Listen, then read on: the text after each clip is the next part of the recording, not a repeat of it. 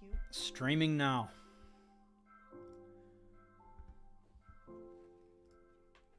Let's see who's first.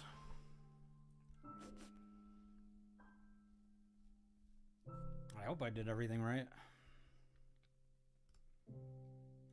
I don't see it on your channel. I don't either. Might take a while to load. Okay, there we go. Okay. Now let's see who's first. Typically, we're first. True. Just comment first. Yeah, still do not see it on your channel. Says we are live. Oh, it's unlisted. Might be. Okay, let's make that public.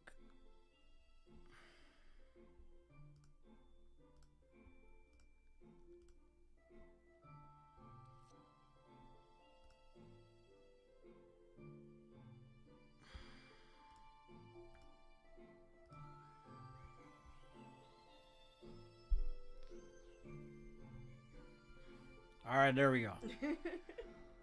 Les was first. Sorry, everybody. What's up, Lando? Hi, everyone. Dead Mouse Awesome. We'll get to that. Let's greet everyone first. This is Minecraft music. Hello, everybody. Good to see all your smiling faces.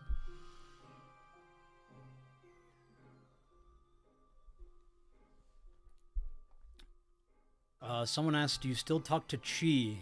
I talked to him not that long ago. Bro is Wendigoon pilled. Thanks.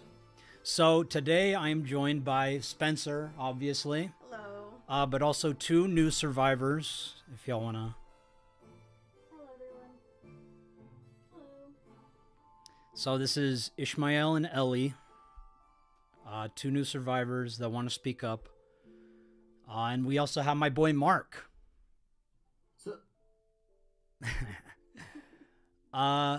So we're gonna talk about everything, guys. But I know a lot of you want to know about the mega stuff. So let's talk about that. So someone on Reddit put this: MamaMax mega upload account suspended and reported to law enforcement. MamaMax occasionally referenced paste bins in the description of his videos. They've all been removed from his YouTube video, but I found his paste bin account on his Vimeo. Clicking through, I found some links to his Mega account. I was shocked to see this notification when I tried to open one of them. He recently brought up in an interview with Spencer that he's being investigated by the FBI. I wonder if this is why. So it says, this folder was reported to contain objectionable content such as child exploitation material, violent extremism, or bestiality. The link creator's account has been closed and their full details, including IP address, have been provided to the authorities. And caption, Mega account connected to MamaMax. Additionally, Mega Upload has this transparency report that specifics what specific types of material are classified as objectionable and how it is identified using resources within Interpol and NCMEC, which means that MamaMax was storing child exploitation material on his drive in some capacity. So, before I even answer, does anyone remember the Mega Drives? And what was in them? Because they were publicly available for a reason. Does anyone remember? Freddy Fazbear, please feel free to let us know. Typical Redditor behavior.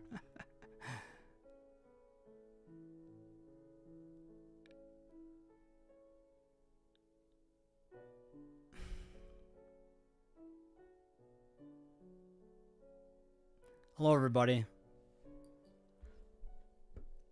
I know someone remembers the Mega Drive links. Yes, I do. It is basically chat logs. Okay, so Omega, you're basically right. It was all of the evidence we got from our pedo hunts, specifically, I think it was MyLOL, since there were so many predators and so much stuff we documented, we put it in the Mega Drive links. This included like videos of them, beating off to me saying I'm a 14-year-old. I assume Mega just saw it and was like, okay, this is child exploitation material. Let's forward it to the police, which means it served its intended purpose, which was evidence. Turn off slow mode. Y'all wanna spam?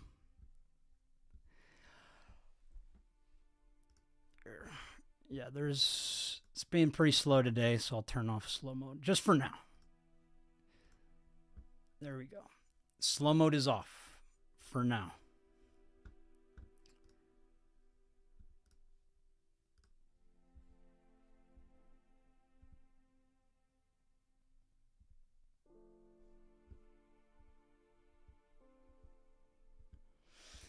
Hi, everyone.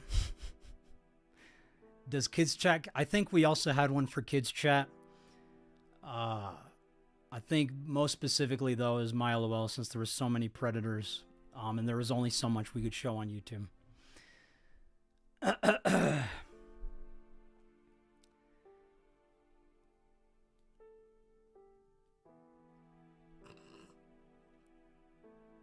You need to be more transparent because nobody really believes you anymore because of the art project aesthetic. Can't wait for the full timeline video of this situation, though.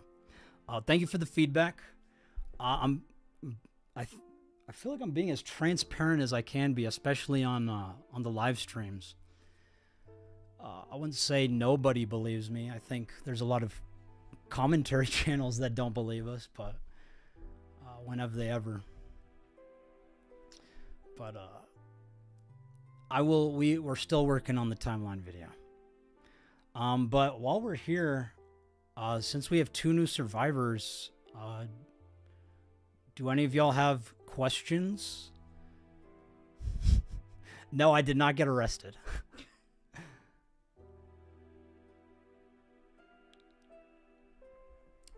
Yes, the live streams will be available. I'm not from Turkey. I don't know why you're asking.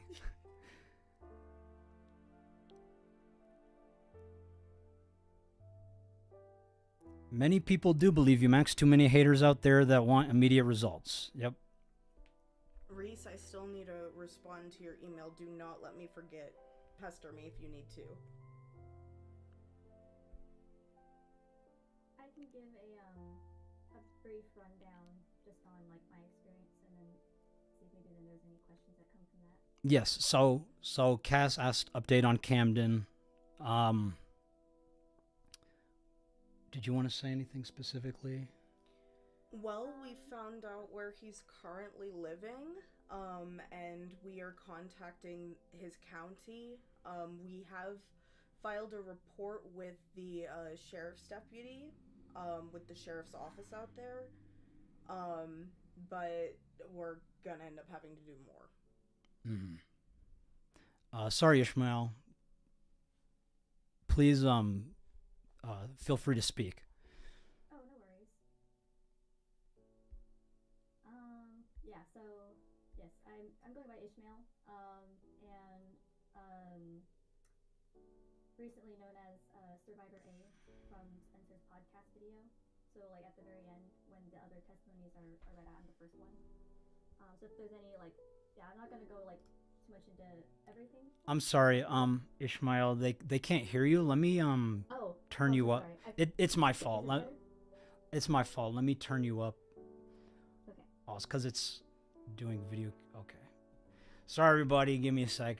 Technical difficulties as always. Oh, not that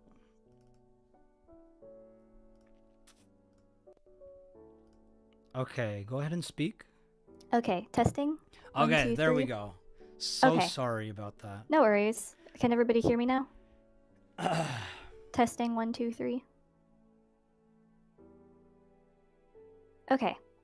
Yeah, so I'm formerly known as Survivor A in Spencer's podcast. if you go to the end where she reads out the other testimonies, I'm the first one that's read. So if I miss any details, like people can go back to that and see the full story. But hopefully, like I can also include a comprehensive testimony in the timeline video as well. So kind of like everybody else, I met this group on Whisper, and I was just kind of roaming around like these different groups, and I saw that there was one for supernatural. And this had like thousands of people. And at first, like I was a pretty stern atheist at the time. I didn't really believe in anything spiritual or supernatural. But I saw that there were like thousands of people, and I kind of thought like at first that was just kind of silly, but I was kind of curious as to like why are there all these people that believe in this? So I made a post just asking if anybody could explain this to me. And then someone reached out to me who was a recruiter for this group. She's known as, I believe, Survivor C in the podcast, but we'll call her Crystal. And she quickly introduced me to the cult. Of course, I didn't think it was a cult at the time. I just kind of, at the time, I was a scoffer. I just kind of thought it was silly, and I was laughing at it. But very quickly, I started believing it.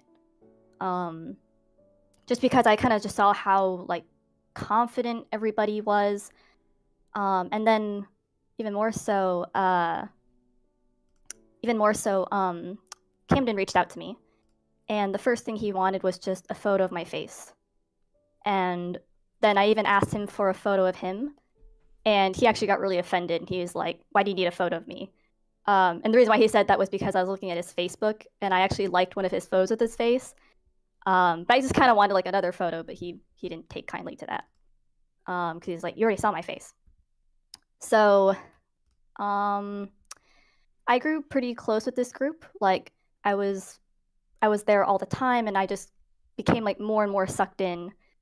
And because of course I thought that this was like the coolest thing ever, and this very quickly became like a new religion, and I was just totally invested, and I became really close to Crystal and Spencer, who were being like kind of, Spencer mentioned her podcast, like them being like kind of pushed to date. So they were kind of like my quote unquote like mothers, and I was like their daughter.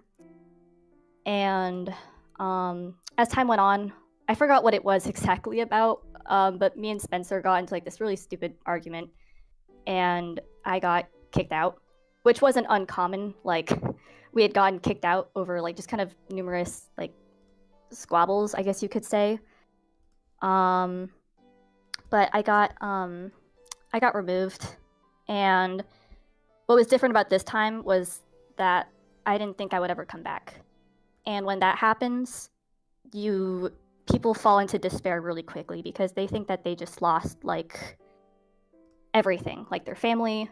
Because of course we were told that we were vampires and werewolves because we had this like, we were told that we could turn into that just by our emotional connection, by just like our love for each other. And then once we were kicked out, we were told that we would lose that. And we were often told that like God was mad at us, and that quote unquote heaven was mad at us, because the way he kind of explained it to us was that heaven was like a democracy, if you will. Like there was almost like a Congress. So we kind of just believed that once we were kicked out, we lost everything.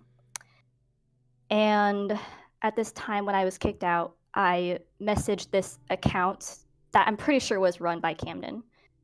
He said that this was his sister, quote unquote, who had passed away, and that the account was just run by her spirit. And every now and then this account would like interact with the group chats. So I reached out to this quote unquote person, and I was just like, "Oh gosh, I don't know what to do. Like they kicked me out. Like please help me." And then she, quote unquote, forwarded me to another account. And this person went by the name of Giomara. And from there, some pretty bad stuff happened to me. I should say first, she told me like, "Oh, I can't get you back in the group, and I can turn you into a vampire again. I can get you back everything. But you know, the transformation process is really dangerous on your body, especially because you're young." And she needed to see my whole body to make sure that, quote unquote, it was safe. So at first I was very hesitant about this, but I just kind of figured that, well, like, doctors kind of sometimes need to see you nude, and like I knew technically it was wrong, but I was like, well, we're still like, like if it's for my own good, she's not gonna look at me in like any weird way. So I did it, and I thought that that would be like the only time, and it wasn't, because then it was like no matter what I did, it wasn't done quote unquote like the right way. So she just kind of needed more, and then it kind of evolved to some other stuff. Like she told me that I needed to go to Georgia and sleep with him because Crystal, she had said that, oh, Crystal's really upset with you and she's going to try and kill you. And she said the only way I could be protected is if like I slept with Camden, because he would give me some kind of like magical protection against her. And I couldn't do this obviously because I was 14 and I had no way of getting there or anything. But she was like really persistent. She was like, oh, you can just run away. You can just steal your parents' car. You can just use a map. But obviously I was terrified and I said no. So once I put my foot down on that, she stated like, oh, well, what we could do in the meantime is like, is prepare you for it. So from there, she had me like put stuff in my body and told me to pretend it was like his penis. And that went on for a while, but I had a really hard time with it. And like same thing, like I just kind of felt like, oh, this will be temporary and eventually it'll be over with. So it just kind of kept going. And sorry, trying to just keep my train of thought. So yeah, that was going on. And at this time, she was also having me recruit like more people, because like she kind of had me create my own group chat and said like, oh yeah, these will be like the when you come back, you'll need to like bring in some more people. So kind of just same thing, like recruiting on Whisper, and it was just kind of like the same story, but I would include like, oh yeah, like I'm just kind of parted from the group for now, and then but with time I'll come back, and then you'll get to meet everybody. And I only met like 3 people out of this, but that was that. And so yeah, that just kind of kept going on for a bit. And then eventually by she I mean Giomara, she told me like, oh, I'm actually dying. But like I what you need to do is call Crystal and she'll let you back in the group. So I did this and I got let back into the group chat after that. But at the time that I was calling Crystal, I told her what had happened about like all of the videos and like photos that she took from me.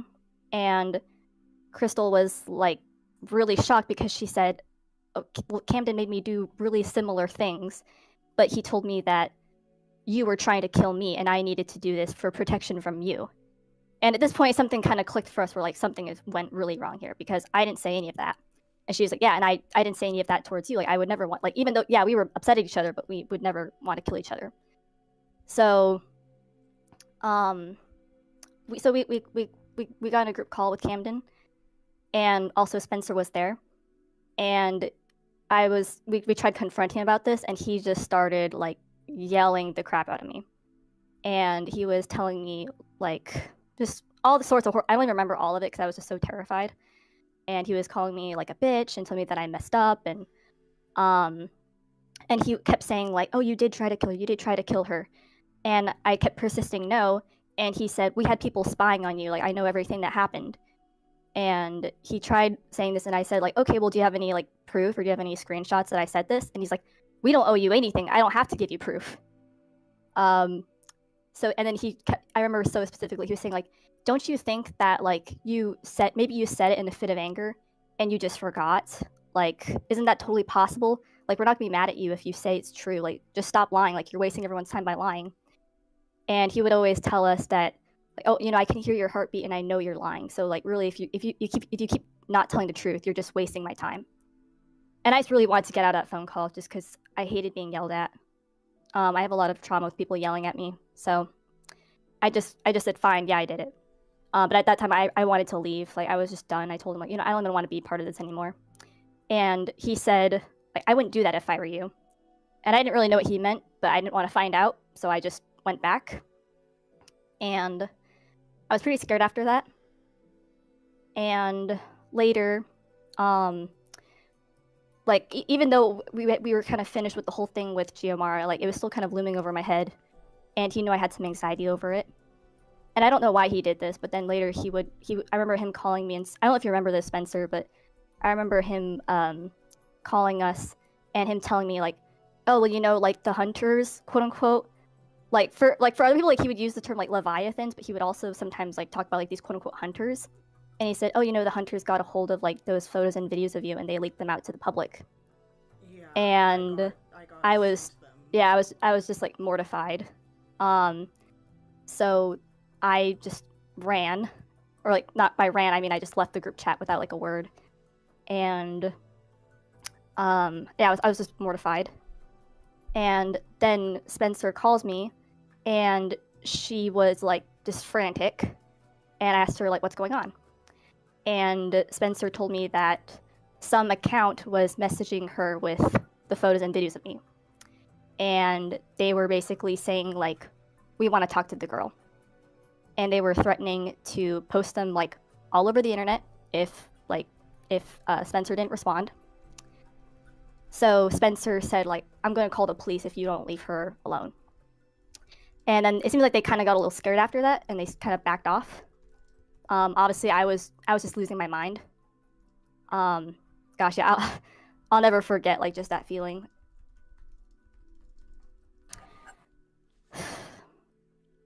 Ishmael, how old were you at the time? I was 14. I'm really sorry. I'm very sorry, Ishmael.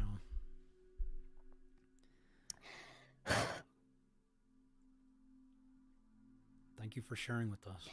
Sorry, I'm going to keep it together.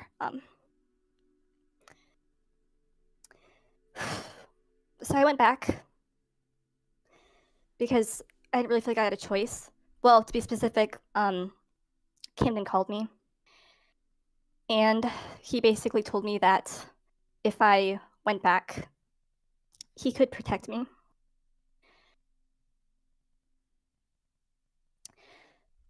And obviously, and he told me, he said, like, you know, your time's running out, like, basically. And, like, you know, if you want to come back, like, I can protect you from all this because, like, or quote unquote, heaven can protect you from this. Like, we could have looked after you.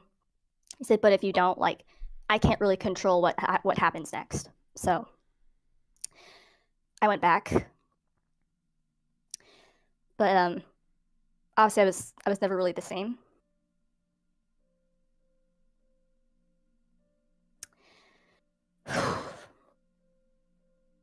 What was different?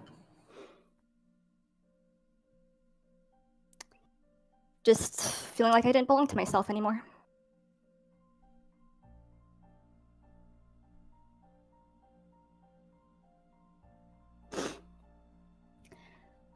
So, you know, things just kind of went back to quote unquote normal until like the whole thing with Kai happened, and we made a plan to just leave after that. We didn't really know what would happen, but we just knew we needed to get out. But then later, and Camden kind of caught on pretty quickly to what was happening. So he called me and he basically said, like, you know, Spencer's kind of the problem. Like, she's a bad influence on you, and she's just been like lying to you. And he was saying that like he could like basically kind of clear the air, and he was saying, you know, like, Kai and Spencer, they've always done this, and they keep bringing you down, but like, you know, if I imagine that you'll be doing better without them, and if you just like come back, like. And he just like painted such a vivid picture of what my life would be like with him. And he said, I can't like wait for you to come to Georgia. I can already see you on the airplane and us hugging. And so yeah, I believed it, and I went with him, and I'm always gonna regret that, but that's what happened. And he even came up with like a story as to like explain the whole like thing with Giomara. he was stating that Giamara was like this witch who basically needed me to sleep with him because our baby would have had special powers or something like that, and she planned on stealing it. Um, just to kind of explain like why she was instructing me to go to him specifically. Oh yeah, and he also had me, or she also had me mail him $200 because she said that like she needed the money for like supplies for the spell that she was going to use to like turn me back into a vampire. And that's actually how that's what kind of caught Spencer's attention because she recognized that address that he had given me. And what else? Okay, yeah. So kind of just going back, like, so after Spencer, Kai, and Crystal were all gone, it was just kind of me and Camden at that point, and it was he just kept like love bombing me and like just telling me how proud he was of me that I stuck to like my guns and stayed with him, and just telling me that I was his favorite, but like not to tell anyone that, and how he felt like I was the only one he could really trust in the group. But at the same time, like I just really couldn't handle like all of it because I was still really traumatized just on what happened. It was so bad that like I like looking like I didn't have the name for it, but I had like really clear PTSD symptoms at the time, and like it was pretty bad. I developed like some self-harming habits, so I just told him like I couldn't take it anymore and I left. And I don't really know why, but he didn't really stop me at that point. I did tell I told him at the house, I told him like I'm gonna just tell tell my parents everything that's happened. And he kind of warned me. He said like, well, you know, if you do that, they're gonna take your phone away. But I told him honestly, I don't care at this point. And he was like, all right then, like goodbye. And that was that. How old were you at that time? I believe I was 14 or 15. I joined when I was 13. I'm so sorry. Thank you. Thank you for sharing with us, Ishmael. Thank you for having me. I wanted to say too that it's not your fault that you trusted these people because we're supposed to trust people as humans, and some people take advantage of that. And I'm praying that you're in a better place now. Like, are things okay for you now? Are they better? They are. They're a lot better. Good. Yeah, I do see a therapist now, and he really saved my life just because like he was the first adult that I really talked to about all this, and he's actually just the one that actually like even gave me like a name to call it, I guess. Um, so yeah, like I felt really seen, and um, yeah, and obviously finding like the group of the other survivors and people like Spencer and Max who've given us a voice, like that just meant so much to me. Um, and yeah, like I'm definitely in a much better place mentally. Um, and also just kind of finding my peace with religion again. Because obviously for like a while I had a lot of obviously like you don't leave a cult without like religious trauma. But I've found like a really great home through Christianity, and that's been really good for me. Um, and I just have like a really great group of friends who I've told about this, and they understand me and they're just so supportive. So yeah, I'm just so grateful to God that I've survived this and that I've found Spencer and the others. That's awesome. But you still haven't even told your parents, have you? No. That's something I want to highlight because a lot of parents do not know what their children have gone through, especially online. Yeah, it's kind of hard because my family I don't want to say exactly what, but my family kind of went through some other like bad stuff in between, and Mm-hmm. my parents were already suffering a lot, and I didn't want to make things worse. Yeah.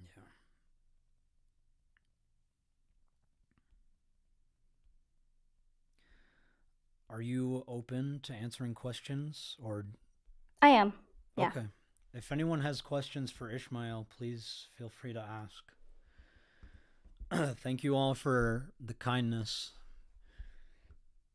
Yeah. I definitely think internet education is really important. but I think even more so just really specific education, because I think most kids do know about online predators, but when they meet someone, they think this person's the exception. Right, it's their Like friend. they think this one's the real one. I know the difference. Yeah. And that's how they get caught. Yes. What message would you give to young people who are watching or listening? If you're meeting an adult and they strike you as kind of strange, trust your gut. Yeah, like I said, never assume that like someone is completely safe. Everybody, and I mean everybody, is capable of doing bad things. So just never let your guard down. Find the right balance between like being trusting but also being safe. And also, if something like this has happened to you, like please get therapy. Don't ever like diminish it just because it happened online. I think that happens to a lot of people, like especially like people who've been victims of like maybe child sexual abuse material, is they think like it's just pictures, but it's so much more than that. So don't diminish your own suffering that you might have experienced through this. And if this has happened, like don't delete any like evidence you have. Just take it straight to the police right away. Absolutely. Claire had a question. Mm-hmm. Did your abuser try controlling who you could talk to, or treated questioning them as a crime, even the most harmless questions? Absolutely. So yeah, like I was not allowed to speak to Spencer or Crystal once they had left, because they were considered like enemies of the group. Pretty much anybody who left or was kicked out of the group, we were told to block right away. Probably like, yeah, the most clear sign of a cult is that it's just like a lot of the same signs as an abusive relationship, is that they don't let you talk to certain people. They don't really encourage you to think very critically or to like go to outside opinions, like because they don't really trust that you can come to the conclusion yourself on your own that they're wrong, or they don't really trust your ability to think. So yeah, that was definitely the case of him like kind of controlling like who we could talk to. And same thing with the questioning. I'm trying to think of any specific incidents where questioning was kind of considered a crime. I can't think of it exactly, but I do know that happened. Like, I think probably the clearest example is that call I was in with Spencer, Crystal, and him, where I was asking like, okay, you said that like I wanted to kill Crystal, quote unquote, but like, where's the evidence? And of course, then like he starts calling me all this stuff, and that's kind of a clear sign.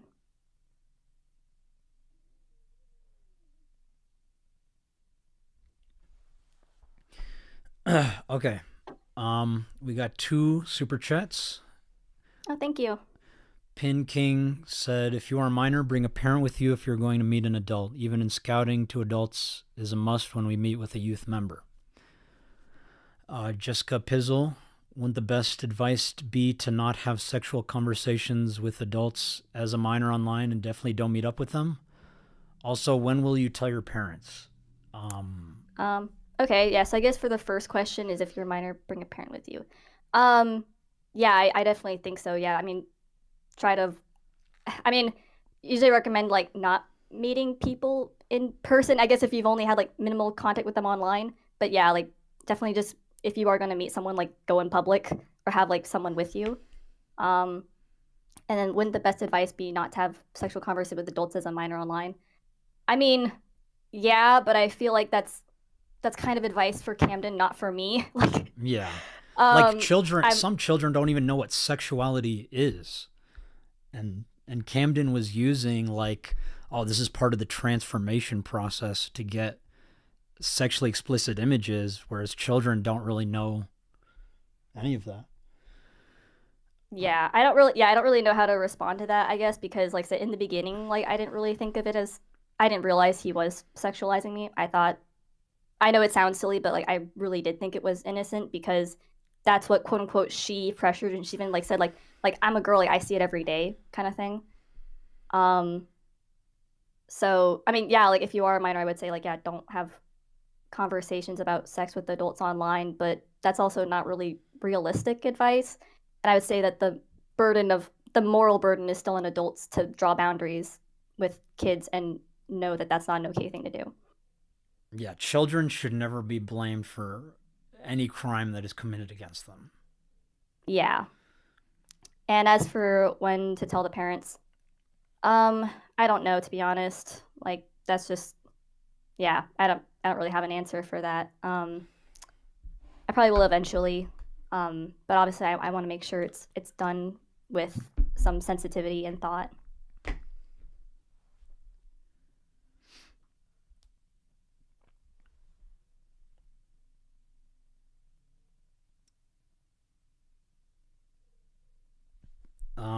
Someone said the problem is that many parents aren't involved enough with their children to protect them from people online. That's very true. Viewing porn is objectively damaging. You can be harmed without being explicitly groomed. I also agree with that. Yeah, I agree with that as well. Yeah, I do think parents should be involved with their children's online presence. Because like you wouldn't allow your kid just to like walk into a bar by themselves, or just to like kind of you wouldn't allow like someone. I remember like I follow a lot of accounts on Instagram about like child sexual exploitation. Um, and they like one of them, she made a really good analogy. She said you wouldn't allow your kid to go into a room where you knew that there was going to be like sexual predators, and the same applies with the internet. Um, you can't stop your like you can't guarantee that there aren't going to be sexual predators on the internet, because the truth is there is. So I would definitely encourage parents to have open conversation with their kids about all of this. Ishmael, I was gonna ask you if you had gotten that advice about to watch out for people and to trust your gut at 14. Do you think it would have stopped you or pulled you out of, like, steered you away from all of this? I don't know, to be honest. Because like I said, like I knew about like the existence of predators, but I thought that Camden was the exception. Um, in some ways, because like he even would do things that like I don't know how to describe it, but like he would actually talk about instances of sexual abuse or violence, and he seemed to be like really morally compelled against it. Like I remember actually once like on Facebook he had made a post talking about the Stanford case, and he was saying how like despicable it was that the convict had only gotten 3 months in jail, and how like unfair it was that like the victim would have to like live knowing that her like abuser was still out there. And I remember seeing that and thinking like, wow, he's such an ally, like he's really against that kind of stuff. And I was wrong, obviously. um, but yeah, no, I don't know if I would have believed maybe even my own advice as a kid, just because I was so indoctrinated. Um, I mean, he did a really good job of just like seeming really trustworthy. He was incredibly charismatic, and when he talked with you on the phone, he really made you feel like you were special. He had a way of making you feel like you belonged and that he was proud of you. So you're in your head, you're like, there's no way that this person's bad.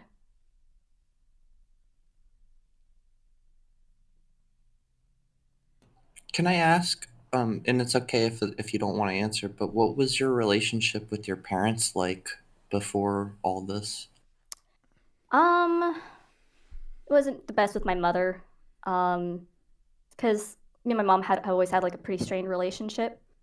Um, I think, both my parents were great parents. I don't want people to say that like my parents were negligent or anything, because that's absolutely not the case. My parents were very loving and protective of me, but they also come just from a different generation where they didn't have to deal with online predators, and there's no way that anybody in my family could have foreseen this happening to me. So I don't want to blame them at all for anything that's happened to me. Um, but no, I would say that my relationship with my parents was good, but also yeah, kind of distant. I think the hardest thing was like I didn't really have any friends. Um, Honestly, like yeah, Spencer kind of was my only friend at the time. Most of the time we were just kind of on the phone watching movies and like making memes together. Other than that, I didn't really have any friends. I was the same way. Yeah. So obviously then when you see this like little group of people who claims to be like they're their own family, and hey, they also happen to like know they happen to like know God really personally, and um they have superpowers. It's like every little kid's dream come true. And that's honestly what makes me so upset, is because like I feel like it's really natural for kids to have this fantasy of being a superhero of sorts. That's what we were very much led into, is that, oh, you're going to have powers and then you're going to use it to help other people. um like that's just every kid's dream. And the Yeah. fact that he took advantage of that and just completely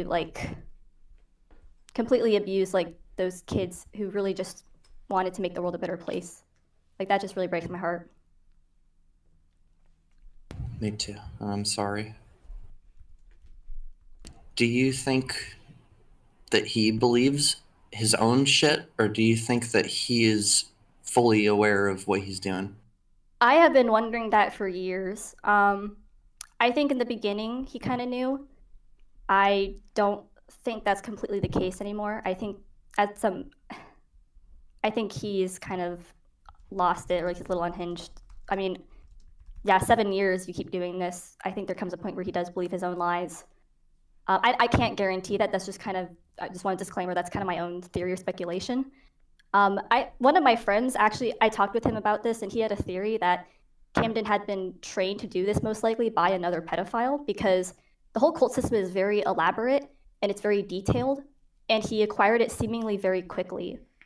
So he had a theory actually that maybe Camden was actually like kind of online himself in kind of these circles of other like pedophiles, and they might have kind of shared this with him. That's just that's like one theory, is that someone else might have kind of trained him to do this, but I can't really confirm that or not. But that's just my theory. What do you think was going on with him pretending to be all these different people, like pretending to be his dead sister and all that? Like, why the mind games? The first is just like for the practical reason of making us feel like it was all more real, to think that, oh, like there really are spirits that could talk to you. The kid on Twitter. Yeah, like to just kind of think that like it was to make it feel more immersive. The sister thing was like a sob story that he kind of used to make us sympathize with him more. He had come up with this whole story about how he had these two sisters and how they were both raped and murdered by like this crazy man, and then he never found this person again. It was three sisters because there was a young one that he, quote, supposedly found the body of. Okay, yeah, like there was some kind of story about all of that. So yeah, I think that was just kind of to get. I don't know if that really happened or not, but I think that he kind of used that to get our sympathy and to make us think like, oh, what a poor man. Because I remember hearing that story and I was crying, and I was like, wow, that's so horrible from someone to go through, and it made me sympathize with him. Someone asked Ishmael, what are your pronouns? I'm a girl, she, her. And so yeah, like I think it was to get like sympathy and to make it feel more real. And I think in my case with the whole Giomara thing, it was obviously just to make sure that he wasn't culpable.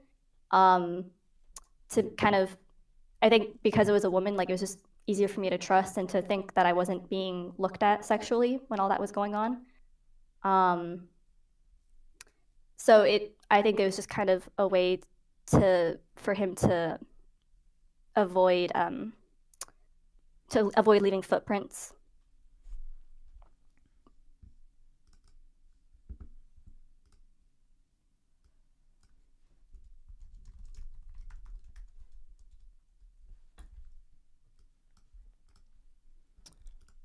Sorry, everybody. Right now, we are just platforming survivors. I will respond to the chat after they are done speaking.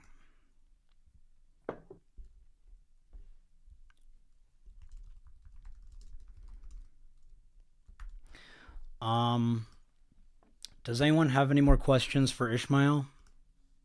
Thank you, by the way, Mark, for asking questions. Yeah, thank you so much. They're really good questions, Mark. RA said you should be running the streams. Honestly, I should just give you my channel.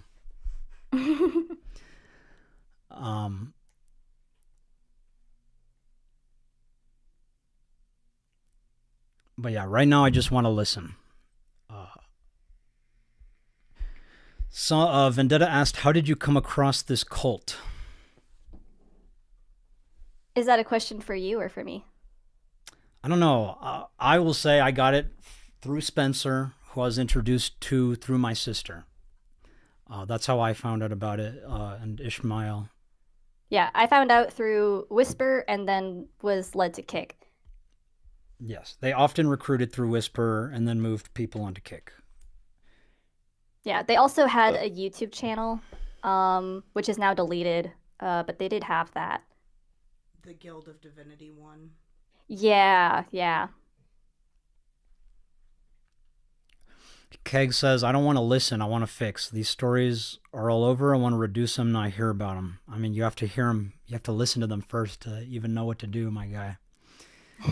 Honestly, I think that listening does a lot. Because I think for so many people who've experienced this, they feel really ashamed and they want to just keep it to themselves. And I know for me, like, I had to go out and read a lot of other stories to actually feel like validated and to feel heard. And you find that you're not really alone in your experiences. Like, so it can be really good, I think, to just find that other people experience the same things you do, maybe after abuse or assault. I think there's a lot of healing in that. Any more questions for Ishmael? Anyone? Paulette says victims need to be heard in the first place. That is correct. Chat mad concerning right now to BH. That's to be expected. It's been a while since we last streamed, and we've gotten a lot of criticisms from a lot of different commentary channels who I will be responding to later in the stream. But right now is the time to listen. Thank you. So I kindly ask you all to listen first. This is going to be a long stream. We're going to be streaming all day. And there's going to be a few different segments. So, Ishmael, how are you feeling now? I feel good. I feel relieved. I need to stop saying Don't worry about fine. that. This is Nervousness. high school where your English teacher's going to scream at you. Yeah, this is a live stream. There's going to be a lot of ums. First time doing this.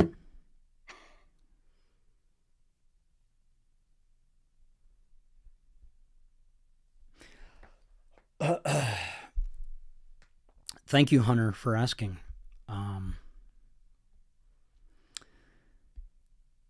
Joe asked, what was the name of the YouTube channel? Guild of Divinity. Repeat again, Guild of Divinity. I still wonder if there's a way we could look at that channel again. Because, like, I know that there's, oh gosh, I know that there's certain websites where you can look back at, like, deleted. Like the Wayback Machine. Yes. I wonder if there's a way we could look back. Keg says it's good for survivors.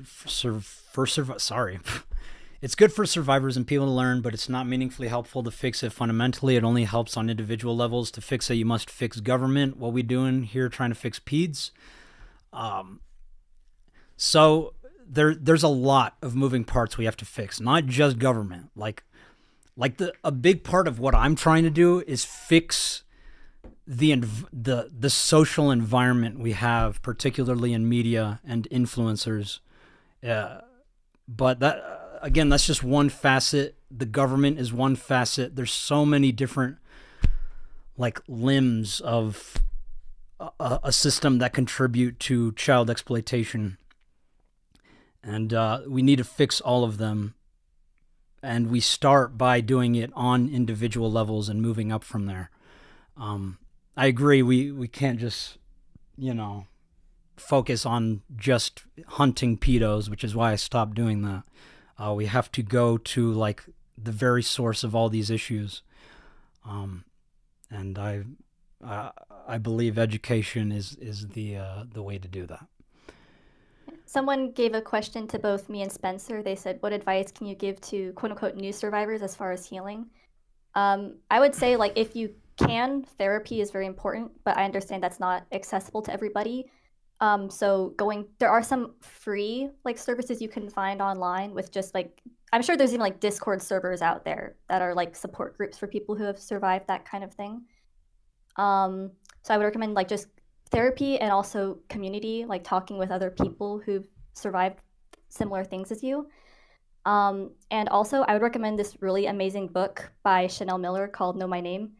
It captures just everything you experience after going through it. And also, she has a really unique perspective of just going through the legal process and how painful that is as well. So I would say that you're bound to relate to it.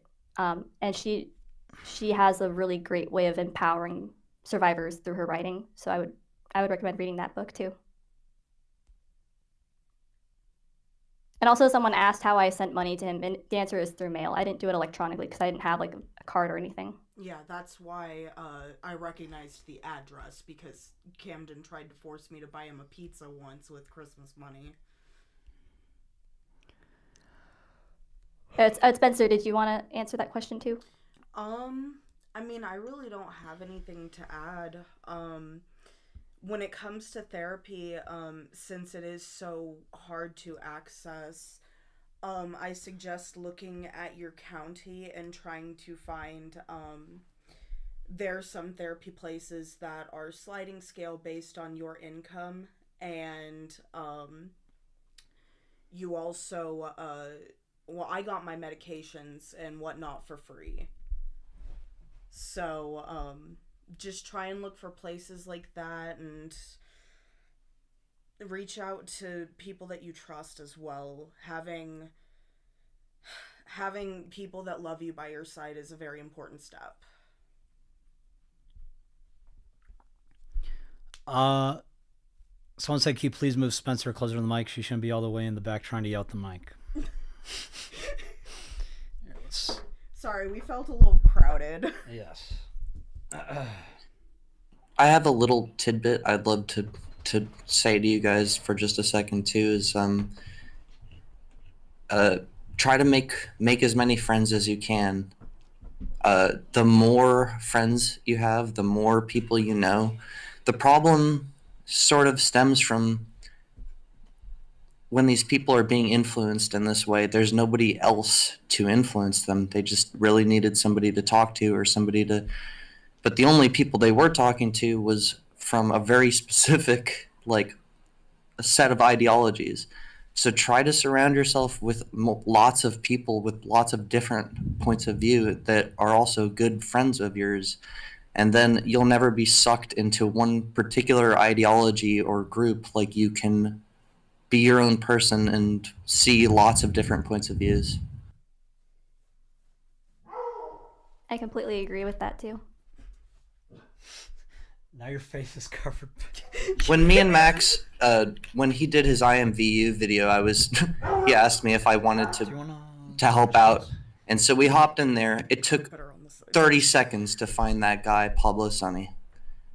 These people are everywhere. So right now, someone you know, whoever's listening to me, someone you know right now is probably being groomed by someone else. Yeah. Sorry, go ahead. Yeah. Yeah, the prevalence of online like grooming and sexual abuse it's more than people know. That's the whole reason why like Omegle got taken down. It's incredibly it's a rampant issue, and I believe, let me verify their company name, SOSA, I believe. Yeah, SOSA is it's sosatogether.org, SOSA, safe from online sex abuse. They're an organization that does awareness about this kind of thing, and I believe they've done like experiments where they will work with law enforcement to like go on these apps and pretend to be like a minor to catch these people, and they get reached out by adults within minutes just by like having a profile and like in their bio saying, oh yeah, I'm 15, or like I'm 14, I'm female, or like even boys. Like it's an incredibly prevalent issue.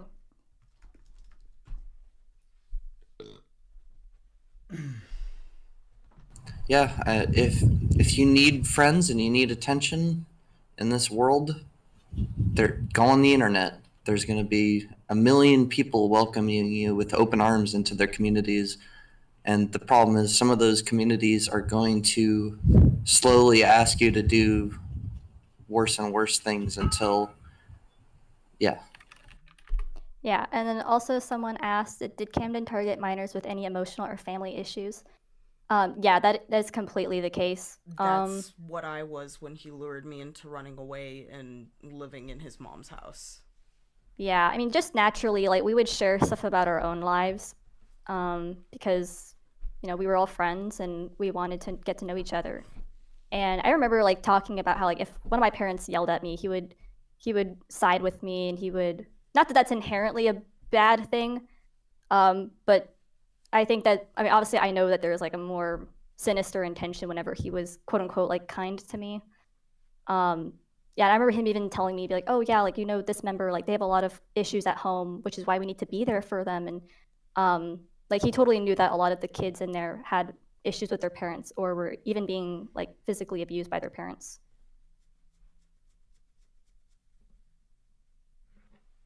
We all need love. Yeah.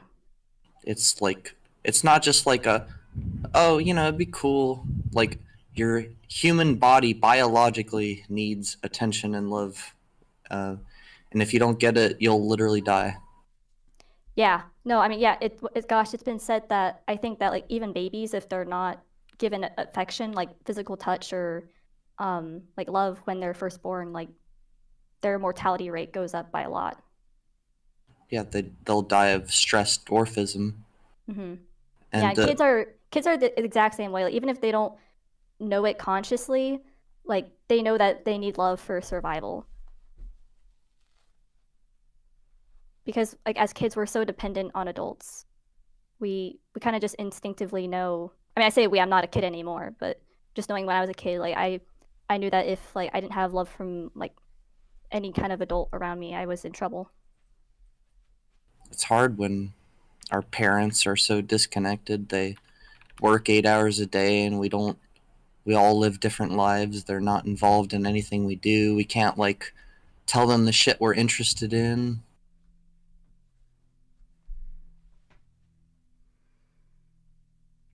Do you think if your parents would have been into the stuff you're into, like, that you would have been, like, more open with talking with them? You would have been like, oh, there's this guy, and we're all into this thing.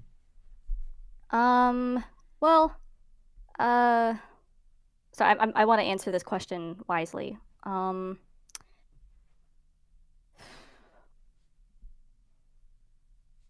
Like I said, my parents are both incredible people, and I come honestly, like I come from a very, I think I came from a very privileged background. Like all of my needs were met.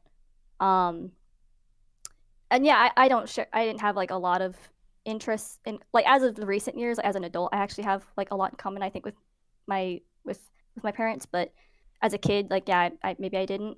But I don't think that's uncommon. Um, I don't think I would have told them, just because like I kind of knew that like if you tell your folks like, "Hey, mom, dad, did you know that vampires are actually real?" And like and also like I'm part of this group and we're like, called on by this and this, like I just kind of knew that like they're not going to take that kindly and they're going to call me crazy. Um so yeah, that's just kind of it. Is like I didn't really think my parents would believe me if I told them that all that was going on. Um and I just figured like, well, yeah, that's because like they don't know it like I do. They don't. Honestly, whenever that happens, it's like, oh well, if they knew Camden, like they would see he's such a nice guy and all that. It's like so.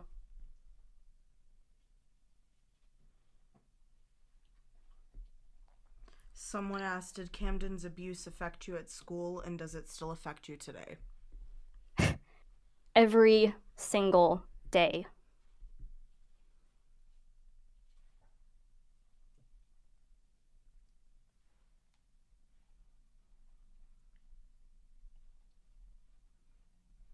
What's the worst way that it still affects you?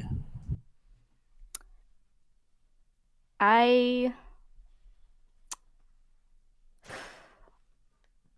Gosh, I don't know. It's a myriad of things. I'm sorry. That's all right. Gosh, we're getting all. All right, sit down for therapy time, everybody. I think at first it's kind of shifted over the years. I think at first it was just the absolute state of anxiety and paranoia I was in. Which I know Spencer remembers really well. I was a frantic mess. I was just paranoid all the freaking time, and like I would have just horrible nightmares. I was just really obsessive about like my online presence because I kept thinking about how like there was a bunch of strangers like looking at my body and I couldn't do anything about it. So I think just that loss of control like really affected me negatively at like such a young age too. But like in some ways that kind of even got me to thinking about like what is the worth of the human body? Like what is like are human bodies sacred? And I had all these questions and that I couldn't really even answer myself. So I think just as when I was younger, there was a lot of anxiety and paranoia about all of that. And same thing, not really having an adult that I could even talk to. Like that was, gosh, I'd say that's another thing is like I just didn't want to tell my parents because like my biggest fear was that like one day they would see that. And I felt just this overwhelming shame that I still battle with today.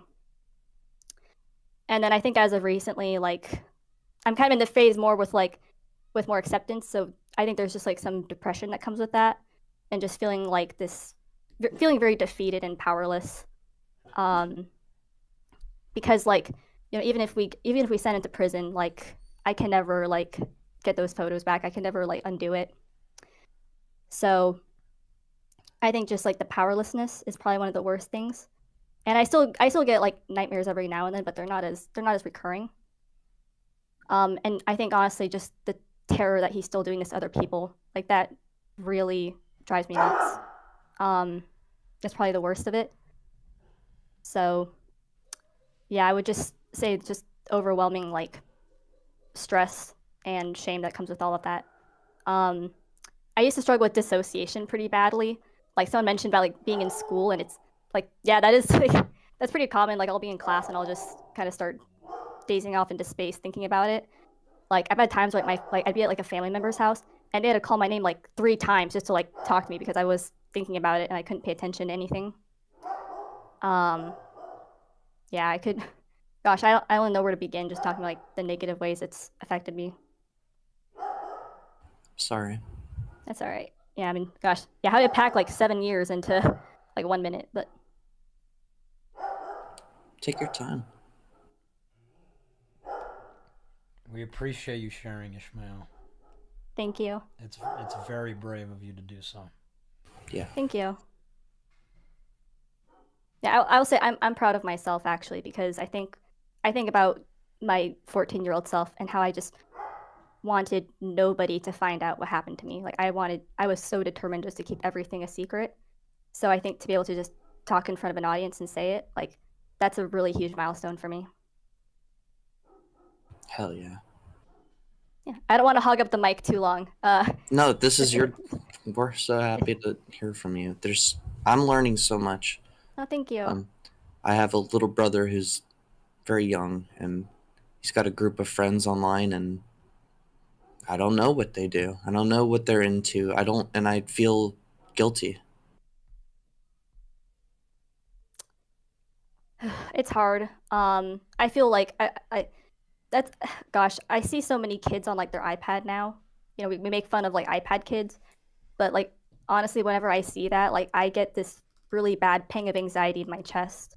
Me too. I remember like gosh, if there's like a family member like or like like sometimes your family members bring younger relatives over and they'll just kind of be in the corner on their phone doing their own thing.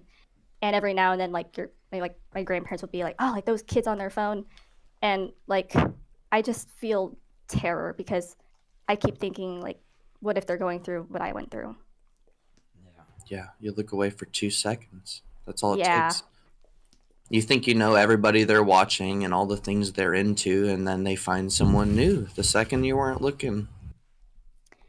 Yeah, gosh, like honestly, yeah, the way it messes up your sense of trust is so bad. Like I had like a whole conversation with my therapist about this where like one of my teachers had given me a compliment that like she like cuz she saw that I was like doing something for a group project and she's like, "You're such a good leader." And it threw me into this whole week I was in recounting all the times in my head that like Camden had said like you're such a good leader, and I assumed the worst. I just kept thinking like, oh, what if she's like just trying to like get to me? Like, what if she doesn't mean that? And, so like my therapist has been trying to teach me how to take compliments. I guess I'm trying to like accept positivity. I don't know if y'all ever experienced anything like that, but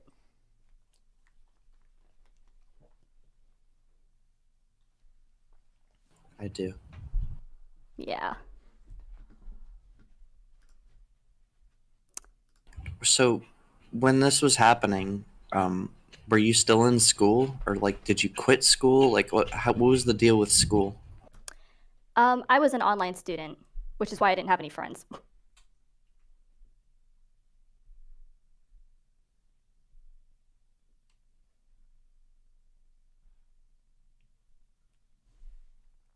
To the people asking about the mega stuff, we addressed that at the beginning of the stream.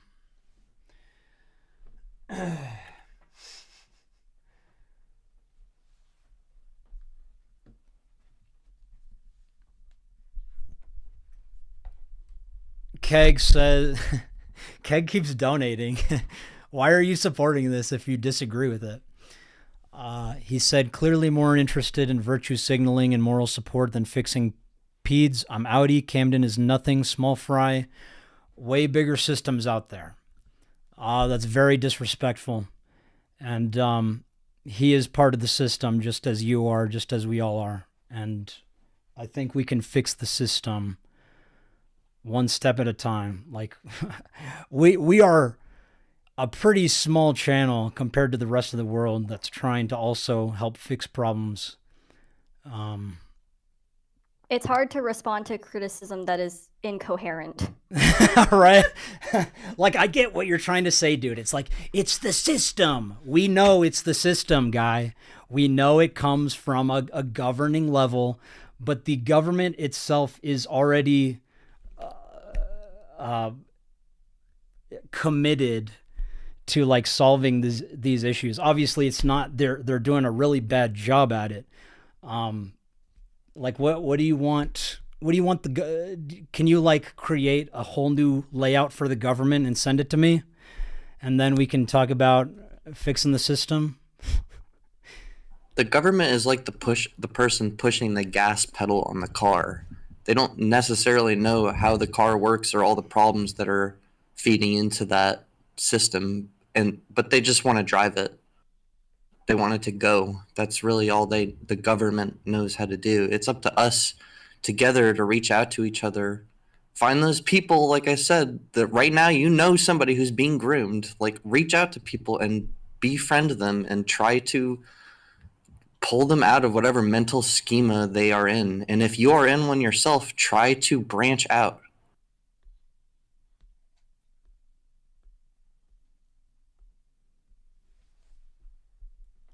Tay Perks asked, how is all this going to catch this man? The whole point of this is we are trying to find and reach more survivors so that we can file, like, comprehensive reports. Because we are not without evidence. Ethan asked, why is the FBI investigating you? Because there was a user on Twitter who kept spamming them to investigate me after I exposed him for being a pedophile. That person is Anthony Field.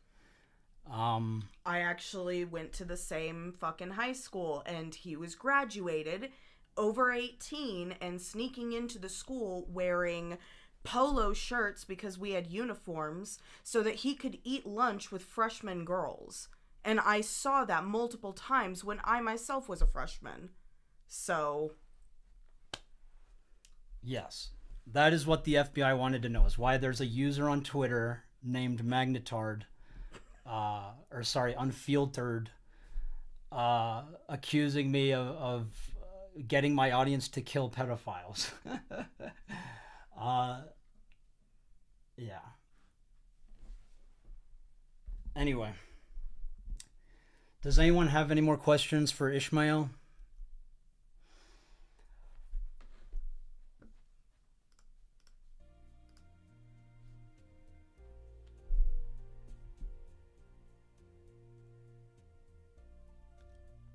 Well, while we're waiting, Ish, I have a question. Yeah, go ahead. What was the straw that broke the camel's back? What was the thing that finally made you really say fuck it? Like, was there a moment, or was there? I would say there were multiple moments, but not all of them were successful. Because, like that one time I did try leaving, but he just kind of he just said like I wouldn't do that if I were you, which I don't really know what to make of that. But I that was just kind of scary, so I just didn't leave. So there was that where I felt like I was just kind of being ganged up against, and then I guess like yeah, the whole thing with Kai was when I also decided to leave, but then that didn't work because I just bought into the manipulation again.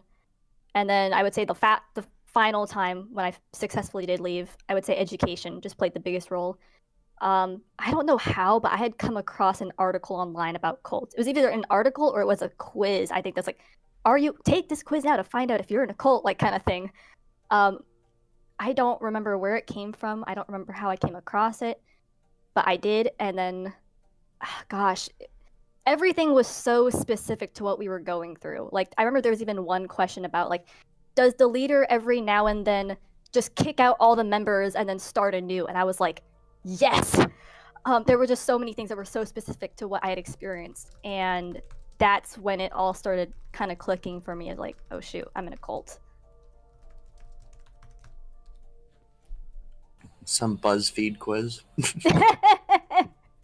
Oh, that's funny. BuzzFeed saved your life. Yeah. Gosh, yeah. Who knows how many cults BuzzFeed helped people escape from?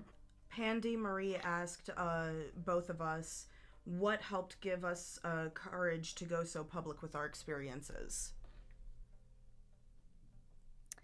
Did you want to answer that first, or should I answer first? If you want me to, I can. I can go first. Okay. I don't know why I asked then, just to say I'll go first. I would say Spencer's bravery was incredibly inspiring to me.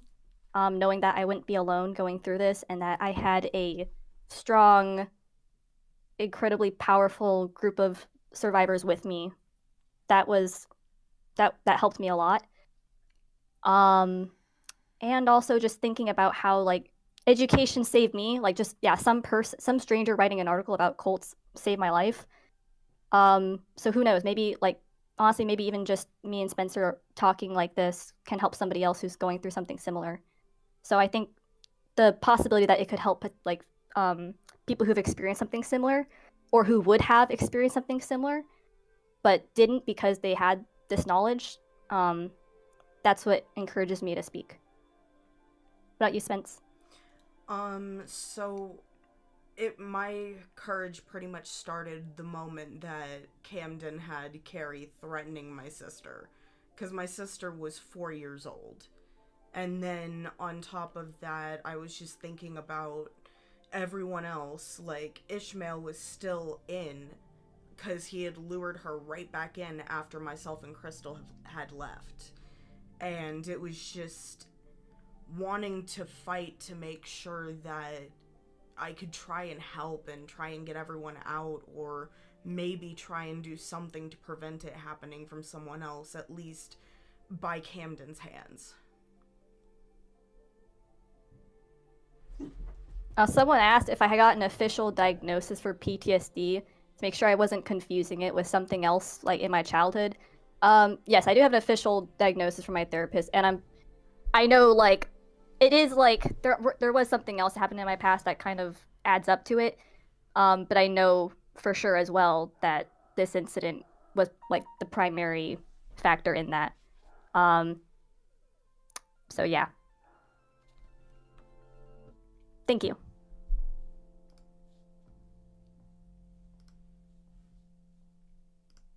Thank you all who have been asking genuine questions. This person says, MamaMax, I thank you for helping grooming survivors. I got groomed on Zoom of all places. I was scared of telling anyone. Some guy even showed me actual CP that was 2 or 3 years ago. I'm 14 now. Thank you. If you still have like if you can, like definitely take it to CyberTip and report it. Anything at all you remember about that person, it can help them.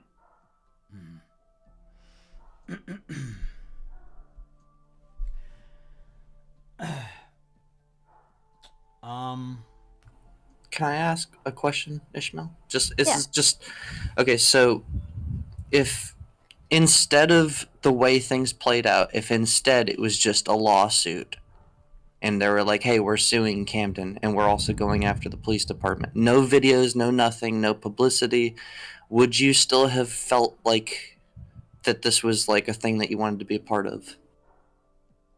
Yeah, absolutely. Although I don't know what like suing would really do to him. I mean, He has I would no want. assets of his own. Yeah, exactly. It's and like I don't really have. Honestly, I don't want his filthy money. I don't want anything to do with that. What I really want is him to never do this again to anybody else. That's what all of us want.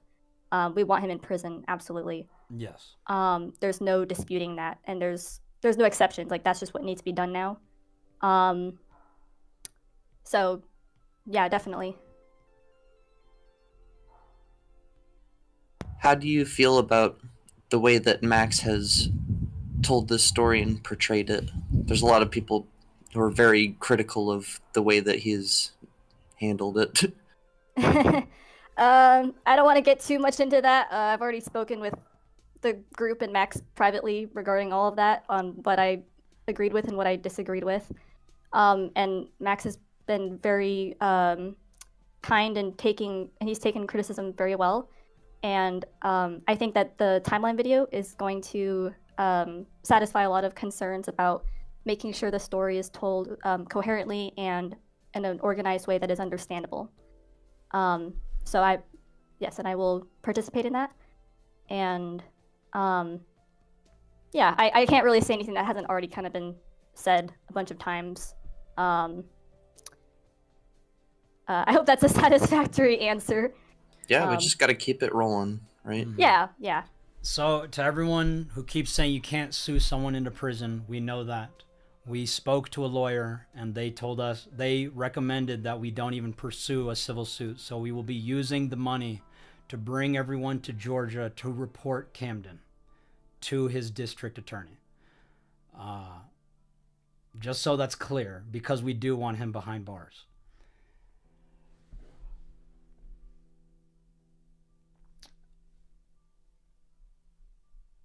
The timeline video will take a little bit of time because it keeps evolving. New survivors keep reaching out to us. New witnesses keep reaching out to us, which was kind of the purpose of like the Charlie video and everything, was to draw more eyes to the case. Just so that's clear. J-Mac, we'll get back to you in private. Yeah, just DM me, Justin. I got you. I have a question for Ishmael and Spencer. Okay. Word? How did you guys meet? Did you know each other's names? Was it like an all anonymous thing, or like what was your? We didn't really get like close until November of 2016 after I had come back to Texas. At first, like, for some reason we didn't like each other. I don't know exactly what happened. I think it was because when I got shipped off to the group home, Camden like maybe tried to replace me with her, and it kind of pissed me off, and teenage anger, I'm just like, nah, fuck you, dude, the fuck. Yeah, there was a little bit of tension in the beginning, but then we quickly realized that we had a lot in common. And we were also just kind of the ones who were the most just kind of there. So we got along pretty well. And me, her, and Crystal formed a pretty strong trio. And then we were spending like just hours and hours and hours on the phone, like watching Broadway musicals and movies. I remember watching the Rocky Horror Picture Show with you, Spence. And the fucking Czechoslovakian Alice in Wonderland. Oh my gosh, dude. Honey. Dude, no, I play that every now and then in my head, and I'm like, I wonder if Spence still remembers that. Yeah. Yeah. Ugh, good times. Can I ask? So what was this Discord, or like what was the platform that you guys were all talking on? It was a mix Kick of when things, we were mostly in. Kick, but also Facebook Messenger. Yeah. Yeah, we And you used were Messenger both a still lot. fully in the cult, and you thought you were like family, basically, right? Yeah. Yes.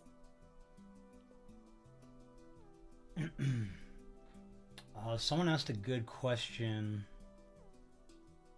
Someone asked, did you go over this plan with a lawyer? Yes, the lawyer is the one who recommended this plan. We did call the police in his district. Do y'all want to talk about how that went? He literally said, "Well, that didn't happen in our jurisdiction, so we can't do anything. But I guess I can try to go look at the house." And we're like, "Dude, he probably has CP." Like, we literally asked, "Hey, do you have an email where we can send you evidence?" And he's like, "You can just call me at this district." yeah, Like, what? And we have all of this recorded, which will be present in the timeline if nothing happens. Someone asked a pretty important question. They said, I have a question for either Spence or Ishmael. Is there any way that somebody could escape? Sorry, I had a hard time reading. Could escape the cult before being groomed? So it's interesting, actually. So like, looking back, he actually paid pretty close attention to the newcomers, and he would do very simple things to kind of test their loyalty. Like, I remember one of the people, he wanted us all to have our username in a certain way. Depending on what part of the family you were in, you had to have like a red heart, a green heart, like a black heart in your profile like name. And I remember someone once saying like, "Oh no, I'm not going to change my username because it's important to me." And then he told us really fast, like, they got to go, because he said, quote, like, "I can't take people who can't follow simple instructions." yeah, So people who were kind of defiant or didn't take his crap, he had a very low tolerance for, and they would be booted pretty quickly. yeah. Like, he wanted to first see if you would do the little things, and if you did, that's when, demands would start increasing in severity.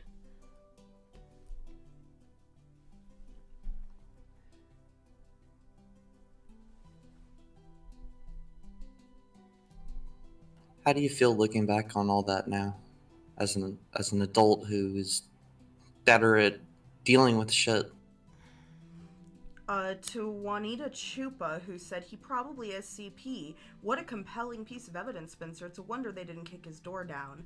We offered to send them the actual evidence from crimes that he had committed, including the rape against Kai, where we do have the medical reports and we do have the actual police report. Like, they did not want it. It doesn't matter what we had. We asked them for the email, and he's just like, "Oh no, we can't do anything with it." And obviously, Spencer is paraphrasing. The call went on for like 30 minutes. My heart was racing. It's incredibly like devastating, and it's a really helpless feeling. I wouldn't wish this on anybody. Like, on just trying to hold like this person, to try and just protect other people from this person. Yeah, I don't really know how to describe the feeling of knowing that your abuser is still like doing this to other people. Like, I don't really know how to describe that feeling to anybody else. It's horrific.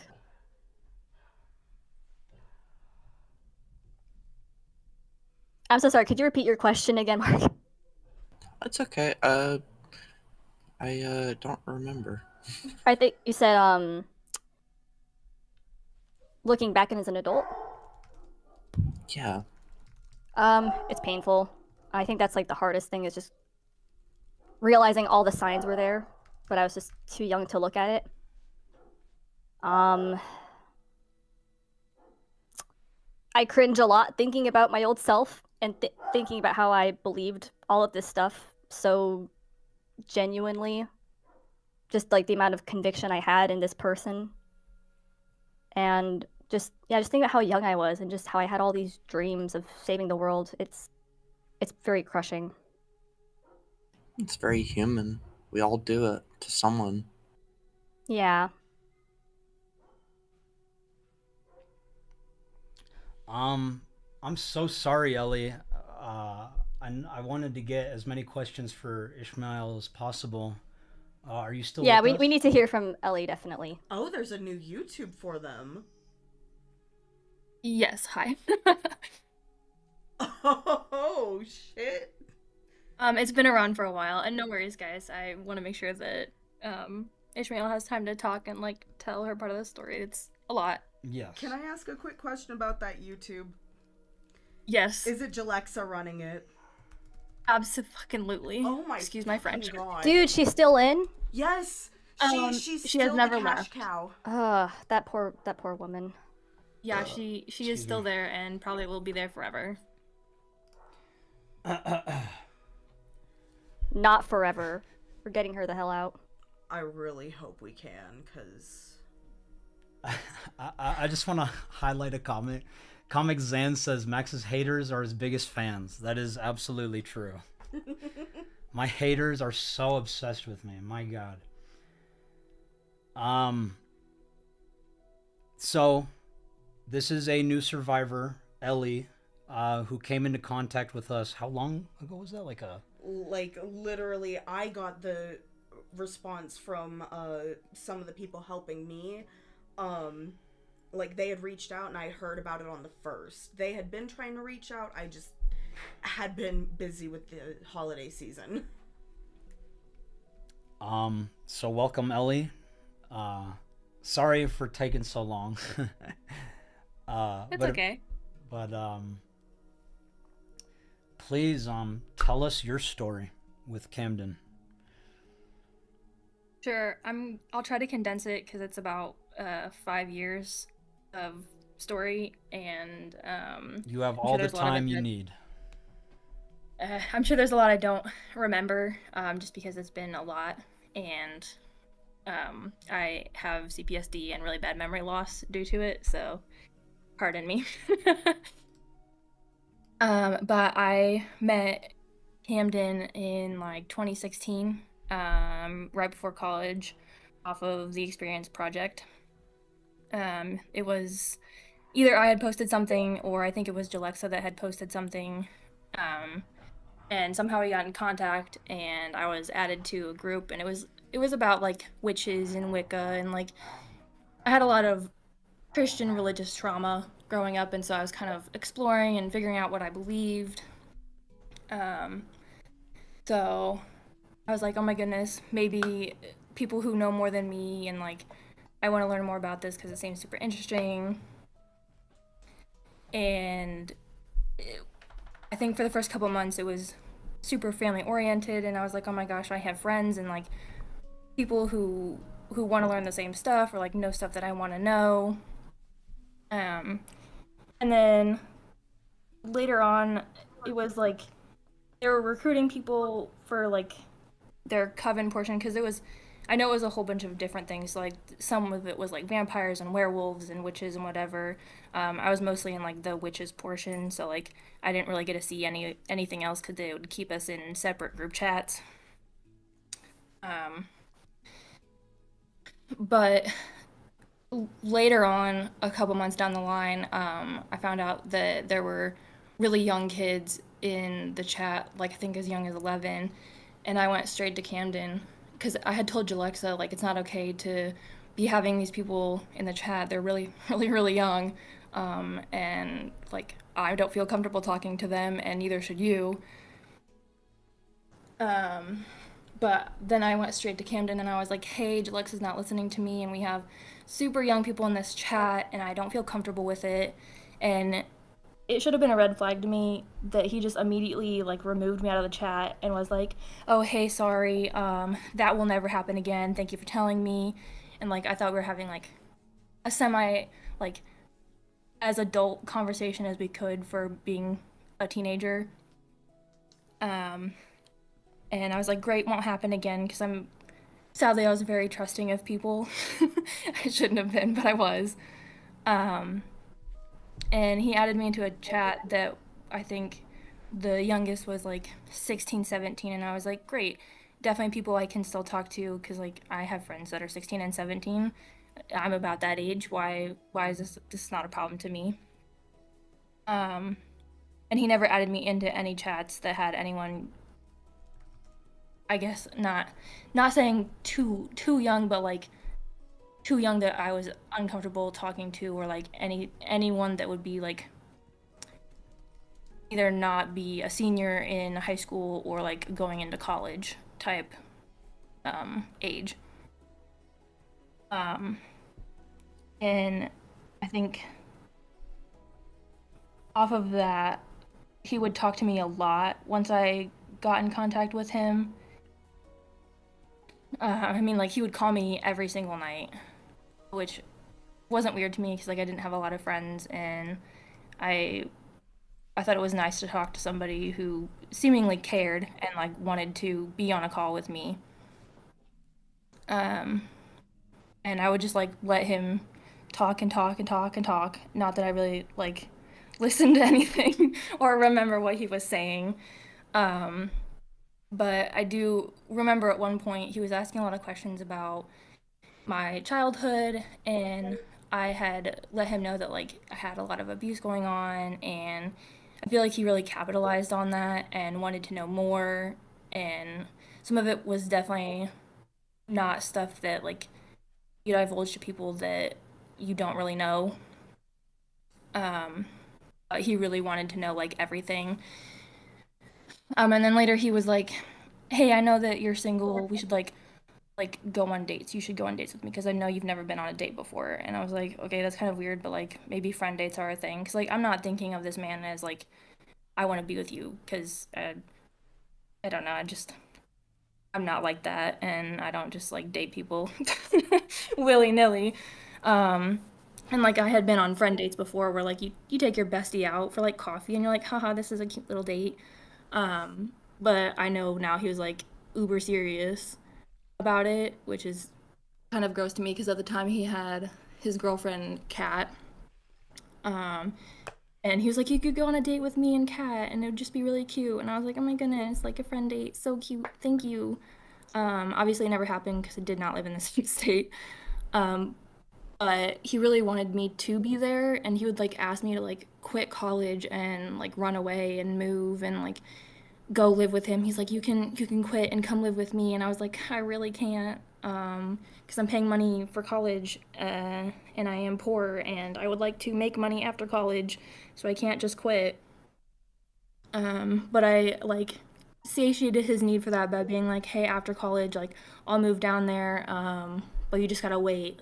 You just gotta give me like 4 years. I'll finish college and then like move to Georgia and whatever. We'll be besties for the resties." Um, so fast forwarding like I think 2 3 years, closer to the end of college, we were still talking and like shit had happened and I was just not quite paying attention because I was doing full-time school, full-time work, and I was super tired. And I was like, "Hey, I think I should probably like leave just because like I don't have time for you." And my girlfriend at the time was like, "Hey, this shit's crazy. Like stuff he says doesn't make sense." And um he's super manipulative, and I was like, "No, it's fine. He's not manipulative. He like really means what he says." Um and I just fully believed him because I grew up in a house that my parents were very, very manipulative of me, and so I just thought it was normal. Um, so we left, and stupidly enough, I left for like a month, and I was like, maybe I should talk to him. Maybe my girlfriend's wrong, and like I should have trusted her, and I did not in that case, just because like I thought he was so real, and I thought maybe she was wrong and just didn't see what he saw, and like I don't know. Um, so after that, I was talking to him for a while, and I was like, "Listen, like we should believe him. Like he is so believable, and he like has proof that he's real, and like I just totally I trust him completely, and we should just rejoin." And after a while, we did, um, just because I don't even know, honestly. I couldn't tell you why we rejoined at that point. But then I graduated college, and it was during the pandemic, so everything was really, really crazy. And we ended up moving to Georgia, away from my home, and just like I promised, which was a huge mistake. Because then we were in person with them, and we had visited a couple times before we moved, just to like get the feel of things and like make sure they weren't like psychopath, crazy killers. You know, you never know who they are, even after you've talked to them for forever. And I guess like it was a I put on my best behavior when you're around just so you move here type deal, because they didn't do anything crazy while we were there. Um, but after we moved, they started doing like kind of iffy stuff, and they would make us like eat and drink things we were allergic to because it would get rid of your corruption, is what they told us. And I'm super lucky that I didn't get really ill, because I'm actually very, very allergic to weed, and he would have us smoke all the time. And he would also starve us and then overfeed us. And like, I remember one night specifically, he made us eat like three triple cheeseburgers from Wendy's and like two fries. And if we didn't finish it, we were in trouble. And What the fuck? I was so ill, I like vomited. So I will Wait, never eat what Wendy's. the? Can you dive further into this, please? This is like, what the fuck? The fucking food abuse is the party. Yeah, he would also make us drink a fuck ton. Like there was one night where he had us all drink our own like bottle of wine, and it was like as high alcoholic wine as you could get, and then had us drink a bottle of vodka. And I was so off my ass that night. It was awful. Never again. What was that worse, that or the Arby's? The Wendy's was definitely worse. I don't really like cheeseburgers anymore. I'm gonna be real.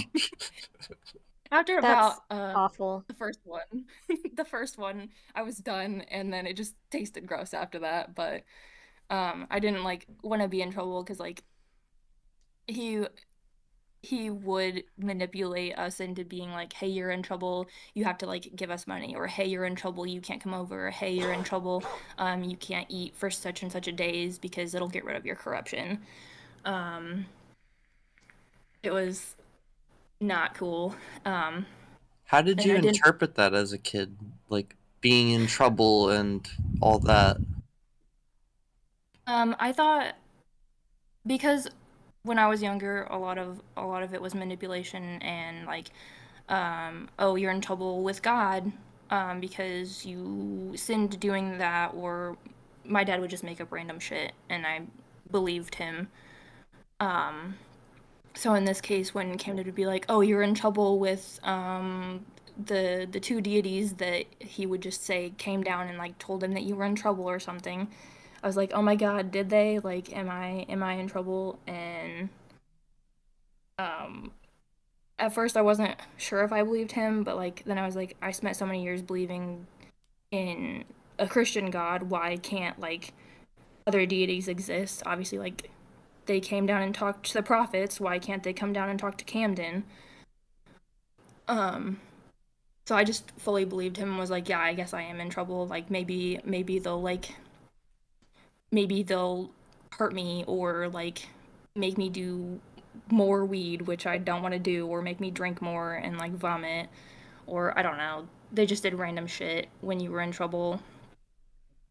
Um, but they did that a lot. And pretty much up until we left is how often they did that. Like they would call us over in the middle of the night. It would be like they'd text us at like 3 in the morning after I'd worked like 10 hours. And they'd be like, hey, you have to come over, and if you don't, you're in trouble. Or like, um, Camden really needs to see you like ASAP, and if you don't come over, XYZ will happen. The end of the world type shit. So we were super sleep deprived. So when you're sleep deprived and also super starving, that's just a really bad mix, and you just kind of believe whatever they tell you. Plus, getting him making us get high, I think maybe not every day, but often enough. And you just kind of, you're tired and you just don't care and you're like, whatever. I don't want to get hurt at this point. Um, How did you get the weed? Was it legal for you? Like, how old were you at the time? um, when we first came down, oh my God, I don't remember how old I was. I was like 20, 21-ish, but weed is not legal here. So I don't know how they got it. I didn't like partake in the getting of. I don't know how it ended up at their apartment. It was just always there. He always had it in the house. Um, I know for a fact that um, one of the other survivors that lived with him um, told me that it was just always in the house, no matter what. Like, he was always smoking it. They always had to, like, be in there smoking it, which, I mean, yeah, because, like, whenever we were there, it was there and he was smoking.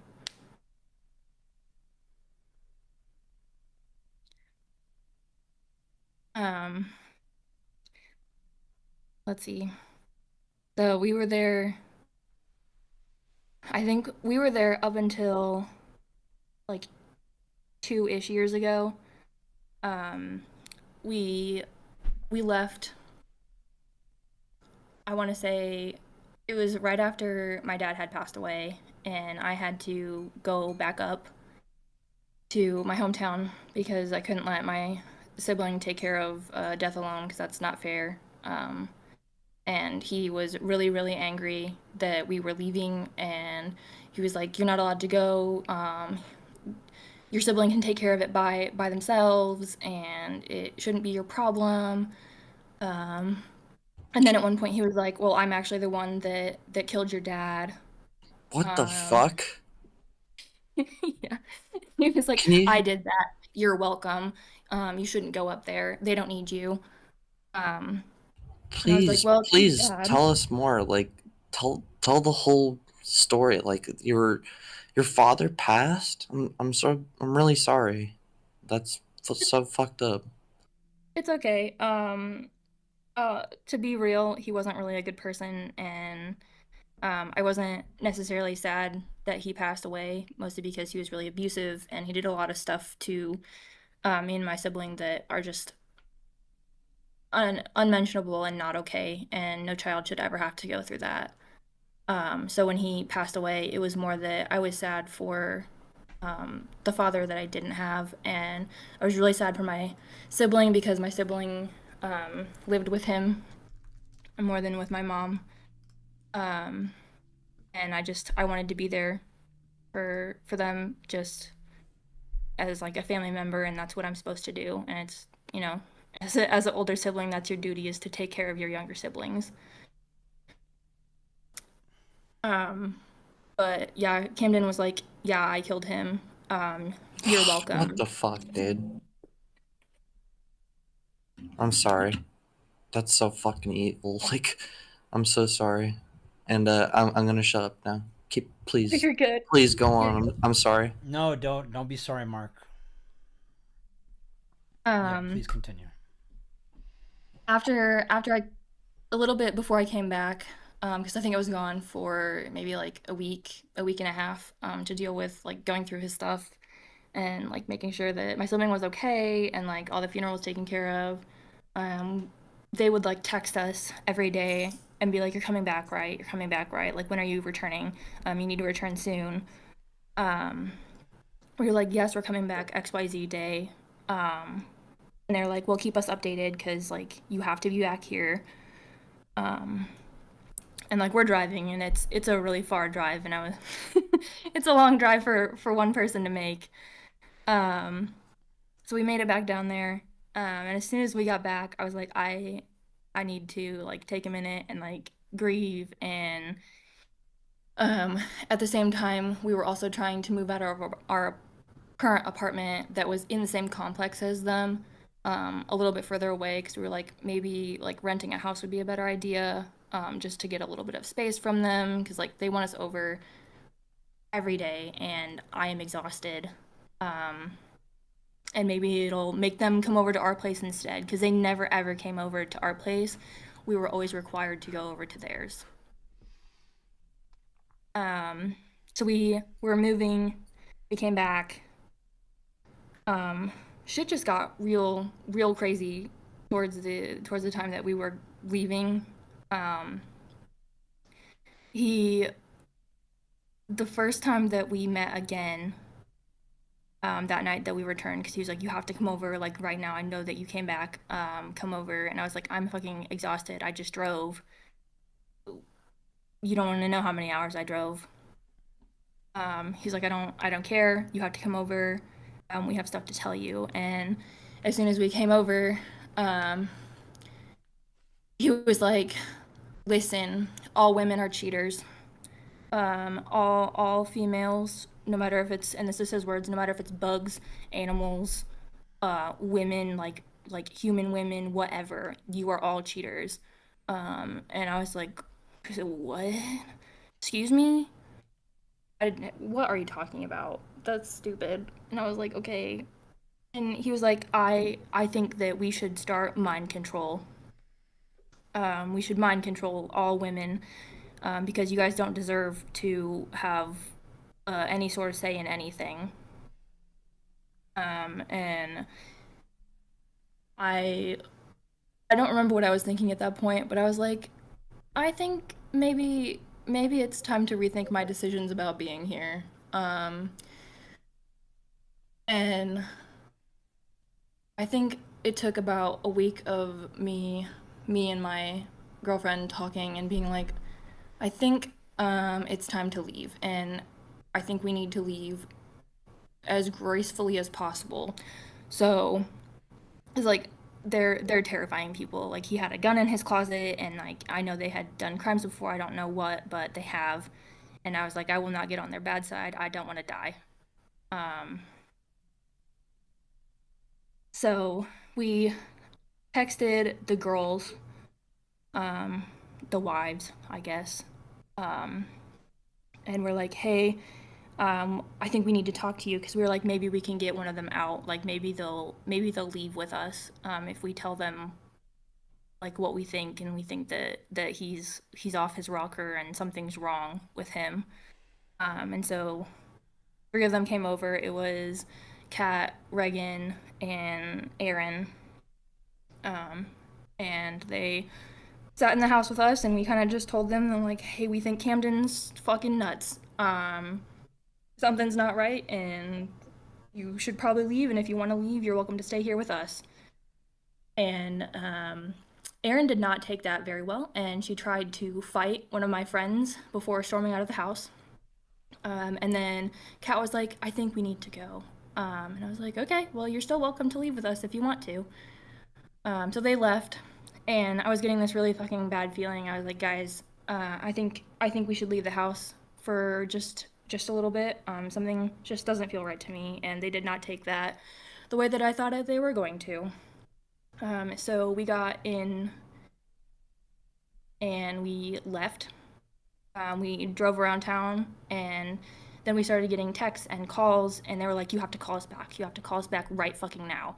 And we're like, oh, we're sorry. We're picking up so-and-so from work. I don't know when we'll be back. What do you need to talk to us about? And they're like, we have to talk to you in person. After we hung up, I was like, absolutely fucking not. We are not going home. We're not going to look at their stupid ass faces. And when we did go home, it was dark outside because we had like gotten dinner and like waited in a parking lot for a couple hours. And when we did get home, there was tire tracks in our driveway and vomit, and it looked like somebody had tried to get into our house. Because there was like handprints on all the windows, and like stuff just looked like it was messed with. Like, we had trees in the backyard that were like bent and snapped where they weren't before. And there were like boot marks in the dirt near the kitchen window that you can like try to get in through. I obviously did not get through. But later on, I found out that they were gonna try to like break into our house and to kill our cat, because I have no idea, but that's what they were gonna do. And I How did think you find that out? one of the survivors told me later that they were gonna kill our cat. But we knew that they were at our house because they had Snapchat and they had location on, and we could see that they had like gone to our house. And they'd also texted us and been like, "Hey, we're at your house. Where are you?"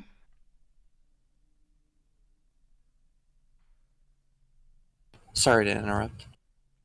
Oh, you're good. Um, let's see. I think just after that, like we just were afraid because they knew where we lived, and we lived there for a really long time, and we still live pretty close to them. So we've kept track of where they are living, um, since then, just because I don't want to be going somewhere that's anywhere close to where they are because I don't know what they're gonna do. I don't know how angry they are, you know.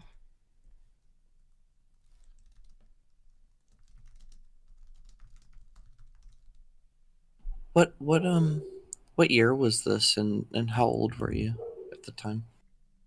I think this was 21, like 2021.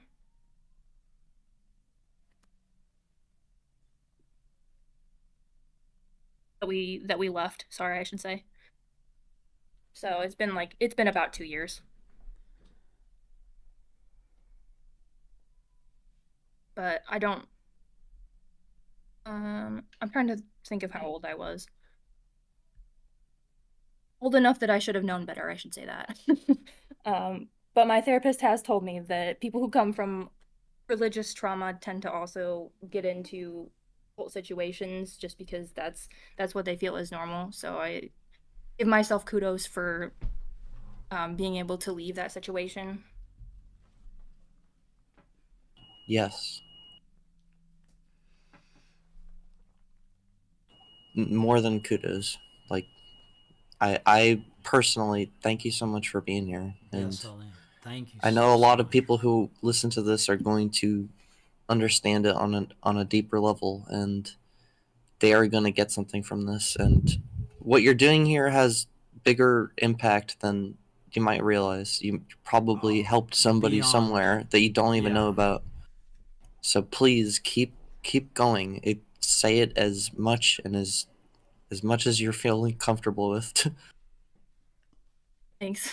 I appreciate it, guys, and I'm really really glad that Spencer spoke out and really that we can be here because after we left, I thought that we were just alone, and being alone with so close to dangerous people has been so stressful, and I cannot tell you how much I have cried since being able to realize that there are other people out here who went through the same fucking thing.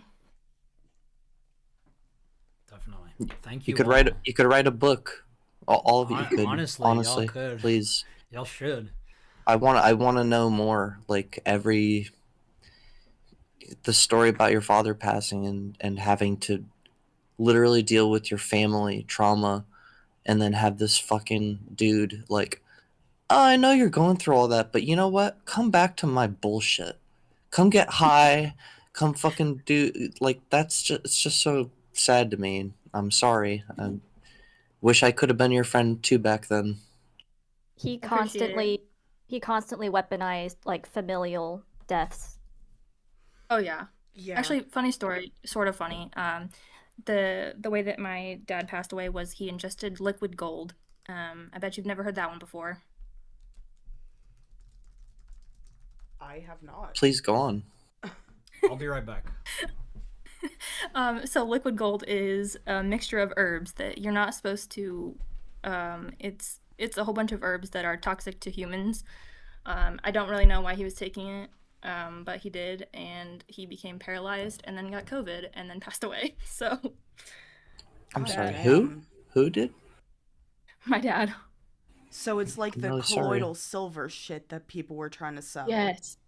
Yes, it's almost like that, but it's called liquid gold instead. Okay.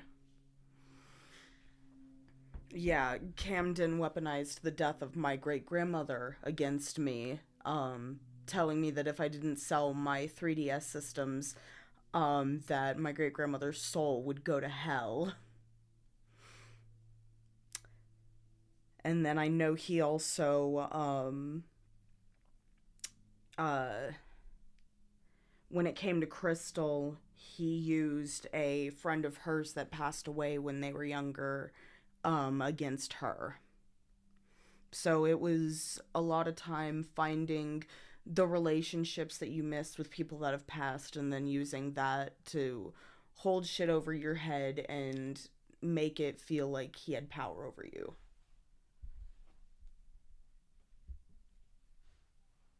I'm really sorry, guys. I, I can't even say enough. Like, yeah. And thank you for being here. And you obviously know now, like, whoever, whatever happens in the afterlife, this dude didn't know it. And fuck him for pretending he did or being deluded enough to believe he did. And we know better now. And whatever's after, it's not that shit. Not caring about 3DSs and fucking nudes, fucking disgusting piece of shit. And I'm sorry, guys. I'll shut up now. No, you're good. Thank you. I did want to add, to go along with the CP stuff for him, he didn't do that with me. He did, however, at one point tell all the women that we were going to take a cabin trip, and that at that cabin trip we were all going to get pregnant. And at the time I was like, what the hell? Because I'm kind of gay and that doesn't work like that.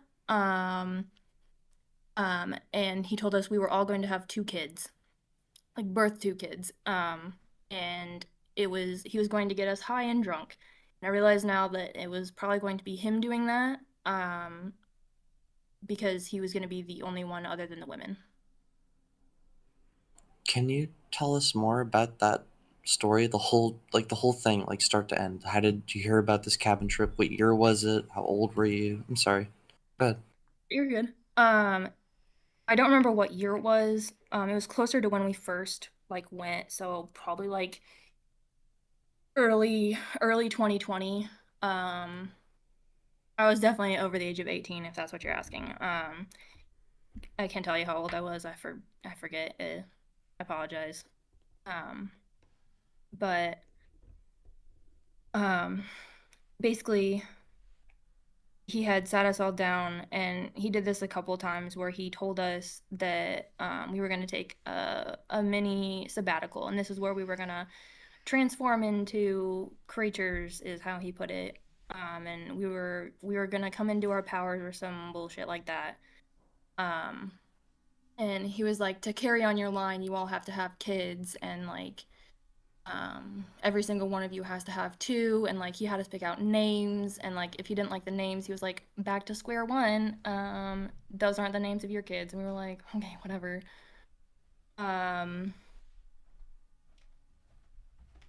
But it was just like he would push and push and be like, do you guys have money to go up to the cabin? Like, can we go now? Like, we should go in a couple weeks, et cetera, et cetera. And obviously we never had money because we were all very poor, and he didn't work, and I wasn't about to hand over more money than I already had, because at that point I had poured in like more than 3 or 4K into them personally, not including my own bills, which I didn't make a lot of money, so it was like everything that I had went to them. But yeah, he would push it so hard, and I'm glad that we never went. Me too.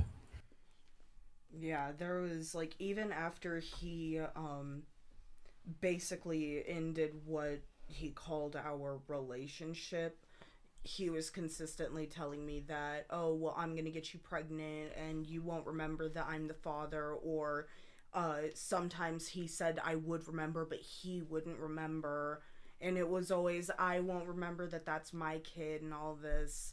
And he also fetishized having mixed children with members. True, he did. Also, to people asking how old I am, I'm 26 right now, but everything that happened within the cult is such a blur to me that I don't remember a lot, just because I was so tired, and I was drunk and high, and things are just kind of foggy a lot of times. So these are things that I remember, and it's not everything. I'm sure there's a lot more that I don't remember.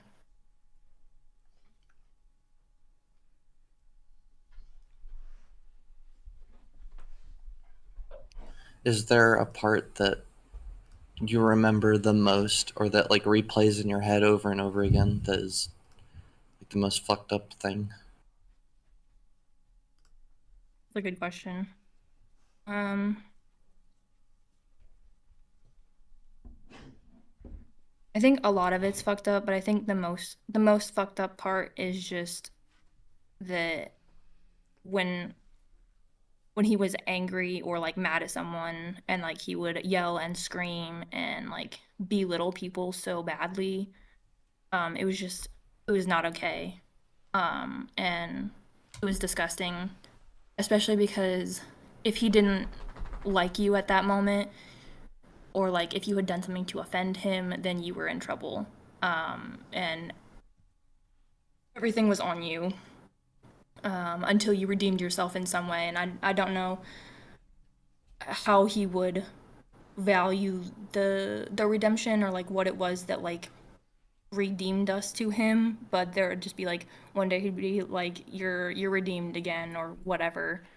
Um, but we were often in trouble, or something had happened, or somebody else was in trouble, and they would tell everyone. Like, we had a group chat where they'd be like, so and so's in trouble, like for XYZ.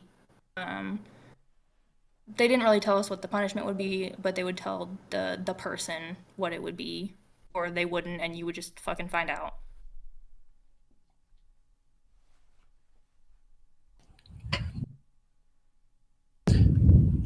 Is Max, is punishment like a some kind of weird like key thing in cults? Like, do they have to have some punishment method? Because this seems like a weird thing I've seen in a lot of.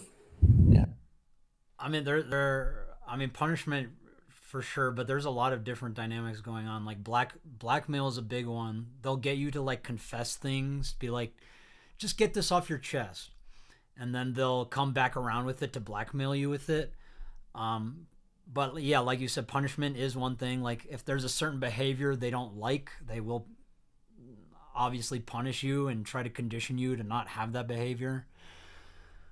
Um, Shunning is a big thing. Like, they'll not talk to you and cast you out if you're not like operating within their rule set. They're like creating their own little society with their own rules and laws. Exactly. You used to That's do what he that thing wanted. that you used to do the thing that like teachers do, where they're like, "Oh, I know who did this, but we're gonna wait for them to fess up." And until then, I'm gonna punish you all. Yep. And you said earlier in this conversation that you and Spencer originally saw each other as enemies, just based on that psychosocial dynamic of like, you're all competing for Camden, even though you're all family. Like, you're all, yeah. Yes. Sorry. He constantly pitted us against each other. He would sometimes just straight up lie and say, "Oh, this person said this about you," when that wasn't the case. Yeah, I mean, I think Spencer told like a lot of stories in the podcast, just of instances of him lying about us to try and bridge us apart. Because I think his He- greatest fear was just this, like us all getting together and realizing that he was the problem all along. He absolutely did. He tried really hard to pit everyone against each other. He tried really hard to pit me and my girlfriend against each other all the time, and like lie to us both about stuff that we had done. In the beginning, I remember him saying stuff about Spencer. I didn't realize it was Spencer at the time, but he was like, "You can never talk to them. Like, they're a bad person. They'll lie about me and like XYZ." And I was like, "Okay, I don't know who they are, but whatever. I don't. This is not, it's not in my business, but it's my business now." Yeah, I mean, pretty much anybody who was kicked out or kind of left for periods of time was very demonized. He had told a lot of stories about Kai being like an evil, like what do you call it? Like, I don't know the terminology, but like that she was just this horrible person. And same thing about Spencer. Like, and then even when I was kind of off on my own, being quote unquote evaluated, like once I came back, I was told that like, oh, like a lot of the dark magic you did during that time, like it got other people hurt, because he would very much take advantage of coincidences.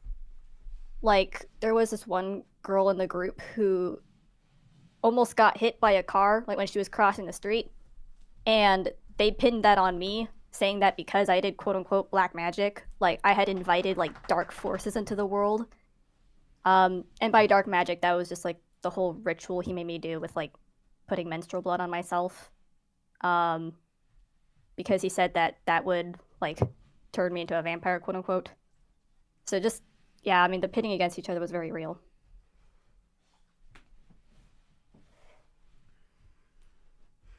Yeah, I remember the time that he tried to pit me and Crystal against each other while, he was forcing us to date. Like, my friend had spent the night and, like, Crystal knew. Crystal knew that we were going to get tattoos and she was spending the night. Well, the next morning I'm getting calls from Crystal, panicked, because Camden was calling her saying, oh, you know that she's still in love with this friend of hers, and she probably cheated on you. And yeah, we called and everything. The entire time he was just screaming, and then my friend took the phone and let him have it. Like, he did that a lot. It didn't matter who you were to him. He would try and destroy your relationships to make you trust him more. Yeah, it's so that you feel like Camden's the only one who's really in your corner. Yeah, like, my dad basically put it as, he would put us on a pedestal and then knock us down so that we would panic trying to climb back up it. That is so true. You should take center. I'll sit this. I'm so sorry. Eli, did you want to keep talking? Or Ellie? I keep thinking Eli because of how it's spelled. It's either. I don't care. Pick one. It's fine. I'm done, but I'm happy to answer questions. So yeah, if y'all have any questions, please ask.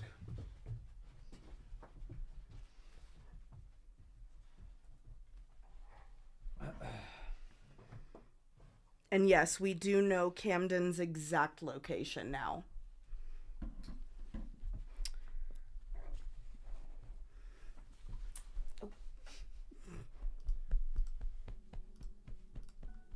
I have a question for you guys.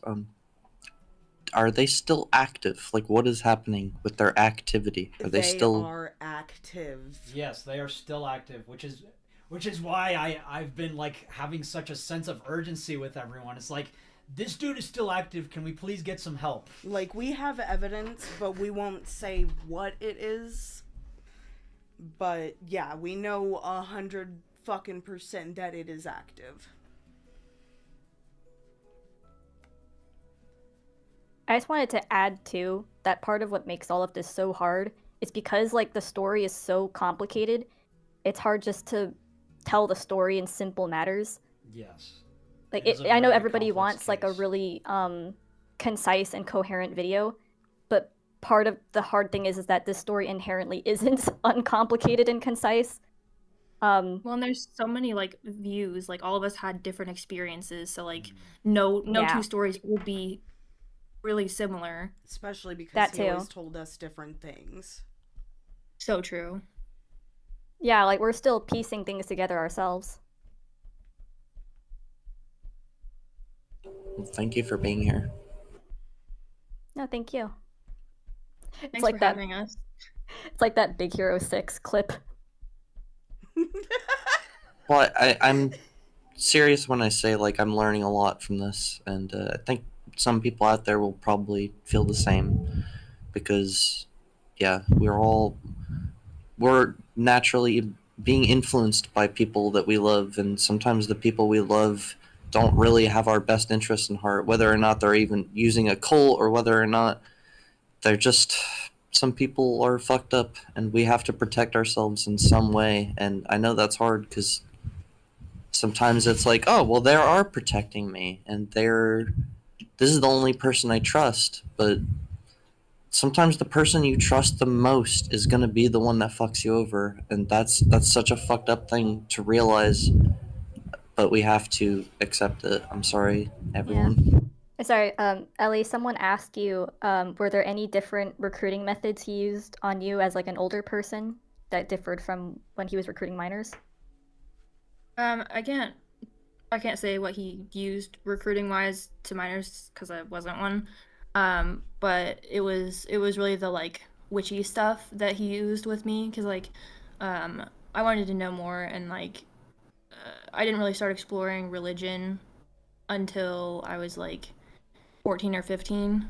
So I was still really new to figuring out what I was believing and like I was super lonely, so I was open to um, having people be there with me and just like having company because my mom worked all the time and so I was often alone.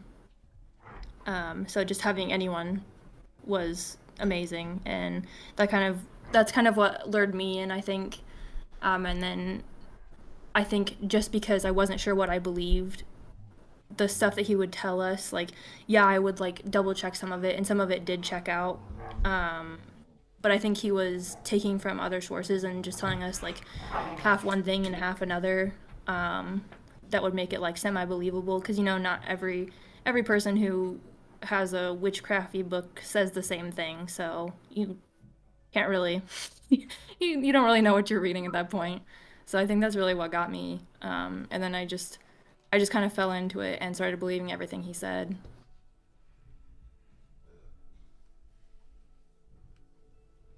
And because he was older and more like developed or whatever, he was able to like create a story and like a way of living that you could just like follow that would put him at the heart of everything, right?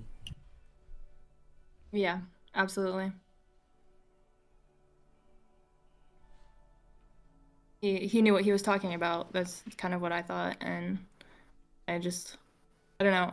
I know now that like I don't believe him and like the stuff he said was definitely bullshit. But at the time, I was fully invested and coming out of like a hardcore religious family. It just kind of some of the stuff he said because he mixed it with like some Christianity. Some of it was stuff that I already knew and was like, yeah, that checks out. Like I remember hearing that when I was younger, so that makes sense. Yeah, he definitely painted like this very vivid picture of the future that alerted a lot of people. Like he would tell people that one of his powers was to look into the future, and he would say, "Oh, you have this really beautiful wife or husband, and you have all these kids, and your kids look like this." And he would even send us photos of people to try and help us imagine it. Um, or he would just tell these very vivid stories about how you might get into a fight with like a monster and you'd win and you'd save a bunch of people. Like it was all just to help you imagine this really bright future that you could have, and you didn't want to lose that. um, of course, then when Giamara starts talking to me, the future is you're going to go to his house and give him sex whenever he wants, but that wasn't how it was presented to us when we were just in those main chats. It was all a bright and shiny future for you. Yeah. That's what we As in what all you had. need. We need some kind of promise of that, right? Like even not being in a cult or whatever, we all need some kind of like thing like it's all gonna be okay. I think it's kind of funny that so myself, Ishmael, and Crystal, we would always like joke about, oh yeah, we're all gonna live together and all we're gonna have is like mac and cheese cups in the pantry and we're just gonna eat mac and cheese. It's a mac and cheese house. Like we would say stuff like that and it would piss Camden off. Like the fact that he wasn't involved in our discussion of that. Even though he created all these little subgroups and to begin with, like Yep. can I ask you guys, what was the moment that you went from this just being your story to being something that you're like, okay, now I guess I'm going to share it with people. Like, did you always know it was going to be something you would share? And this is to all of you. No, I didn't think I was ever going to share with anyone other than my therapist. Because I thought that me and my girlfriend and the other survivor that I know that was there with us, I thought we were all alone. And so I thought that it would go with me to my grave and I would never say anything because we still live semi close to them, and I would never have thought of myself putting this online for other people to hear because I didn't think anyone else would have cared or been like, yeah, I've been a part of that. It's just not something I would do. But I think that everyone here has given me bravery to be like, yeah, fuck this dude. Let's put him in prison, please. Amen. What about you, Ishmael? It was a mix of things. It was reconnecting with you and Crystal, and once you told me about this whole project, I felt like it's funny because before that I had constantly been praying and praying and praying for some kind of justice, and then when this all happened, I felt like that got answered. Yeah, and this is obviously from a religious perspective, so I understand not everybody will relate to this. That's okay. But I think like the story of Moses, and when he was talking at the burning bush, and he said like, I can't talk to the people, like I'm slow of speech, like I can't do this, and God just reaffirming him and saying you can do this because there's people that need you. That to say that's empowering is doesn't do it justice. Right on. Yeah. Somebody like asked I me what said, my I just did everything because threatening my sister, and I knew other people were in danger. And I'm sorry for interrupting. No, I was just gonna say another question. Go ahead.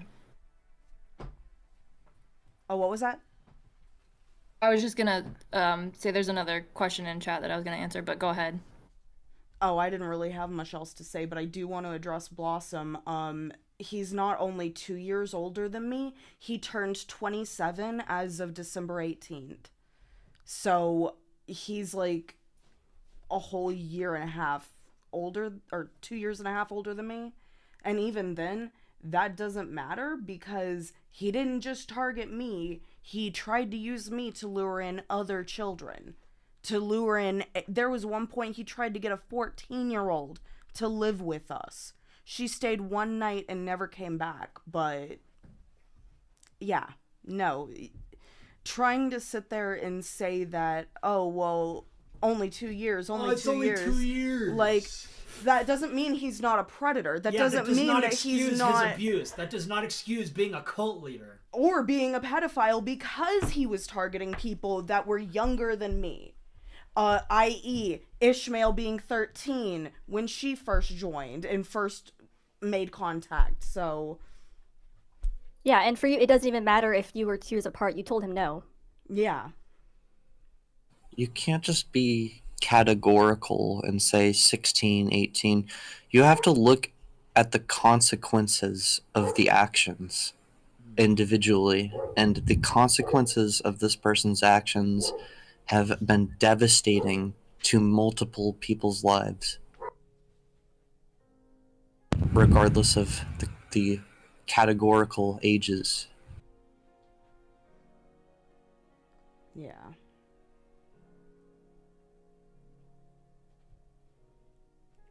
Yeah, the main points about all of this is consent. If you're a minor, you definitely cannot consent no matter what, but even as an adult, you still have your right to consent. Yeah.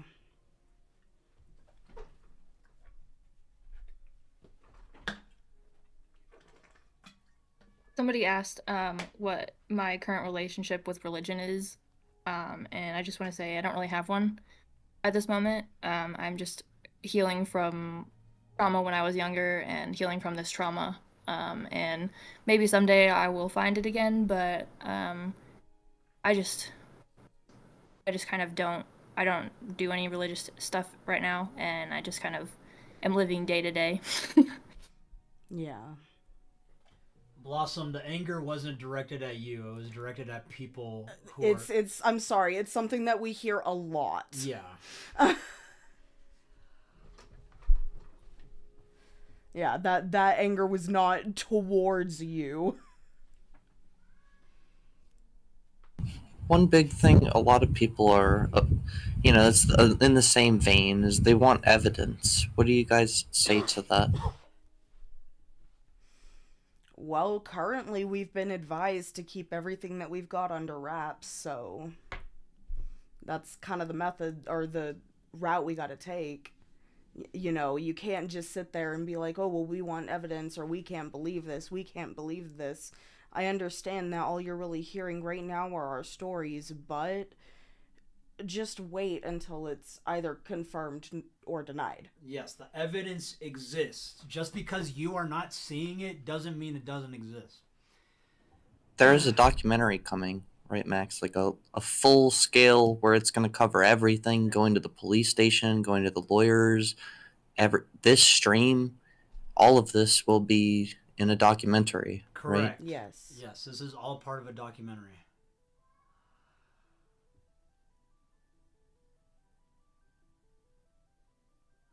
So more evidence the stuff that you can't show us now will be revealed in that documentary, right? Yes. Yes.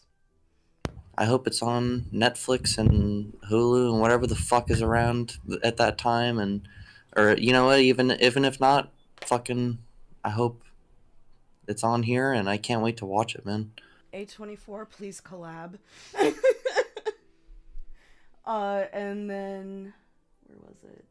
This could be a 10-part miniseries. This is, not to diminish it. It's not entertainment, guys. Like, your stories are so moving, and they're so, like, I'm really connect with everything you said. You're just like all of us when we were kids, like, just all lost and looking for friends. And there's so much to learn from all your experiences. And again, thank you for sharing it. Like, yeah. I understand how important like evidence is in the court of law. I think right now I'm just here for survivors because I know what's true. I know my story. Spence knows her story. Ellie knows her story. We know that this happened. Just because it happened on a bathroom floor instead of a courtroom does not mean it's not true. Yeah, like, did you guys expect them to be recording when they were getting high and drunk and, like, being told that they're getting pregnant? Like, did you think that they were going to be screenshotting it the whole time? Or, like, do you think this stuff just plays out in real time and maybe not everybody's thinking, oh, I better show someone else this? Or do you think they're like, oh, I want to stay in with my group, I want to be loyal, and I want to fucking... If I took a screenshot, that would show unloyalty. Like... Yeah, that's why proof is difficult. But you, Spencer, you and everybody else have collected a lot of evidence. So I promise that you people, if you stay tuned, that you will not be disappointed. And for now, if you're skeptical, take this with a grain of salt. Take it for what it is. It's a story, and please be patient for the evidence. But it is a real story, and reach out. This guy is still active. These people are still active. And something Nick Diorio said the other night is, if even one person is friends with one of these other people, like by the Kevin Bacon effect type, the 7 degrees of separation thing, like somebody here could reach out to somebody else who reaches out to somebody else, and we could fucking save one more kid or whatever. Like, please just talk to people you know, and find out what they're into and what's going on in their lives, and don't be judgmental and like, you need to get out of there, I'm getting you out of there, but be understanding and like realize that we all just need a little love and like support. And yeah, I know that's vague, but you guys will understand. Sorry for the preachiness. You're good. Starry Eyes asked, why didn't you wait to release a video until you could release the evidence? Wouldn't that be more effective? So the whole point of this was to find other people like Ellie, because this is a survivor that we had not had contact with yet, and we have to have all these survivors plus whatever little bit of evidence they might have to even do this. We have to have our numbers strong if we're going to file an effective report. Just since everything that has come out, more survivors have come out, right? Yes. Correct. Which I can't tell you how much I appreciate that. Really, we would look them up, the cult, pretty much every month to be like, where are they? Are they still in the same place? Do they have any arrests, etc. And when we found your video, I was working out, and my girlfriend was like, "Do you see this? There's a video on Camden," and I was like, "Fuck, what?" And to tell you that I cried, and I was so fucking excited. I was like, "Fuck, I need to get in contact with them. I need them to know that there's more of us." Yeah. And Wow. and thank you to Lavender for bringing it to my attention. You guys have done amazing work.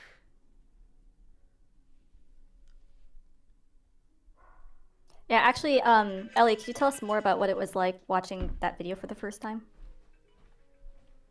Sure. So, I definitely think it was triggering to me, just because it had been like 2-ish years since we had really like done anything beyond like looking up their names.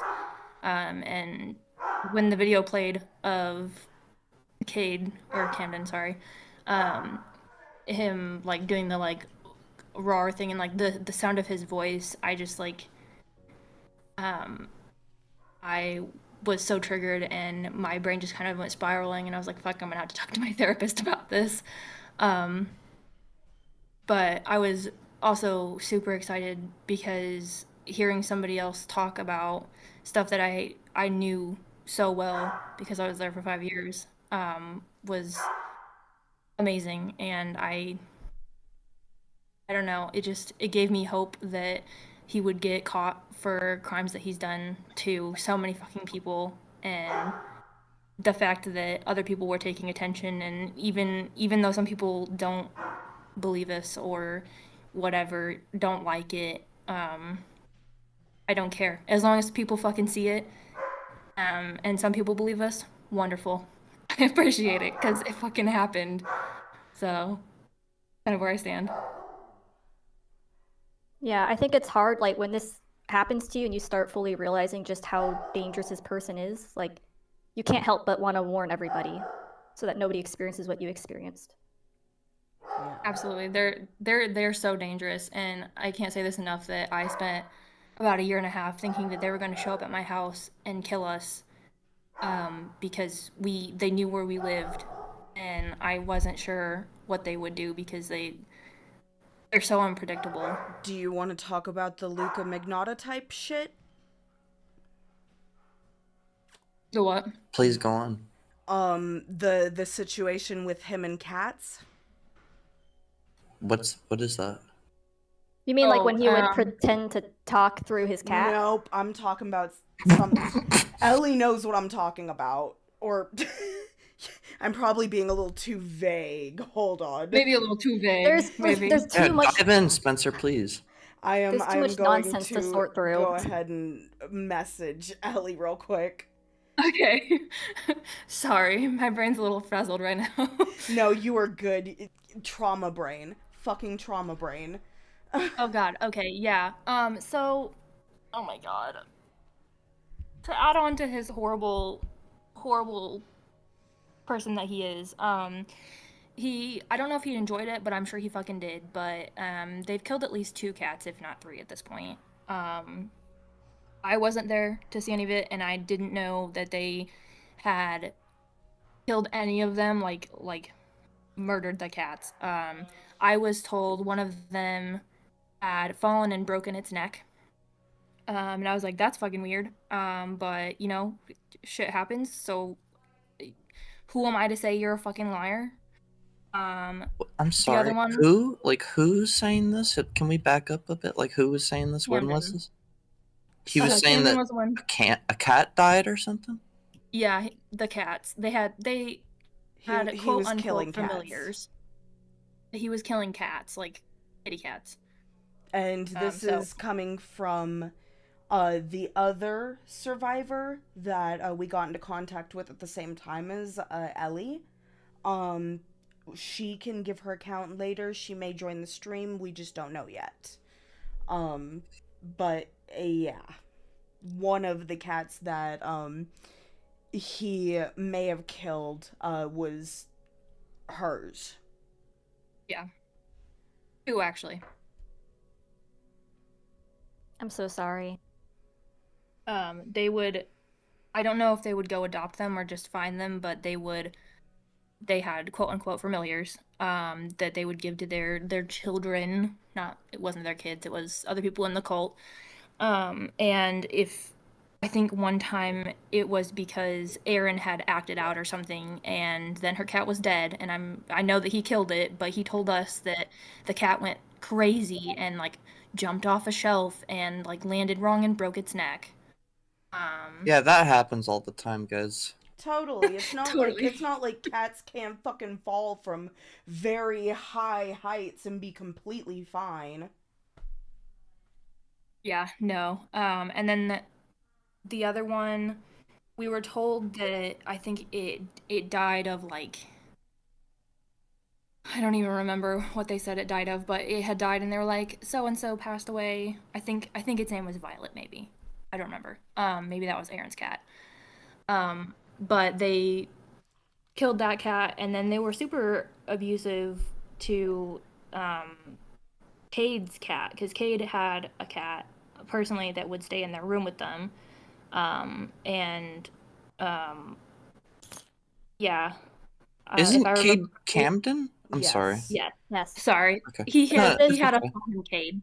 Was So this this was all happening when he was living with his mom, all these cats? No, this is actually like more recent within the past couple years. So this is in Baldwin County. was the cat that was with him, was it a black cat named Olive by any chance? No, So not this that I is know of. not the only. Jesus Christ. Okay, so you Then guys what all the fuck heard happened to that he Olive? had a cat, that he had these cats, and then he'd be like, "Oh, that cat died." Is that I what know I'm that getting? he had a cat and he would quote unquote, talk to it during phone calls. That was when he lived with what's his face, the same address you sent the money to quote unquote Giamara. He is active online, but it's his quote unquote wives that are running the show right now. He's pulled himself back so that they can bring him people pretty much. I So will say he he doesn't will call them. Yeah, he does not have much of an online presence aside from a cringy 2014 Facebook account.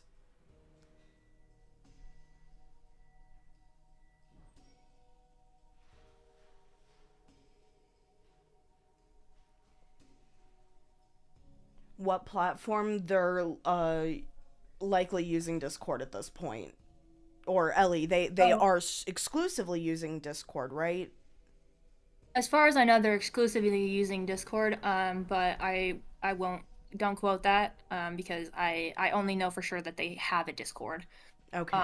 But I wouldn't be surprised if the Discord disappeared and they jumped somewhere else, just because they're very suspicious people. And if you say one wrong thing, then pack up and leave and be somewhere else. Yeah. Yeah, because Kick kind of died. Yeah. Also, one of the survivors sent a message about the cat thing. He had killed Aaron's cat because she wasn't supposed to have it. And then the other cat he killed was sick. And then he killed Violet. I was right. Because the survivor left. And then he also killed one by falling on a crate. Or falling on the crate. Oh, he fell on the crate and killed the cat.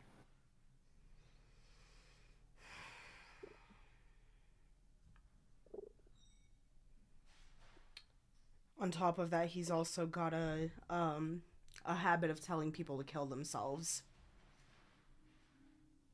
He tried. I remember being in a call with him one time, and he told me that he drowned himself, and then he came back to life. Oh.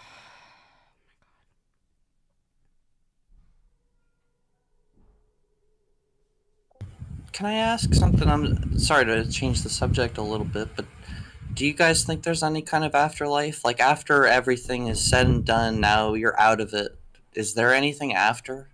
What do you like? What do you think now? I honestly don't know.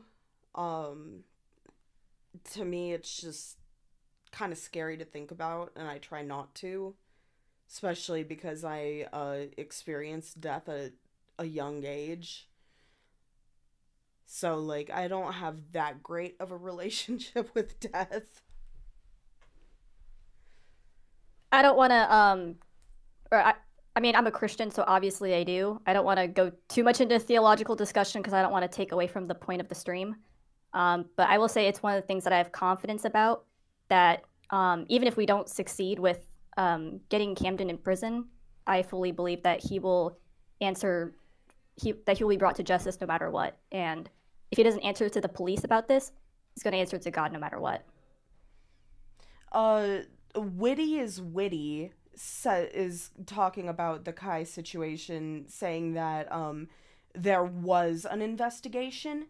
There was no investigation. Yes, there was a report made, but and he may have been interviewed once, but nothing came from that. Nothing. They didn't ever even contact her again to say anything to her. They ghosted her. So, no, there is a difference between being investigated and being reported.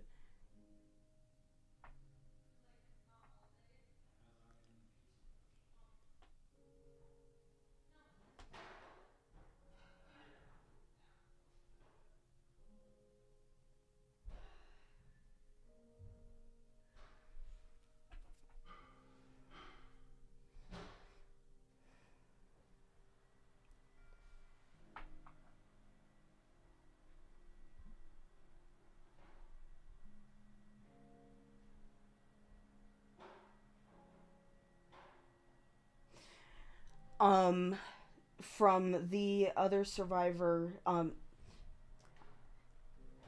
if you are watching this, can you give us an alias that we can refer to you by? But yeah, apparently, when the police did call, Camden used Kat as his alibi. So, yeah. Because she's not going to admit that her boyfriend went off and raped somebody who used to be one of her best friends.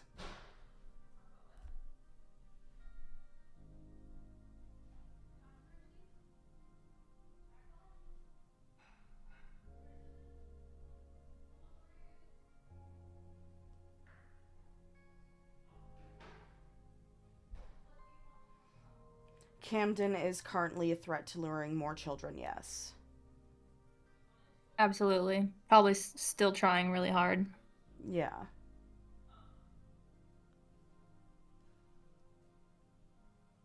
Can I just say, you guys are fucking awesome. Thank you for being here. Like, really. Thank you for being here.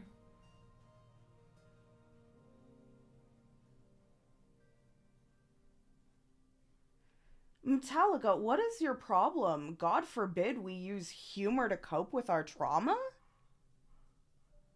Like what, bro?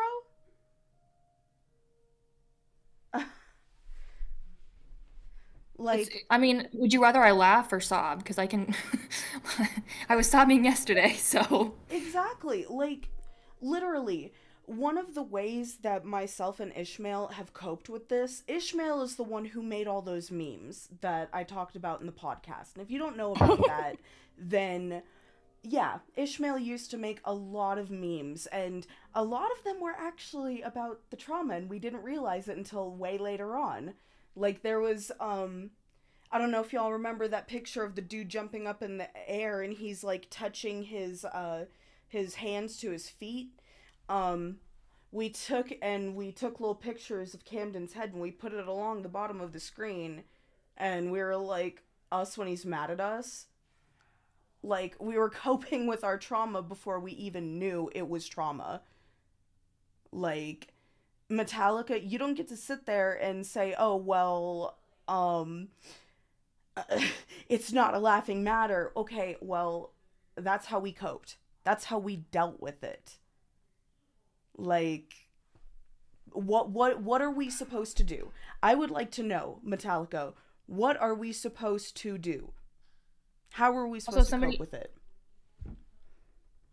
Somebody asked if Camden recruited adults to emulate his methods of manipulation and exploitation, and yes, currently his wives are doing that. Yeah, and then Crystal may have been an adult too, but no, she was still vulnerable, and yeah, he tried to use her as one of his recruiters. And she was a recruiter around the same time that Jalexa / Jess, when she started, because Jalexa is still one of their recruiters. Sorry, I didn't mean to interrupt you, Spencer. No, you're good.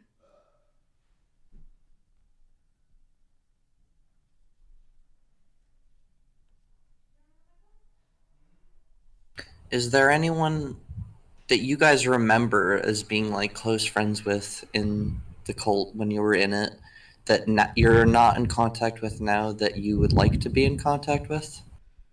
Yeah, there's definitely a lot of people that I still think about. Okay, she did give an alias. She said she's okay with using Esther as Okay. as an alias, and she had a statement for everybody. She said, "I was there for 6 years. I have seen and been through short of what one would describe as hell at some points. This man took advantage of me as a fresh 15-year-old and had his grasp on me until this late April, and I almost died trying to leave when I did. I'm too scared to come on the stream at this time, but please know I am real. We are real. He stole so much from me, and I refuse to let this slide." Thank you for that. Agreed. Metallica, you being all weird about the whole cat thing, that information is coming from Esther. It's Ellie who is helping Esther with a voice right now because Ellie is terrified to come on here.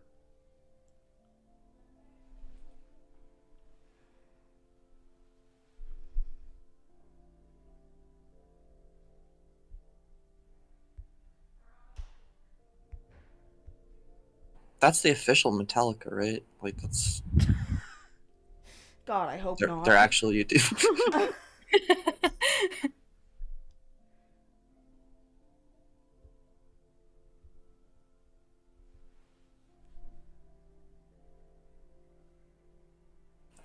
But is there anyone you guys remember from being in there that you wish you could pull them out of it, like All of them. All of them, yeah. people that are still in it, or that you just lost contact with? There's definitely people we've lost contact with who I really wish would reach out to us. Like I could say, because this wasn't his real name, it was just the one he went in the cold. Blake, who was like my quote unquote like brother at the time. Me and him were kind of close. Yeah, we spoke a lot, and then I lost contact with him after I left, obviously. I don't think he's still there anymore, but it's still, even the people who've gotten away, it still pains me to think about how they're dealing with it on their own. And even if they don't want to go out for like legal help or anything, like I feel like they just need to know that there's other survivors out there and to have that community. I agree. So I think there's only 2 people that I remember that I wish would reach out or like knew where we were. Yeah. Yeah, that's what I was about to say, is it's a little bit disjointed. Like, if they really are there, they're just supposed to tweet at you guys until they, like, I guess they could join this Discord, but this Discord isn't even like like people can't really, I don't know. How are they? They've been reaching out to you though, right, Spencer? So like, how has it commonly been? They hitting you up on Twitter or what? Um, since Ellie and Esther couldn't get a hold of me on YouTube because I was focused on the whole holiday thing, it was Lavender in chat actually who they reached out to on TikTok, and Lavender was the one who forwarded everything to me. So, talking about this is definitely putting shit out there. I know it's going to be a little bit harder for some survivors because they didn't know his legal name, so I guess maybe we should also start tagging Cade Damon and Sincade Dominic with it, but Agreed. yeah. I think that would really help so that other people can find it, and maybe even like tagging the names that they use, so like Eon Order, Eon Syndicate, or whatever else that they had used before. Yeah.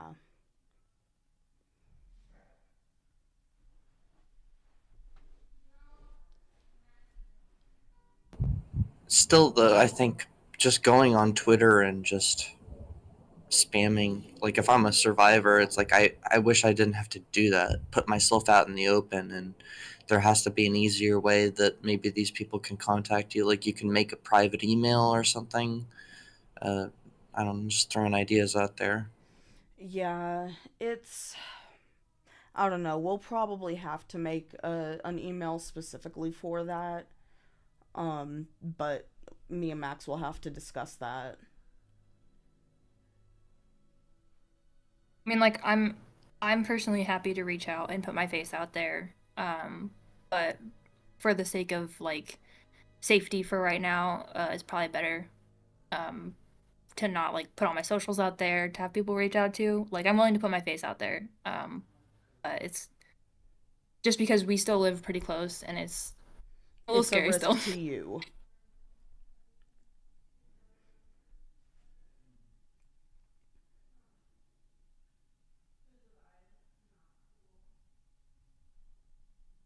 Can I ask you guys? This is not like a very specific question. It's more just like your opinion on the concept. Do you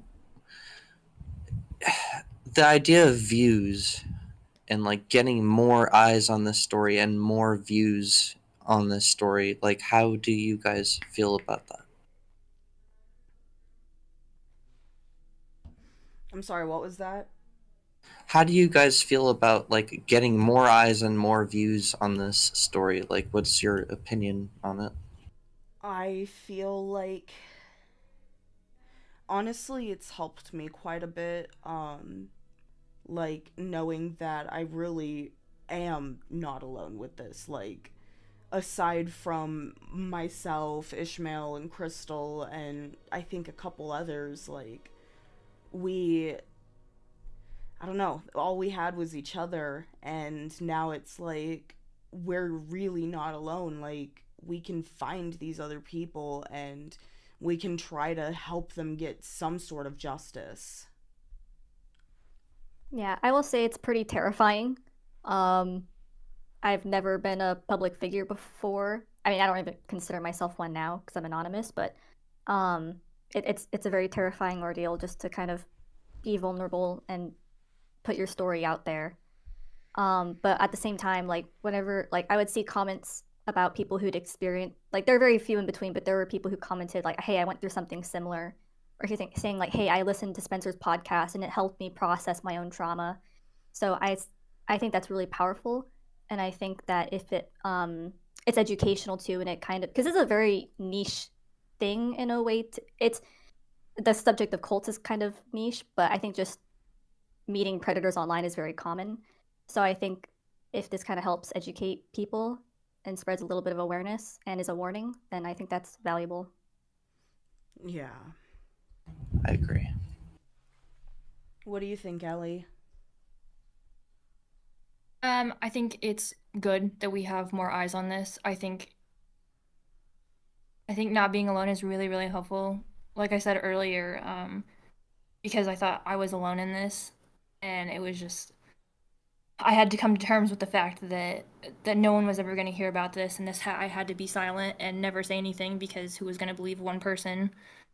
Um, and it's not like I can do anything by myself to him because for one person it's dangerous, and I'm not about to go over there and like get myself hurt or at the worst killed. I just I'm glad that other people are seeing this and can weigh in, and even the support is it's I'm really grateful for it. I can't tell you guys how much I'm grateful for it just because I felt alone, and I never thought I was going to go anywhere. So being able to talk to people who are in a similar situation and just just having the support is really, really helpful to me.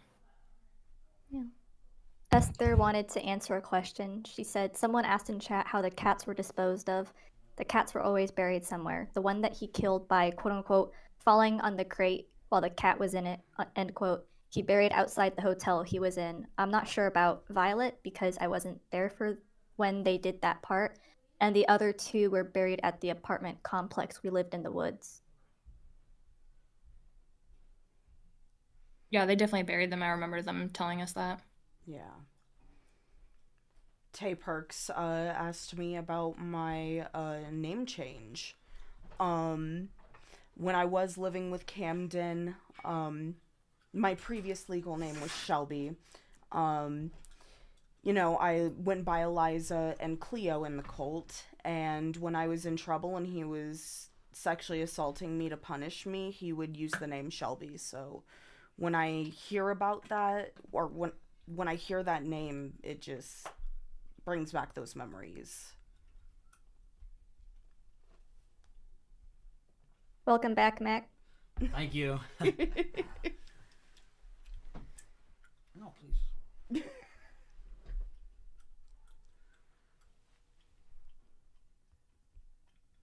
Can I ask something? As far as the cats go, was there something in his lore or whatever that was like against cats, or was cats in the lore somewhere? Like, what's the deal with that? Beyond them being like familiars, and supposedly,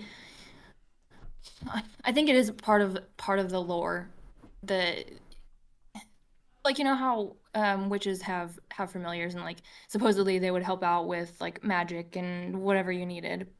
He kind of had something similar where all of us were supposed to have a pet. I can't remember if it was supposed to be all cats or cats and dogs, but he wanted everyone to have a cat at some point that would help you supposedly with your powers or whatever it was that he was telling you that they were gonna help with. And if he didn't feel like you deserved them, um, I feel like that's when he would like kill them or whatever. Obviously, he did not kill mine.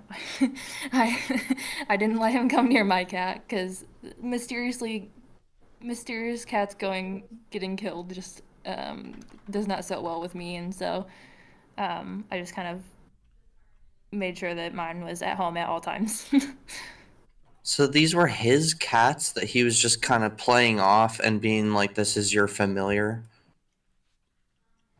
He would give them like his quote unquote kids the cats and be like, this is your familiar, this cat will help you with your powers. Esther says cats were familiars that had to be trained properly, and he would take extremes to do so. He would beat them, throw them against walls, and starve them. If they were bad or you didn't deserve to have one, he would take it from you. Yep. Says I had to get between him and my cat and beg him not to kill her because she pooped on the carpet. In that moment, what were you? Weren't you like, "What the fuck?" Like this, like when someone is willing to harm an animal, wouldn't that be like the breaking point? I mean, you also have to think Esther was in there for about 6 years, so that's 6 years of manipulation, 6 years of cult programming, like that. It had a huge toll on her.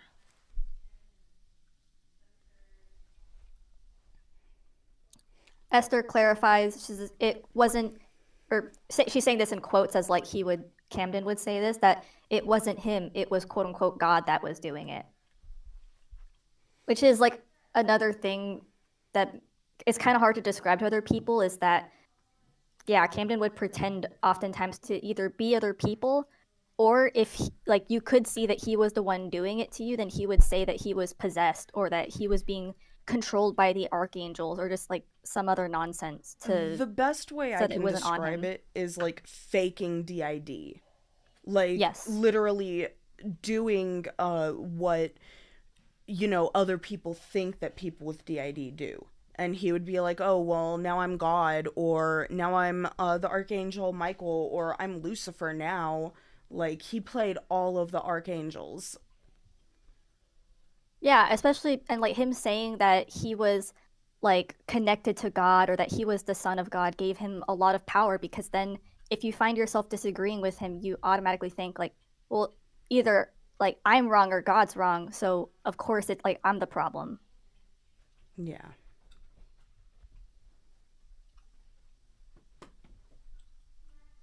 Somebody asked what the plans are for survivors to get in contact. To get in contact, it was the hashtag, but clearly it's been... We're gonna have to change it because it's fucking football.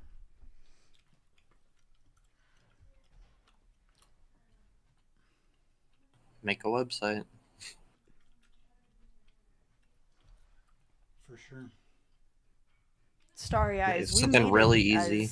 We made it as clear as possible who to reach out to, especially on streams. But remember when you were deep in it, do you think that you would have seen that video and then just been like, fuck all my whole family and fuck everyone? Like, you just need to make it as easy as possible and keep these loving, welcoming arms open. Like, it's just... I mean, I think the thought is that it's more so, or the people who are most likely going to reach out are the people who've already left and like deconstructed. But yeah, for the people who are still in it, most likely, I don't know if Camden, if we're on his radar or not, but if we are, he would probably just tell them that we're like Leviathans or we're evil he'd pull spirits the same or whatever. shit. When you were told that someone was a Leviathan, were you at least still curious what they were saying that was Leviathan-y? Like, were you willing to hear someone out? He kind of changed the story. So for like, I know for a period of time, like around when I was there, he was using the terminology of hunters, which he said were basically like these Christian fanatics who hated the supernatural because we were like evil witches and that they would hunt us. And he described them as being in cars with tinted windows, and like he said, they're kind of people who might follow you around, which obviously then it's like whenever you see a car with a tinted window, like that's pretty general, so then some people would just draw conclusions on their own.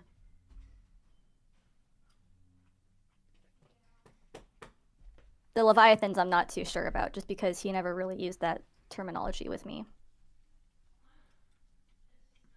Does that still fuck with you?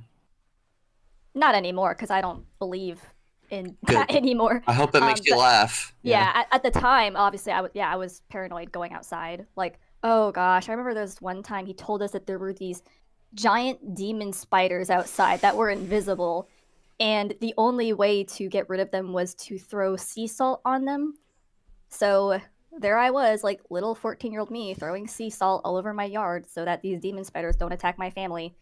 Like, he very much liked to instigate paranoia for no reason. I'm kind of laughing a little bit because I remember that, and it just reminds me of when I was a kid and my cousin and friend would like kind of be mean to me. They would tell me to leave them alone, and I wouldn't. And they would be like, well, we're gonna get our giant invisible spiders to get you. And yeah. So it was kind of like, oh, like Camden straight up told me that, yeah, no, your cousin wasn't lying.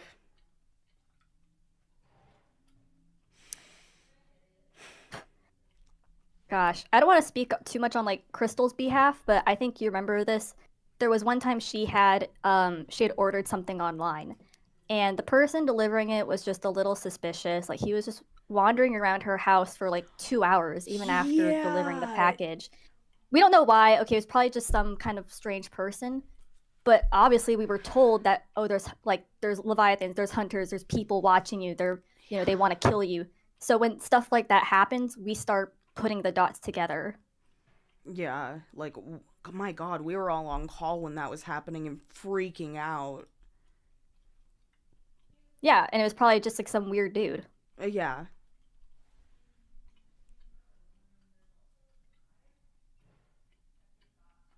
Suzuki, we've explained how we know that there's hundreds of victims. Myself and the other survivors, like, we watched Camden cycle through people, purge groups, find new members. Like, we've said many Sometimes things monthly. multiple times. Like, people Yeah. either just aren't listening, or they just want to have us repeat ourselves. Yeah. Well, we don't know What's up? exactly the way that every single person has interacted with him Yeah. because but we do know that there were hundreds of members in these chats because usually there'd be about maybe like 40 or 50 and then he'd throw them out, get new ones. We don't remember how many times that cycled through, but just basic math kind of tells us that. Yeah. And yeah, those were all the people who were subject to, at the very least, like psychological manipulation. And then, or he was kind of like, we can kind of infer that he was sizing up all these people to see who would be fit for his harem. And then the amount of people who then he victimized through illegal means, like through money or maybe producing CSAM of them. We don't know that for sure, but we do know it's a lot. Yeah, I know that he definitely sent CP of me. Like, it was a straight up video when I was living with him because he was trying to get money for it and the dude never sent us the money. Like, I was fucking 16 and he took videos of that shit and sent it. I'm so sorry. It just sucks knowing what there could be of us out there on the internet. I know, it's maddening. It's not your fault. Yeah, there's nothing really we can do about it. We just have to try and live our life as best as we can. Guys, we're not going to look into Lyrics' stream. That is not our concern. That is not our priority here tonight.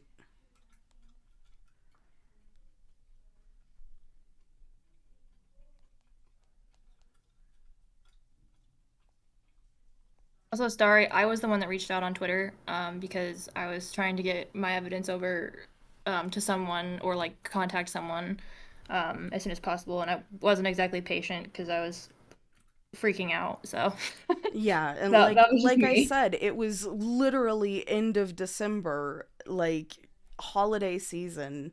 We weren't automatically just checking YouTube and everything. Like, we had to go see family and shit.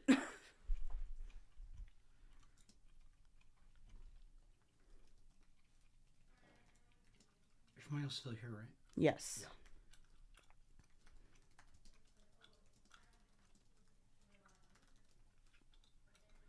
Mark's your boyfriend. You're really gonna do him like that?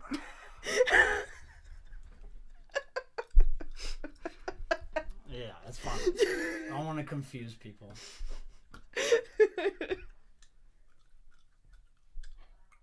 Hey, Spence, do you remember when he said that Mike Pence was a supernatural creature who was What? taking control of Trump? Didn't he say that Mike Pence was like a lizard person? Yeah. Which I think that might have some anti-Semitic roots. Yeah. Oh my Listen, he used to gosh. tell us that he dated Halsey, and Oh my that she God, I made songs remember about that. him. So I can't listen to Halsey anymore. I was told that the song Blue was written about Camden. I wasn't told what song, but he was just like, Halsey wrote a song about me. Figure Yeah, out which he one. And I told was me like, "What?" he told me that Stevie Nicks wrote songs about me, and then that only pissed me off within these past few years because I'm like, I believed that shit. I really thought Stevie Nicks knew about me.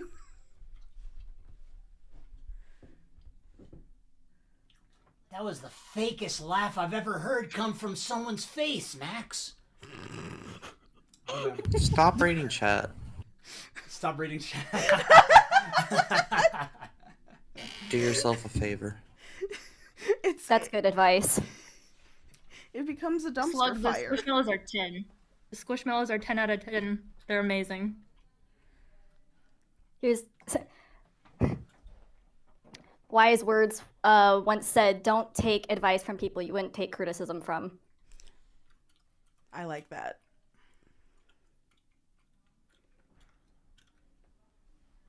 Very valid criticism of my laugh.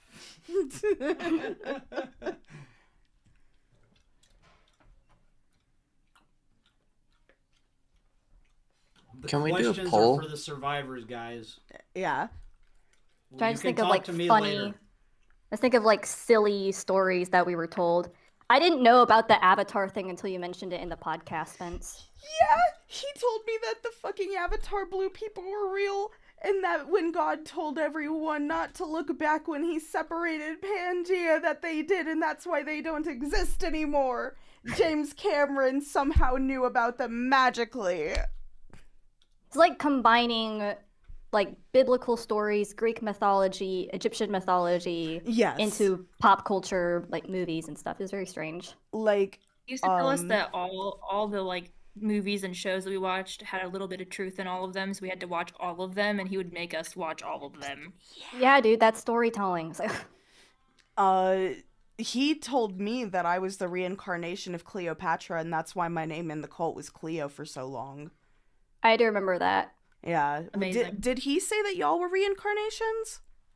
No, he did like try and give us special meanings to our names. Like I remember he was telling Crystal that she was named after like this Russian queen and stuff like that. Yeah, I said all sorts of like silly, just like some conspiracy theory kind of stuff. Like he said the government had the cure for cancer since the 1980s, but they just refused to release it. And what else? I mean, that one could hold some validity, but I think that's just a coincidence. He just loved to yap. He really did. He tried to tell us that we were going to become gods one day. Yep. Yeah, that's a common one. I was like, okay, whatever, dude. I don't think that's gonna happen, but sure, go off, I guess. And I think that's all he did for us. I can tell the whole Slender Man story. I changed the title of the stream so people will stop bitching about Ask Us Anything.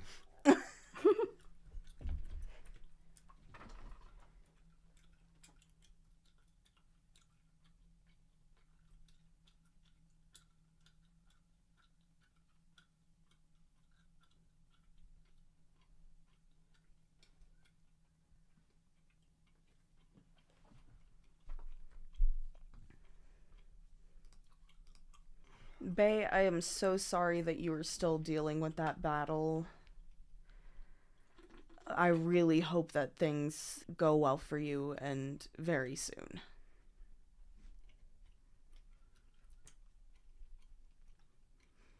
Oh, Aaron asked how we used humor to heal from our experiences.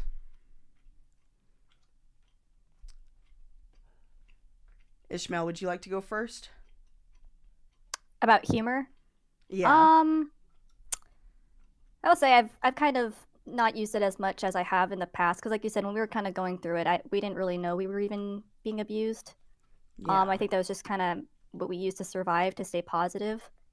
As I've gotten older and gone to therapy, it's harder for me to joke about it just because it is very painful. Yeah. It is nice though when we can like look at these little moments and be like, oh, that was so silly, you know, because it does help make me feel like it was something very long ago. And so it's a mixed bag. Just a clarification though, if somebody, do not use us as a representation for all people. Like some survivors do want to use humor to cope, some people don't, you know, it just kind of depends on the person. So yeah, that's just kind of me. It's a mixed bag. Somebody asked if I've ever heard of creepypasta and if I was a fan. No. I've heard of creepypasta, yes. I was not a really big fan of it, and I didn't really look into any of it, so I don't think he really brought it to my attention. I think he did once, and I was like, oh, that's a funny joke. You're being super like jokey right now. He was like, no, I'm for real. I was like, okay. Okay, bud. And then he never brought it up again because I think he realized I didn't believe him.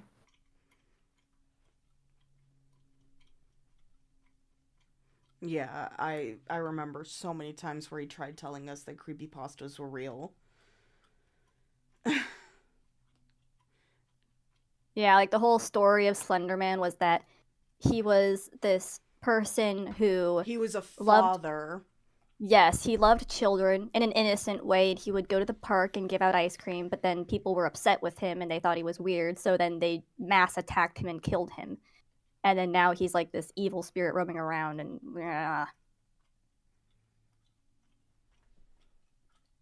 whatever. Witty is witty. Saying someone's name is not doxing. We did not give y'all addresses. What the absolute fuck are y'all on?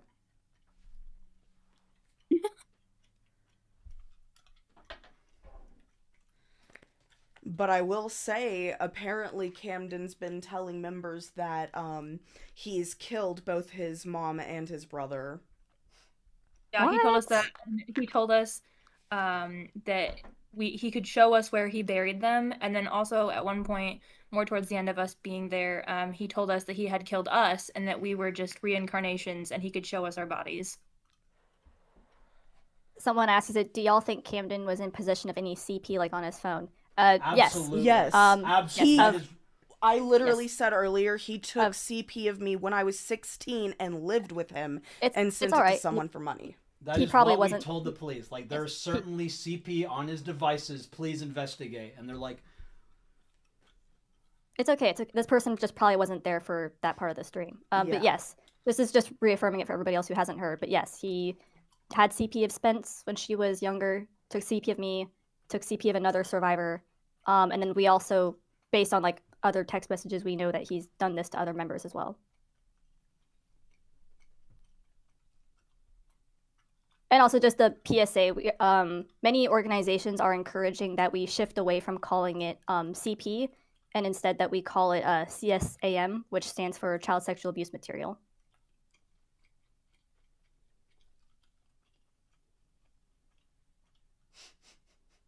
Or as Sosa says, CSAM. Yes.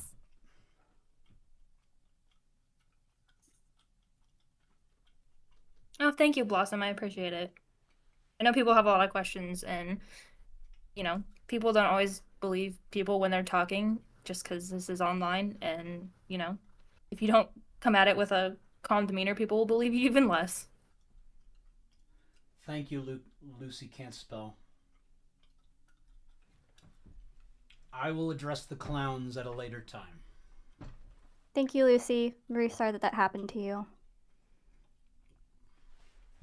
I'm glad that you're strong enough to at least be here with us tonight, so...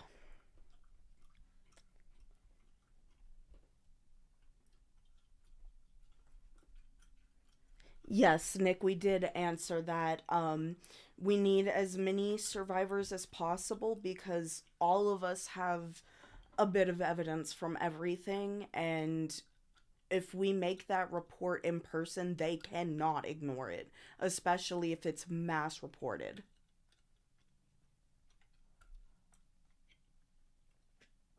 We did tell the cops about the CP. Yes. They did not seem to care. Which, honestly, if you wanted to make a short of that part and release it in a couple days, that's fine. I think it's better to hold on to everything until we see if they do anything. Okay, yeah. Sorry, Landa, I know you've asked that so many times. We don't know. Like, so I thought I was going to have it out probably a week after we streamed last, and just shit kept coming up. So it's going to be a minute. One idea is we could do it in multiple parts. That's just a suggestion. That was the original plan. Like I was planning on doing like Spencer's interview and then someone else's interview, but people are not patient. But I mean, it's already the timeline itself is just like the second part of like probably what's gonna be like a 10-part series. Can I say something about the whole thing? Yeah. So, like, the cult, imagine it as this big, like, circular conveyor belt where it's just pumping in new members. Camden's doing his thing, taking pictures of them, God knows what else. And then, it's just this circular thing, right? And what we're trying to do here is break that chain at some point, right?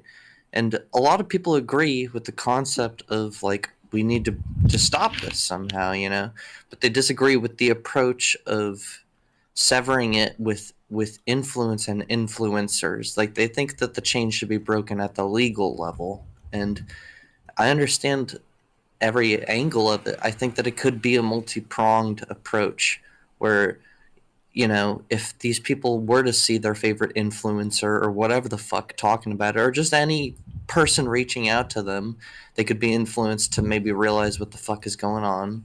And then I also think that there could be a legal thing and a judicial thing happening all simultaneously. People tend to look at it as one or the other, but I feel like it could all be happening at once. And Oh yeah, it's everything, for sure. The awareness campaign was, the awareness campaign. Ethan keeps asking, why does everyone need to fly to Georgia in order to report? So that is what the lawyer recommended for the police to take us seriously, because we already phone called them. They did not take us seriously. I think even Ishmael did a phone call. Ishmael, do you want to talk about that? Sure, I can. It's not so much that he didn't take me seriously as it's just the limitations of his job. He was very kind to me. I told him what happened, and he asked me if I had any photo evidence of what happened, which I don't because it was 7 years ago. And from there, he told me, like, yeah, I can't really do anything because I don't have any evidence, which I respect. I understand that. That's just the way the law works, and I respect that. But he did say he appreciated me calling. So hopefully, I think just the fact that there's another allegation and like that he has my name and everything, I still think that that's worth something. But the lawyer did recommend that we go in person to make a report if they want to take us seriously. Yeah. I mean, they didn't even give us an email to send any Yeah, evidence to. no, we kept saying, like, hey, we have this evidence. Even if this isn't in your jurisdiction, this is proof that he is doing stuff. can I say something about that? Yes.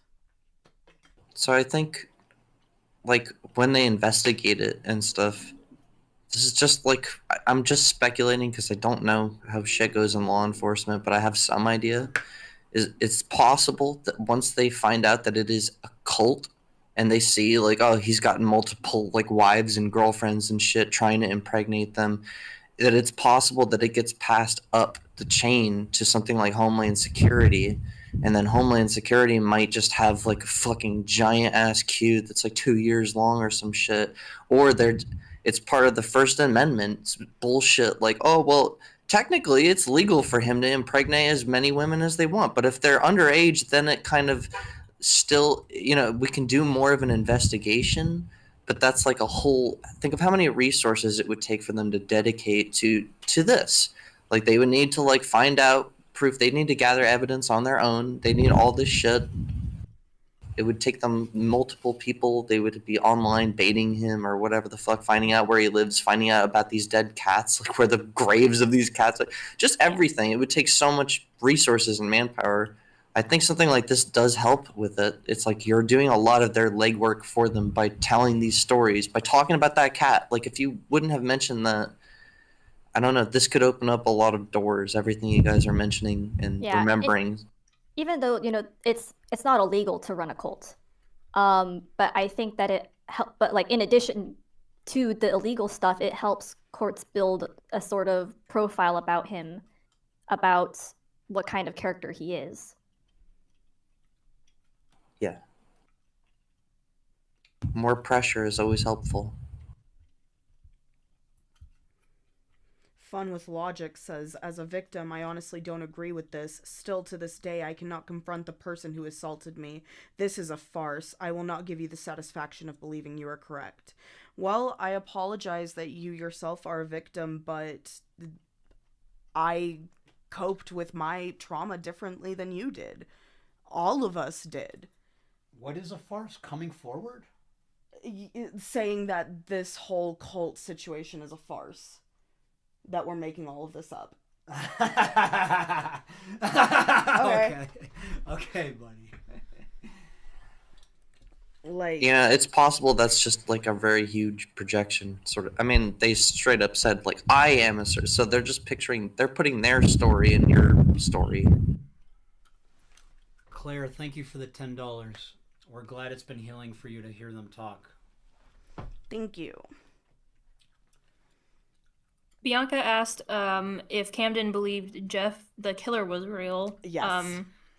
Probably. I think towards the end he just started believing everything. When I I think it lived started with out him, and we went on walks in the neighborhood, he would tell me about the different creepypastas that were real, and Jeff was one of them, and he was like, yeah, Jeff really likes you.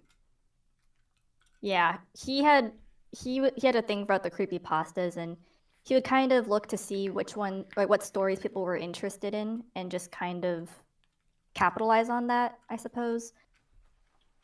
Ugh. Also, it's part of the investigation, just because it was a cult. Like he made a cult around it. That's why. Yeah.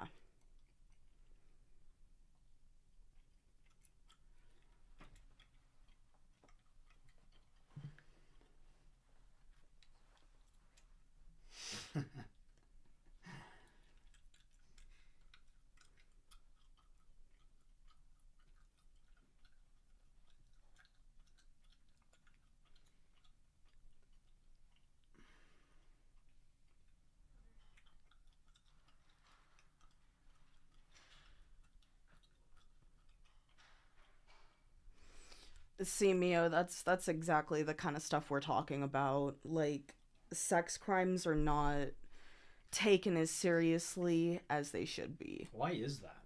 Especially when it involves children. I don't know. It's like this whole mentality of, well, everyone needs to see the evidence. We all need to see the evidence. Yeah, you want a little kid to record them literally being assaulted during the assault? Yeah, like, when is that ever gonna happen?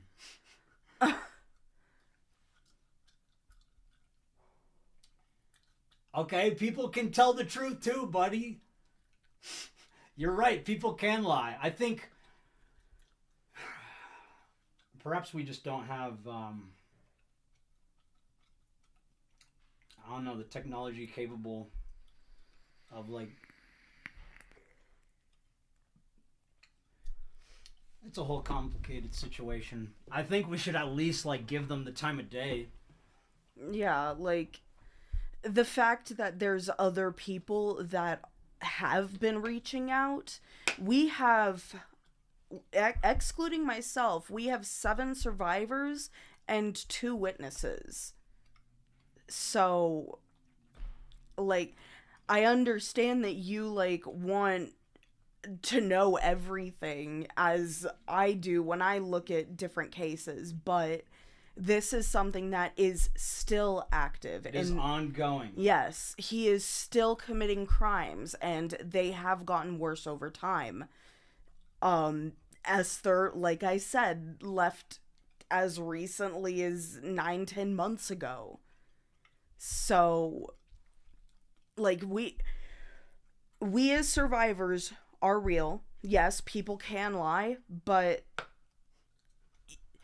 it's like y'all are the people who are continuously questioning it. You just don't want to believe it. You want to pick and find a reason not to. No one wants to believe it.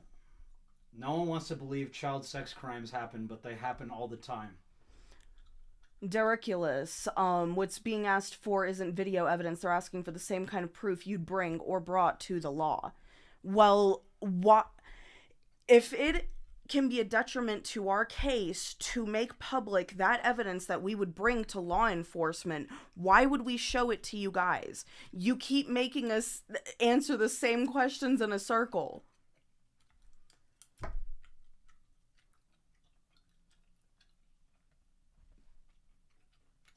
I think that's the thing that for most people, like as an audience member, that's the thing that will drive us to do something, is like when we see the evidence, the story. You have to really have an open mind and an open heart and everything to like listen to this and take it in. But something very visceral like this person, look, he made me take nudes and here they are. Obviously you can't fucking do that, but like what you're saying is that evidence exists, and that I know this sounds crazy, but if you guys are patient and you wait for this full documentary and timeline and stuff or whatever to come out, every little piece of evidence that is available to show you will be shown, and anything that's like obviously really CP or whatever the fuck is not going to be shown to you for obvious reasons. But be patient, criticize it all you want, take it with a grain of salt if you want, but like just be patient. And yeah. Guys, I can really understand why you want us to show you proof and all the evidence that we have.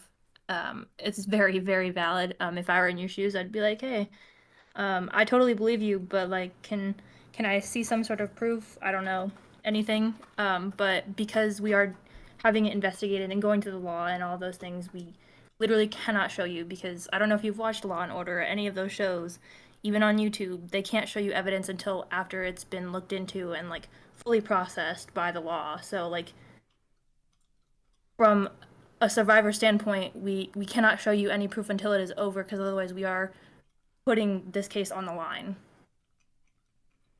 Also, in a court, like, oh, the witness's story, I know it's not straight up evidence, but they don't go, where's your evidence that this happened? It's like you take the story, the person's testimony as it goes. I'm sorry, I didn't mean to cut you off. Oh, no worries. I have to get going soon, but I did want to just read off this passage from Chanel Miller's book. She writes, this is the last paragraph of the book. She says, I survived because I remained soft, because I listened, because I wrote, because I huddled close to my truth, protected it like a tiny flame in a terrible storm. Hold up your head when the tears come, when you are mocked, insulted, questioned, threatened, when they tell you you are nothing, when your body is reduced to openings. The journey will be longer than you imagined. Trauma will find you again and again. Do not become the ones who hurt you. Stay tender with your power. Never fight to injure, fight to uplift. Fight because you know that in this life you deserve safety, joy, and freedom. Fight because it is your life, not anyone else's. I did it. I am here. Looking back, all the ones who doubted or hurt or nearly conquered me faded away, and I'm the only one standing. So now the time has come. I dust myself off and go on. And that is not just for y'all, but that is for all of the survivors in this chat. And I know there are many here. Thank you for that. Yes, thank you. Alrighty, y'all. Y'all have a good night. Thank you Good night. so much for having me here. I appreciate it so much, and I thank you everybody who listened. It was great meeting you. Yeah, God Yes, bless y'all. thank you, Ishmael. Thank you. Bye. Bye. Tiger Claws, I'm sorry for yelling. The mic is very far away from me, and you won't be able to hear me unless I yell. I also have no volume control because autism, and I'm also very tired of having to answer like The same questions. especially coming from the same people. like Suzuki. Like they keep certain people just keep saying the exact same things. They're a broken fucking record. And yes, I understand that, you know, maybe you want to believe this and everything, but the way that you guys are, you know, asking questions is kind of disrespectful and uncalled for. I think a lot of those questions are like the path of least resistance, and if you were to maybe clip your answers to those and put them as shorts or something, that might do really well, you know, because if that's what generally a lot of people are thinking. I know it's so fucked up. I get it, like Spencer, like after what you've seen and what you've been through, to have somebody be like, "Where's the evidence?" It's like such a spit in the face. But Suzuki literally but just then, asked something we just Oh my answered. god. Oh my god. But you get it from our point of view, Spencer. Like, you understand, you know, like that. It's like, okay, well, just let us see something. Like, and Yeah. I'll say to some people, if you look a little bit closer in Max's trailers and in the most recent videos, you'll see some stuff in the background that is that is a little bit of what you're talking about, but I'm not going to say too much on that. It's hidden very cleverly. I'll just say that. Yeah. Freddy Fazbear, you are absolutely correct. Half of the quote-unquote questions are just people wanting a reason to deny victims. Yes.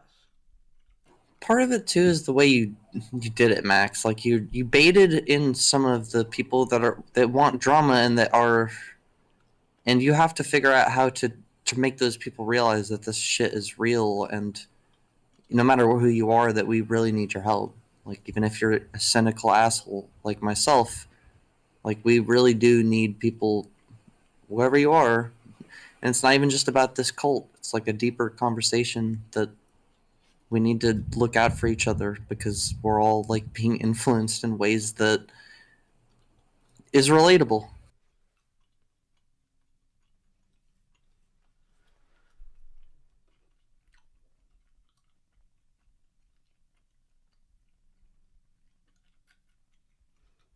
What does this investigation have to do with Camden summoning creepypastas?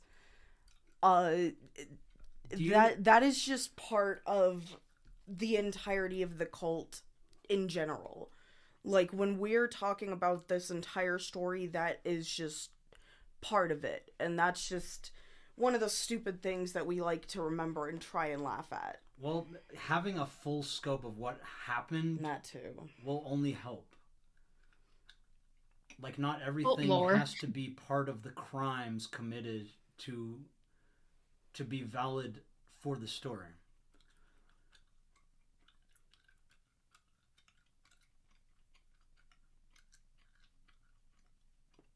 Max, one thing I was saying is that we really need an easier way for these survivors to contact you than just like spamming the hashtag or whatever. I agree. I'll come up with something.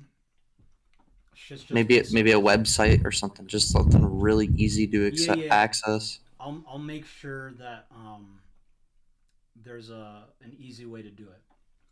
Probably like Google Sheets.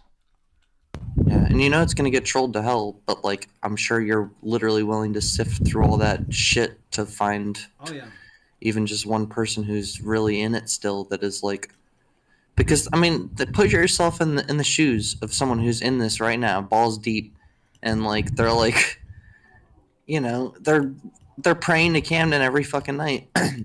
Do you think they're like then gonna like go against him and start tweeting you guys on Twitter? Like, no, they need some way to kind of just anonymously be like, hey, yo, can I talk to you guys? That kind of thing. I agree with you, Mark. So Suzuki Claire had asked a question. Go ahead. Claire asked a question for you. I think it was for you at least. They said, I understand this correctly, your abuser was love bombing and then becoming mean over time? Yes.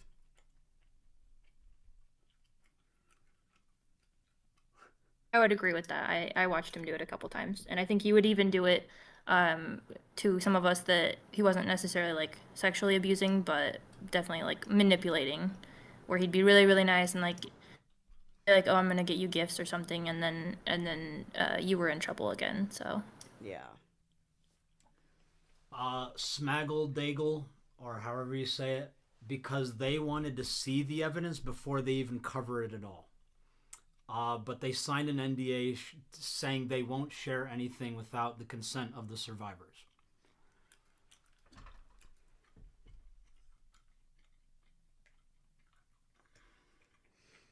And Suzuki was trying to say stuff about the whole Kai police report thing. We didn't say that that instance that was reported was while she was underage. She was underage when he did assault her multiple times, as I was as well. But when she made the report, she had just become an adult, literally that month.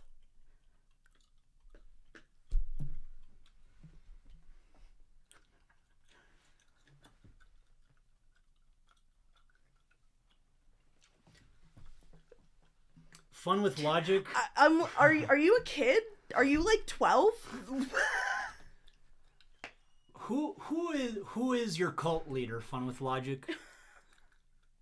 Who is telling you we make $20K a month? God, I fucking wish. I wish we did. I fucking wish. My God, we wouldn't be in America anymore. I'll tell you that much. Dude, yeah. Count me in, take me with you. Exactly. Do you want to talk a minute about your Patreon money, Max? I'm down to, if no one wants to talk about anything else. Just a real quick, like, where's it going? Like, we thought it was the money for October because that's what you said in the video. Okay. So what do y'all want to know about the Patreon? Where is your Patreon money going? Going or coming? What? Sorry, I saw one more You know time. what I'm asking? Like, where's the Patreon money going? You said you're giving it all to the survivors, So and yes, even the donations from this stream and Yes. all the streams. Correct. So the October donation already went to Spencer. Do you want to confirm? Yes. She was appointed financial manager by the server with all of the survivors. So it was a donation made by me, using my personal money just to donate to them. And let them use it as part of the legal process. But because the lawyer we spoke to told us that a legal suit is not in our best interest, being that Camden likely does not have substantial assets, we should not pursue him legally. We should all go to Georgia and report him to the district attorney that he is, that his residence is a part of. And that's what we are going to use the money towards. Now, I know people are like, can't you just make a phone call? Why not email? We did. We've got the footage showing that. Yes, the lawyer literally told us if we want the best chance of them listening to us, we have to go there in person and make an official report. And if there's enough of us, they will take the investigation seriously. Sorry, you don't like my chewing? It is a lot. Sorry. Sorry, guys. So Frog and Rabbit asked, why wasn't there a separate fund for people to donate to the survivors? Like, why did we have to go through your Patreon? Because I made the donation from myself to them. If they want to make their own GoFundMe, they can. But since I already have money going into my Patreon, might as well take that and just give it to the survivors. I know people are trying to say, oh, it's a charity scam. I literally... And, like, something that y'all need to understand is that money was also given to me before we even released everything. Like, that this was before we full on were like, hey, yeah, maybe donations could help. Yes. So I made a donation through my own income, and I gave it to them. Like it's. I want to say too, Max doesn't really live a very lavish lifestyle. He's very minimalistic. He gets Taco Bell like the rest of us. He gets the value meals. That he just lives in his house. He's not fucking taking your money and spending on anything other than like reinvesting it into his own craft and retelling these stories. Yes. And like I said, and like Mark pointed out, the remaining money goes into making the film.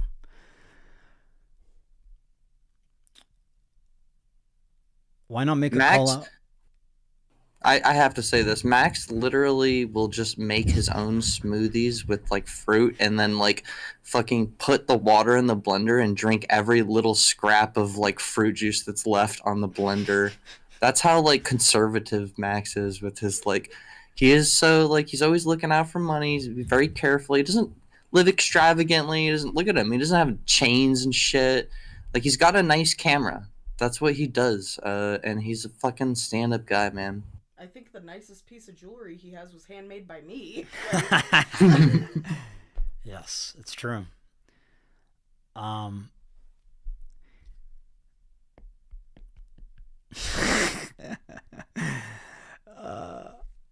think Claire asked a really good question. If you guys want to read Did it. you turn this on? You don't want this? I didn't turn it off. Oh, okay. You did. Oh, sorry. Saying you look poor, Max. LOL. That's fine. Claire's question. Oh, Yeah, Claire? Claire asked a question a little I do bit have more ago. questions. Do you have a support group, survivors of abuse, like you can join? Will you guys be taking on new cases? Did the abuser ever try? Okay, there's a lot here. Let me answer one at a time. So do we have a support group for survivors? I mean, I used to have a Discord server, but that shit was so toxic. we just had to nuke it. Like, this happens every time. I've made like 3 or 4 different versions of Discord servers with different like mod teams and different like rule sets. I don't know, just I feel like just congregating a bunch of people who have a lot of mental illness and spend a lot of time online is not healthy. And it always ended up with like drama and like people threatening to kill themselves. And so no, we do have a server with like the current survivors for like evidence and like discussions. But besides that, I think you're better off looking to like, I think you should go look for local communities because those will take the best care of your needs, health-wise. Will you guys be taking on new cases? Yes. After this case is done, I want to move on to like actual human trafficking survivors and like onward. Did the abuser ever try spinning it as you guys are the abusers? That happens every time, doesn't it? Yeah, pretty much. Yes. I've literally seen comments where it's like, I don't know, sounds like white women's fault, and I'm like, the fuck? Going to the bathroom. You can take center stage if you want. Okay. Also for Claire, I don't know if you saw, I think Brianna's comment. JMac does have a Discord for survivors. If I were a survivor, how do I get into that?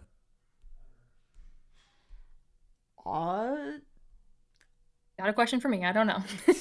Yeah, that's not my server. That's JMax. I think the shitty thing is you have to filter through people who are going to be like, I wonder how hard it is to prove that I'm a survivor. I wonder if I could get in on this money. Like, just weird, fucked up people. Like, you're going to have to sift through them all. And, like, how do you prove that you were really in it? And, like, I don't know. There's a lot of questions there as far as, like, money goes, right? Like, I don't know. Yeah.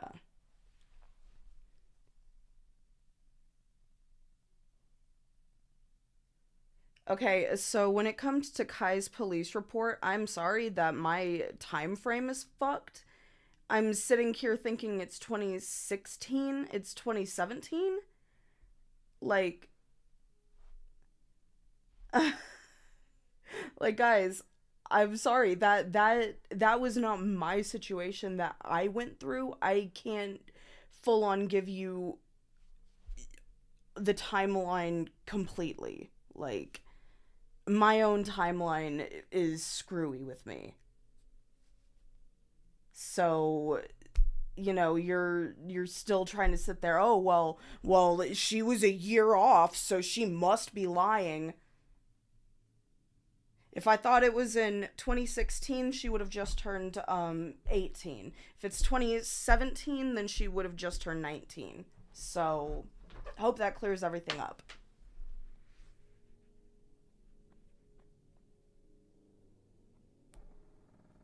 A really good question that I heard the other night that I'd like to ask you guys is, do you, obviously, I think I know the answer for you guys, but I'd love to hear you explain. Do you think a story is worth telling if you can't prove it?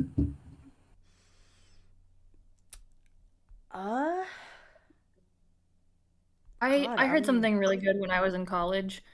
I was a comm major, and one of my professors told me that everyone's life is a story, and we are all essentially storytellers.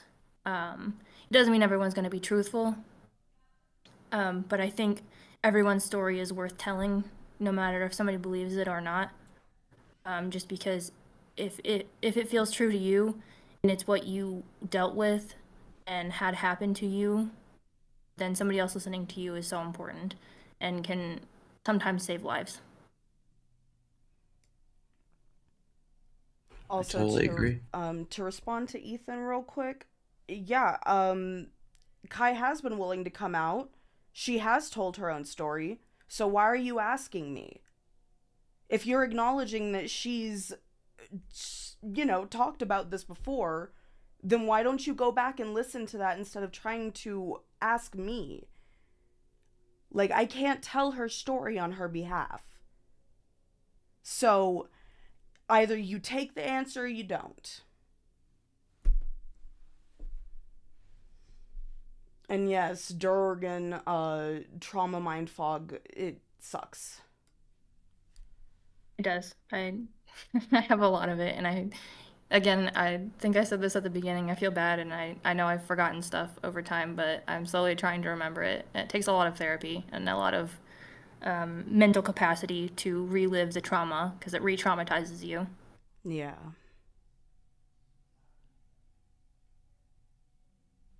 If you could go back and say something to yourself when you were getting into it, like what do you think you'd say? I'm sorry, what was that? If you could go back and like in like some, you see yourself texting Camden and all this stuff, like what would you say to yourself as like advice to like try to steer yourself in a better direction? Honestly, I really don't think I would have listened. But Like, pretending you would somehow. well, I would try and explain what I would end up facing because of him. I really don't know what else to say about that. I really haven't thought about it much. It's just more so, it happened. How do I cope with it? Yeah. I personally think that everything happens for a reason, and while I can wish that I could go back to my younger self and tell me that it's a bad idea and that I'll find a wonderful group of friends that will show me that life is amazing and worth living. I think that being in the cult for so long really showed me how to live, and I think that one of the other survivors was able to draw strength to leave, not only from their partner, but also because we left and it was so weird to them how we left and how they were told that we left. So I think everything happens for a reason, and that's okay. Yeah.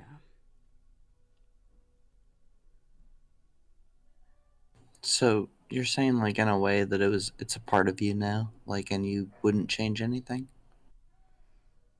I mean, there's a lot of things that I could say I'd love to change about my life, but I am who I am now because of my experiences, and I don't know who I would have been if my experiences had been different. Like, I grew up in a very abusive household, and we grew up super poor.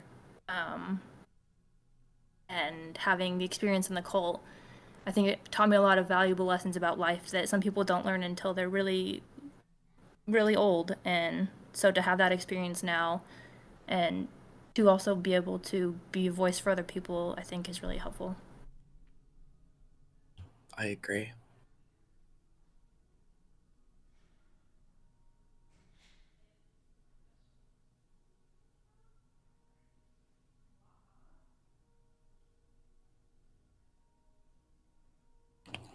What advice do you have to parents that are everybody thinks they're doing the right thing? Like they're like, "Oh, I watch what my kid does." But like just the other day, the kid installs an app that you didn't know about, and it's like you fucking tap it once and there's like naked chicks on there and weird shit going on.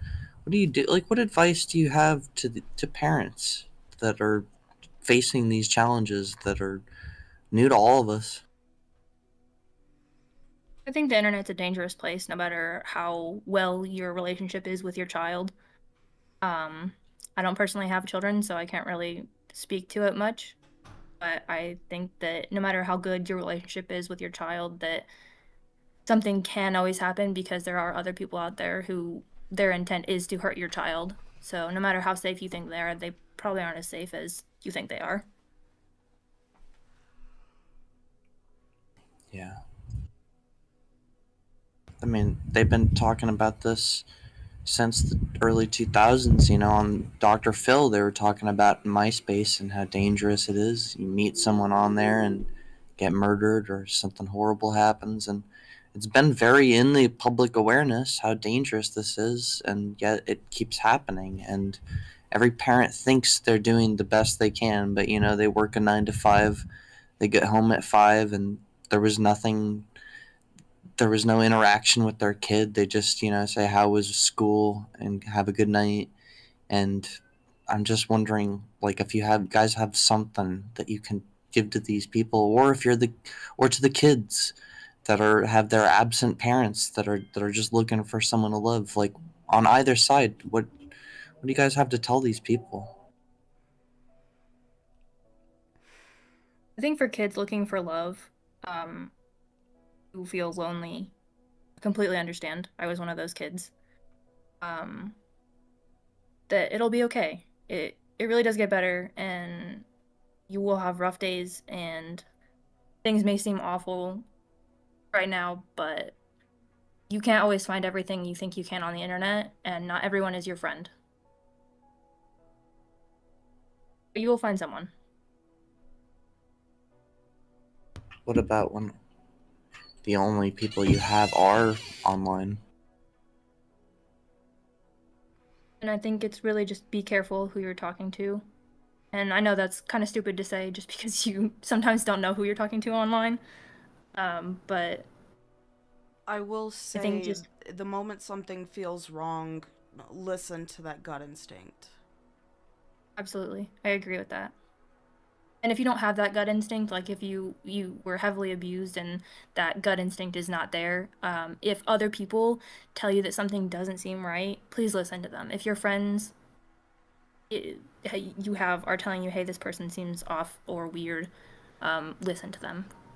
Because a lot of times And it is. if that person says that you need to cut off your friends because of that, that is an obvious red flag, and that is isolation.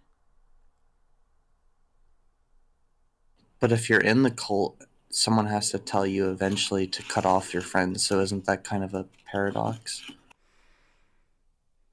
I mean, yeah, kind of. At that point, I think it just boils down to luck. I got really lucky because my partner was brave enough to have a conversation between us two and be like, this is weird, um, and I had to agree. And sometimes, like, if I hadn't agreed, then I don't know what would have happened. But sometimes you just have to get really lucky that somebody's able to pull you out of that situation. Do you guys think that it's possible to make real friends online? Absolutely. Yeah, I've made Why? most of my good friends have been online. But honestly, online is just like in real life. The person that you walk next to down the street could be a predator, just like the person you see on fucking TikTok in this random comment section could be a predator. You never know. Like, it's just like with in real life. You have to just pay attention and at least educate yourself on some warning signs.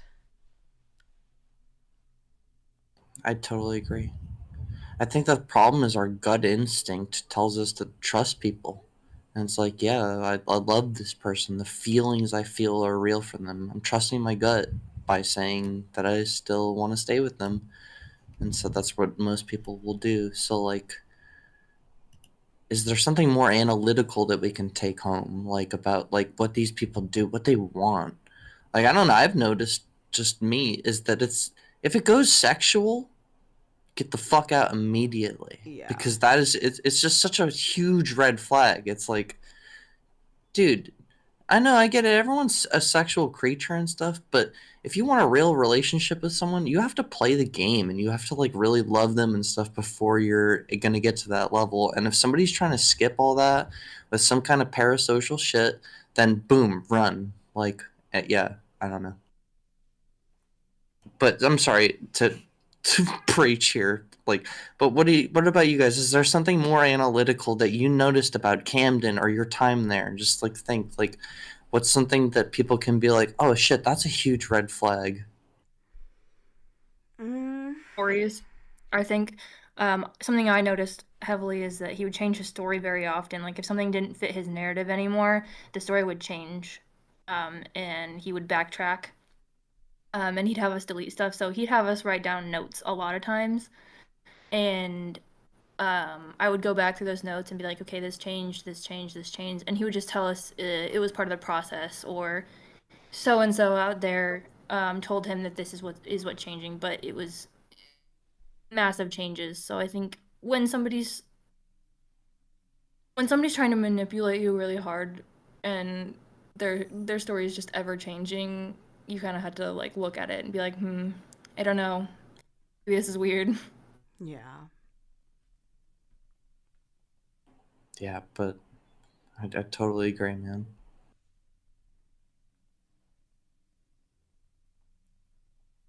Thank you for the welcome, Blossom, by the way.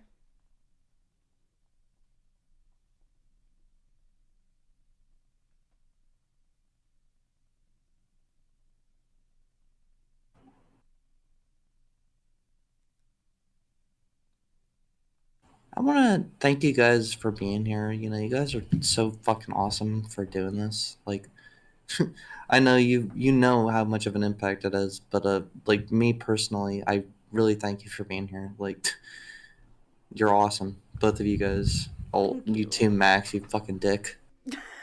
What?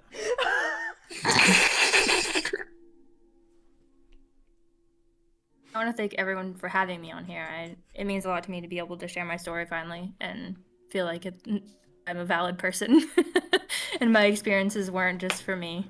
Yeah. No, you, both of you, and all the survivors are part of a much more powerful story that needs to be told. Standing up for yourself is something more survivors need to do. And I'm sorry that y'all get so much pushback and had to go through so much shit just to, deal with, the hate that comes with it. But I promise you, in the long term, y'all will get what you deserve. I appreciate you. Appreciate y'all. James said if you were a furry, he could see you as a panda. A panda? That only makes me think of Snapcube's fucking Resident Evil 2 dub, where they're like a real life movie of Zootopia, but they're wearing fur suits. I don't know why, but I love that thing.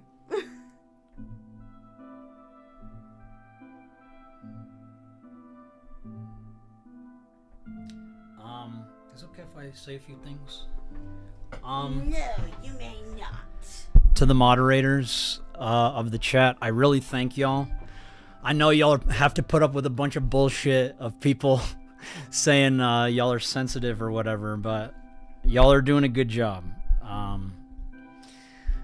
I can see y'all are letting through a lot of criticisms and a lot of I don't know, a lot of trolls, and I mean they can say what they want, but clearly we're having an open discussion here.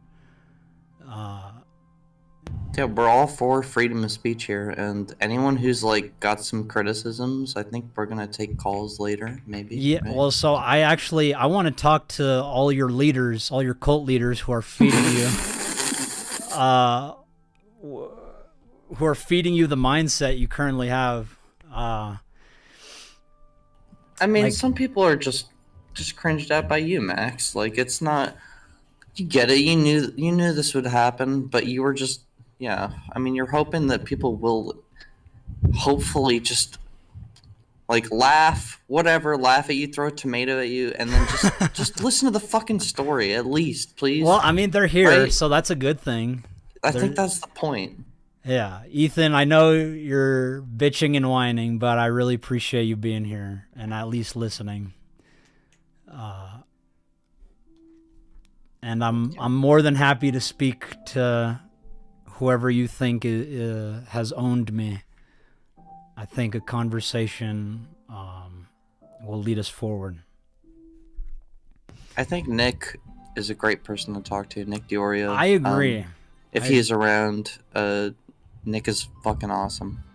I agree. Nick Diorio, been hearing only good things about your stream. One of the few commentary channels who's actually like being a mature adult. Really appreciate you, dude. To be fair, everyone is bitching and whining. You guys, the chat, I guess that's true. I guess that's just human behavior. I'll cry more. We're all just a bunch of apes trying to figure shit out. I just wish we would all realize that we as apes are the best thing we can do is raise the future apes to be better apes than we are.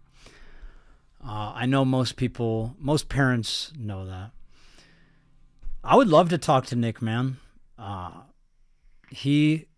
always felt he was an honest person. Like I even remember when Edwin was platforming all my exes and he was trying to say things, Nick would be like, well, no, I mean, there's this and this. Like, Nick seems like he's a truth seeker, which is good. Unfortunately, I feel like most commentary channels are not. Never go into it with any preconceived notions with like, oh, most anything as this or anything. Like, it's just bad to box shit in. You're right. I'm willing to have a conversation with any commentary channel. You should talk to Lyrics. I've already tried talking to Lyrics, and when I tried answering his questions, he would just interrupt me. And then he said, "I'll tell you. I'll pretend to be Lyrics, and I'll just give you all the criticism he had. Max, the way you did it is the way. What is everyone was criticizing? The way you went after critical and how you attacked him. What say ye to that, you piece of shit?" Oh my god, are people still trying to call hentai lol? Everyone cares about survivors. It's the way you have made a clown of yourself that we are all hating on. And so to say that we are all hating on survivors is not accurate. okay, fair enough.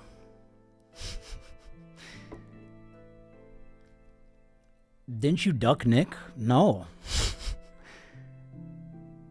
I'm pretty much always actively trying to talk to Nick. He literally just messaged you a few minutes ago apologizing. Let's see. Oh my god, I love that life sucks, bitching and whining.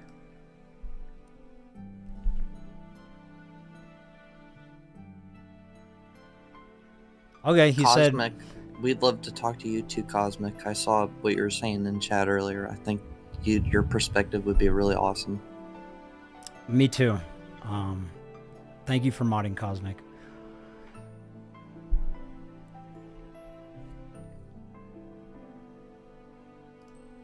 You wouldn't want Lyrics on again, would you? I would not like to participate if he is in the call right now, and it is nothing against you, Lyrics. I'm just kind of put off from last time. Understandably, but I would love to have a conversation with you, but let's wait for another day. I mean, shit, I don't mind going downstairs for a bit or whatever. Oh, for real? Kind of want to Okay. Okay, fine. All right, lyrics. Let's talk again. Love you guys. I'm gonna fuck off for a bit. I will return. Oh, I probably Bye, should. Spencer.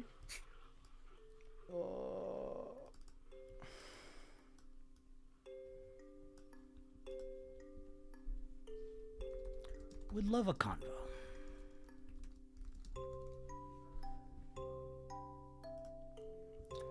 But if I have a conversation with lyrics, Mike, I want you to be in the call. If you're still here, Mike. I miss Augie, man. Me too. When's he getting out of jail? Yeah, you, Mike. Do you want to talk to lyrics with us? Wait, is that Mike? Like, That's our Mike. Yep. what the fuck? Mike, dude, what's up?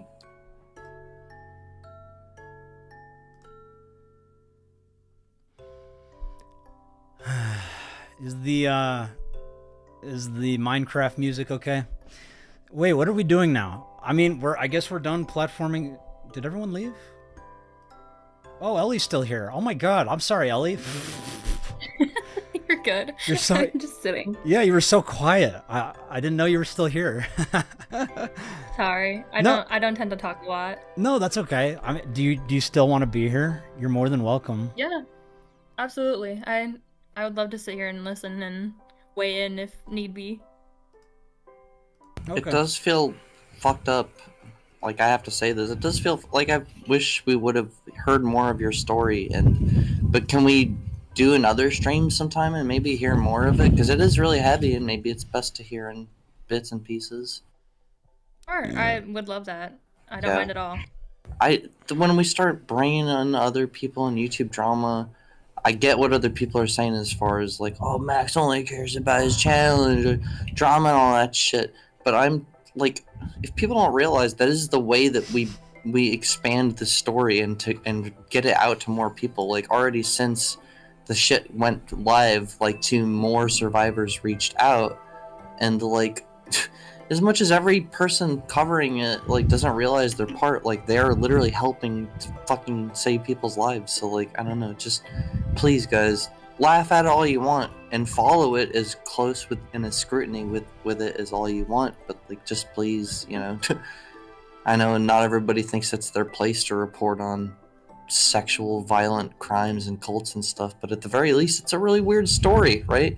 Eli, I'm sure that's how you feel. Like, coming back from it all these years, it's like, what a weird story. Like, you talk to other people, you notice they go through like normal shit, like they went to college or whatever. You went through a fucking cult.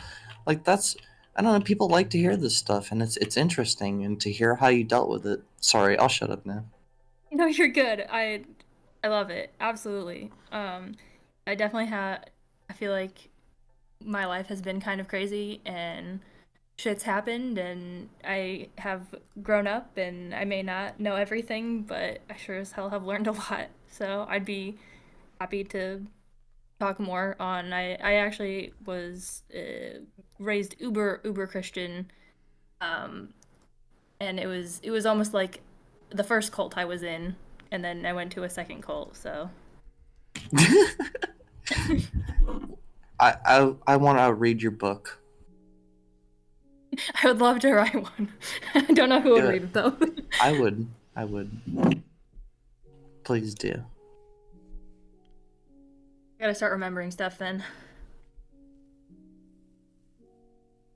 But yeah, I'm definitely happy to come and talk, even if it's just to sit here and listen to you guys. It's a lot of fun. I'm glad you had fun, Ellie. We'd be happy to have you. My platform is for y'all. Appreciate it. I really mean that, by the way. Like, out of all the true crime stuff out there, which I actually used to watch a lot of true crime, just to like learn more about cults and stuff. So having a, I guess, true crime documentary about a cult I was in is kind of surreal. It's a crazy story, and it regardless of whatever happens to my channel, you guys will go on. And your story will be remembered. I promise that.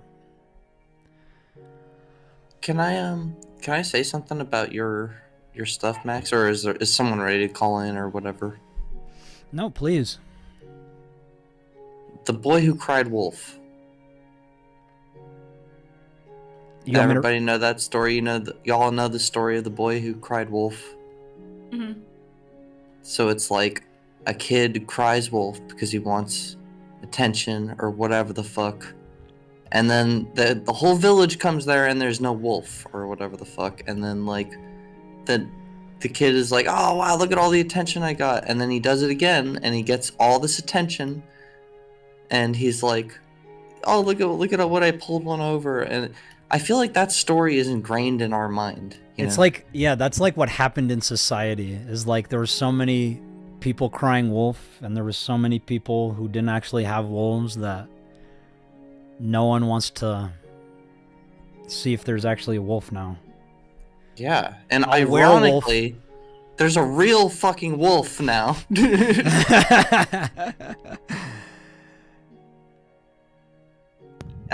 But I know personally that like when you did Answer Us PedoTube and Pick a Side YouTube, that some people felt like that was like sort of the boy who cried wolf. Like it's like I came to your side, I came to rally to your side, and then there was no wolf there.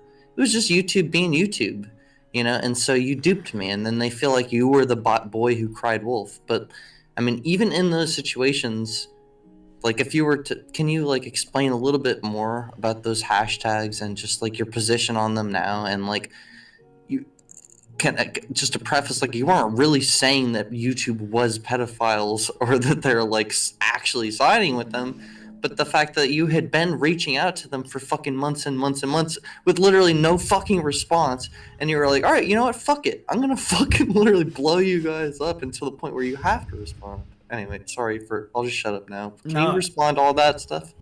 Yeah, so reflecting on like Pick a Side? All of it. I mean, it worked. Sorry. I mean, but it's true, and the same thing happened this time. Like we wanted to put more eyes on Camden, and it worked. We wanted to like get YouTube's attention, and it worked. Like, it's self-fulfilling prophecies, though. Like, it could have worked anyway. Maybe if you would have just pushed the story. Like, you never know. Maybe, yeah. I feel like people go to other channels for that. Like, when Spencer first told me about this, and I was like, I'm working on other projects. Do you want me to get like someone on your case? She was like, no, I want you. And so I have given her all of me. And I know it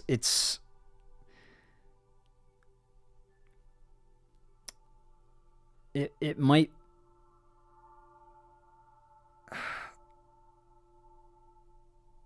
I could have gone the normal route, like just give everything chronologically, and that's the end of it. But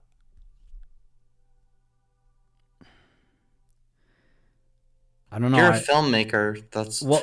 The thing is, you make films. Like you're not just like a chronological storyteller. Like you, even when I'm asking you about your day, like it's like told in like a storytelling way. Like I have to like pick apart the onions. Like it's not your fault that this is what your talent is and this is the way that you craft things. You're hoping that other people fill in the gaps as far as like, well, you should be contacting law enforcement. And like, dude, you're not like, you've done that in the past and every single time it's just dead fucking air. So like, I don't know. I'm sorry I'm speaking too much for you. No, dude, I've been here watching all this shit the whole time. So please, dude, talk as much as you like. I love hearing you. And I know a lot of people here like to hear you. I just feel that the way we've been going about things, I mean, these things still happen. And not only do they happen, they are growing. And I know I'm putting a lot on my own shoulders to think like we have to use like experimental routes to find out what is going to solve these issues from the source. And I still feel like even if my videos aren't the way, I still feel like experimentation in terms of solving these global issues is the right approach, because that's how we find new solutions, is through the synthesis of like new ideas and new approaches that might seem just a little crazy, but I don't know. Clearly what we are doing, there needs to be more. Yeah. I agree, man. Like, every rock you turn under. Remember when we went on IMVU? It took us 30 seconds to find that fucking Pablo Sunny guy. Like, I'll bet you if you went in there right now, it would take you 30 seconds, maybe 20 seconds, to find a fucking someone who's willing to grim someone. For guys, everyone out there listening right now, like, they're fucking under every rock, just like bugs. You just turn over a rock. Oh shit, here's someone who's literally willing to fucking use anything just for nudes, just for the most dumbest, sickest human pleasures. It's fucking disgusting, and we need to fight that shit together, because deep underneath all that stuff, like, we know like what is right and wrong. There's like a child in all of us that understands, like, taking nude pictures of myself and sending it to someone is that I know why they want that. Like, let's all tap into that shit together and fight it as hard as we fucking can, and talk to other people, meet new people, because chances are it's like, what is it, 1 in 4 or something, Max, that is like they're gonna be groomed or sexually exploited or something. Just talk to more people and like befriend more people, and like, yeah, sorry, I'm gonna shut up, stop preaching, and let everyone else talk. No, you're good, man. Don't apologize. People like what you have to say. Okay. Do we want to talk to lyrics, everyone? I'm down, dude. I know someone said maybe we shouldn't be platforming people like him, but I honestly think the only way forward is communication. That's why I'm so open to talk with all these people. Like, I know some people were coming here saying, I'm coming here from Deadwing Dork, who owned you in his last video. I want to talk to him.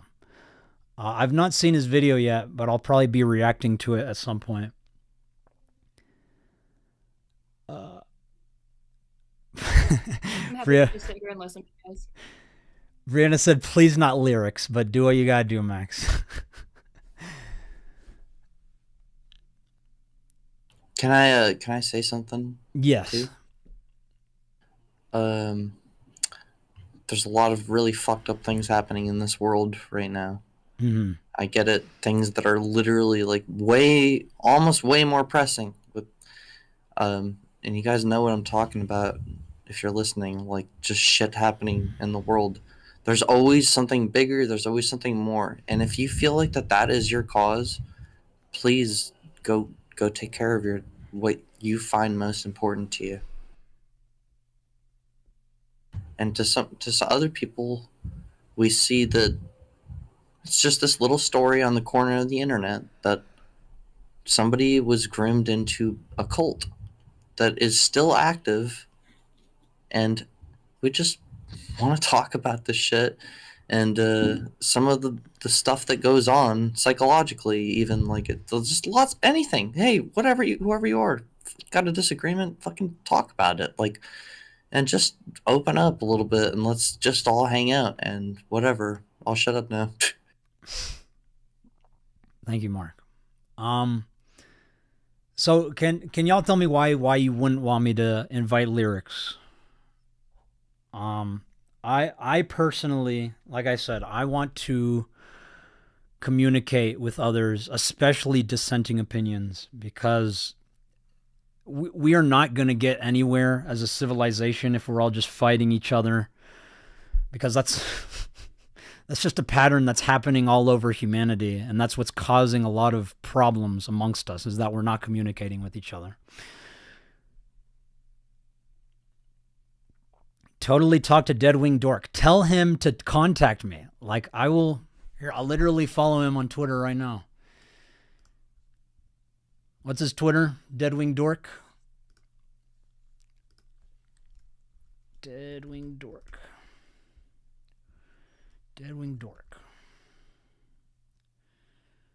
How about This one? let's just stay focused. How about lyrics? Is he around? Like, what is?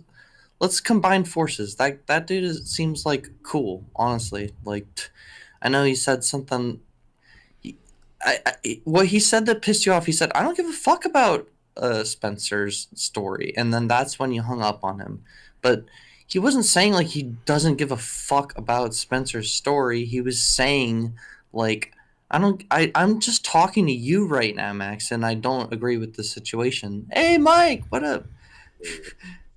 He's just saying like, I don't agree with the way you put Critical in the video and begged him for help. And I think, yeah, there was a miscommunication there. But I think Lyrics is a good dude. Hi, Mike. What's up, Max? Do you want to talk to Lyrics with us? I'm down for it. All right, let's do it. I'm down for whatever.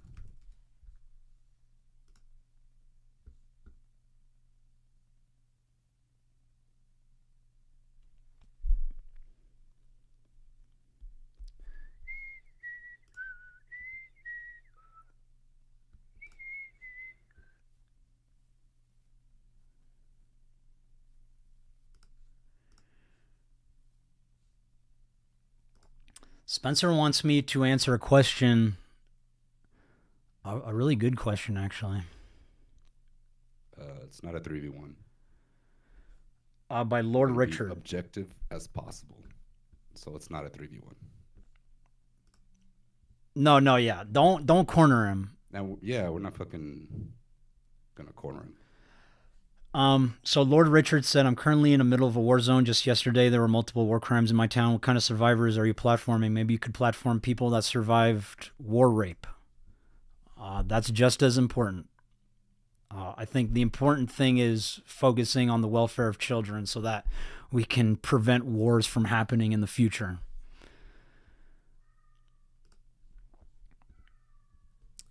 Every survivor is important. Yeah, that's what I was saying. If you are aware of that, you should not even be here. Like, just go take care of your thing, man. Like, correct. Yeah, like, I'll be right back. I wish I could help you out in your part of the world, but I have no power in your part of the world. I can help my little piece of the world as best as I can. But I think the focus should remain on child welfare globally.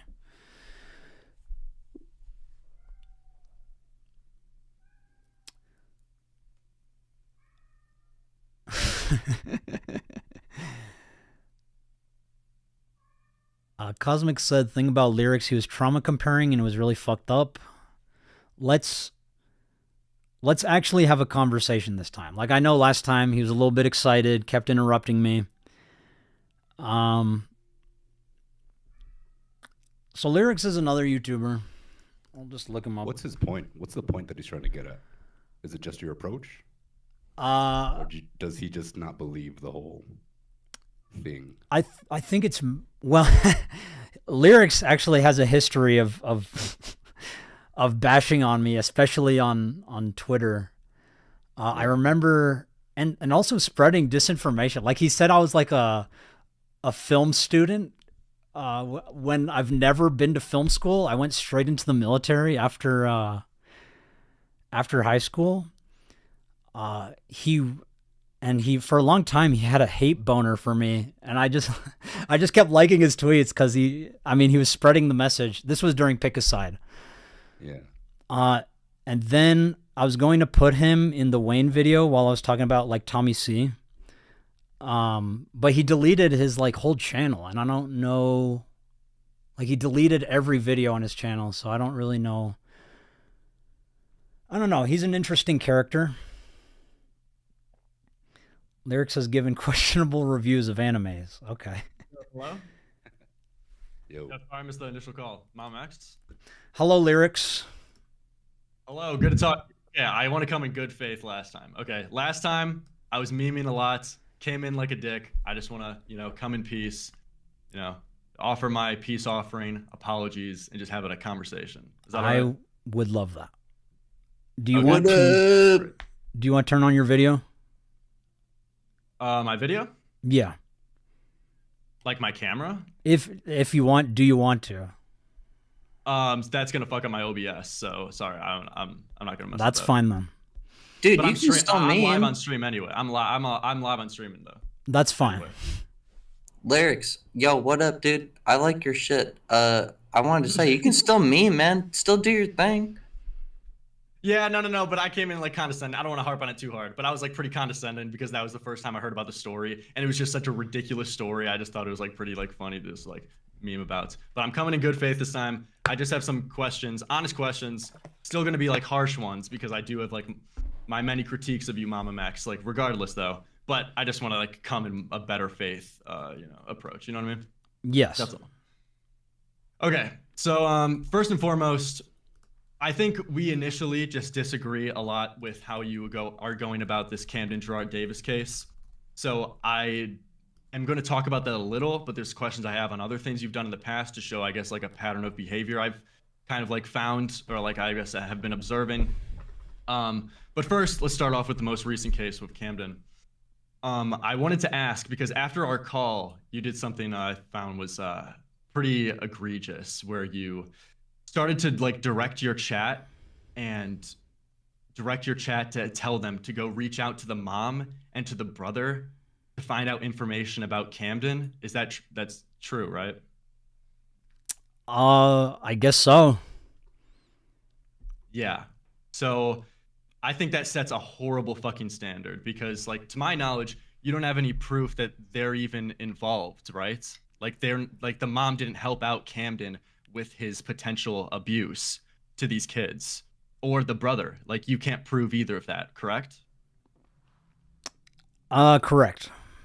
Currently. And I think if you involve them, you're just, even like you're involving them, you're getting them harassment, you're directing your whole fucking audience to them, where like you know what's going to happen, like you know the implication that comes there. You're trying to call out this guy for being a pedophile, and you're sending thousands of people to harass them. I think that sets a horrible fucking standard when it's someone that you can't even prove is guilty.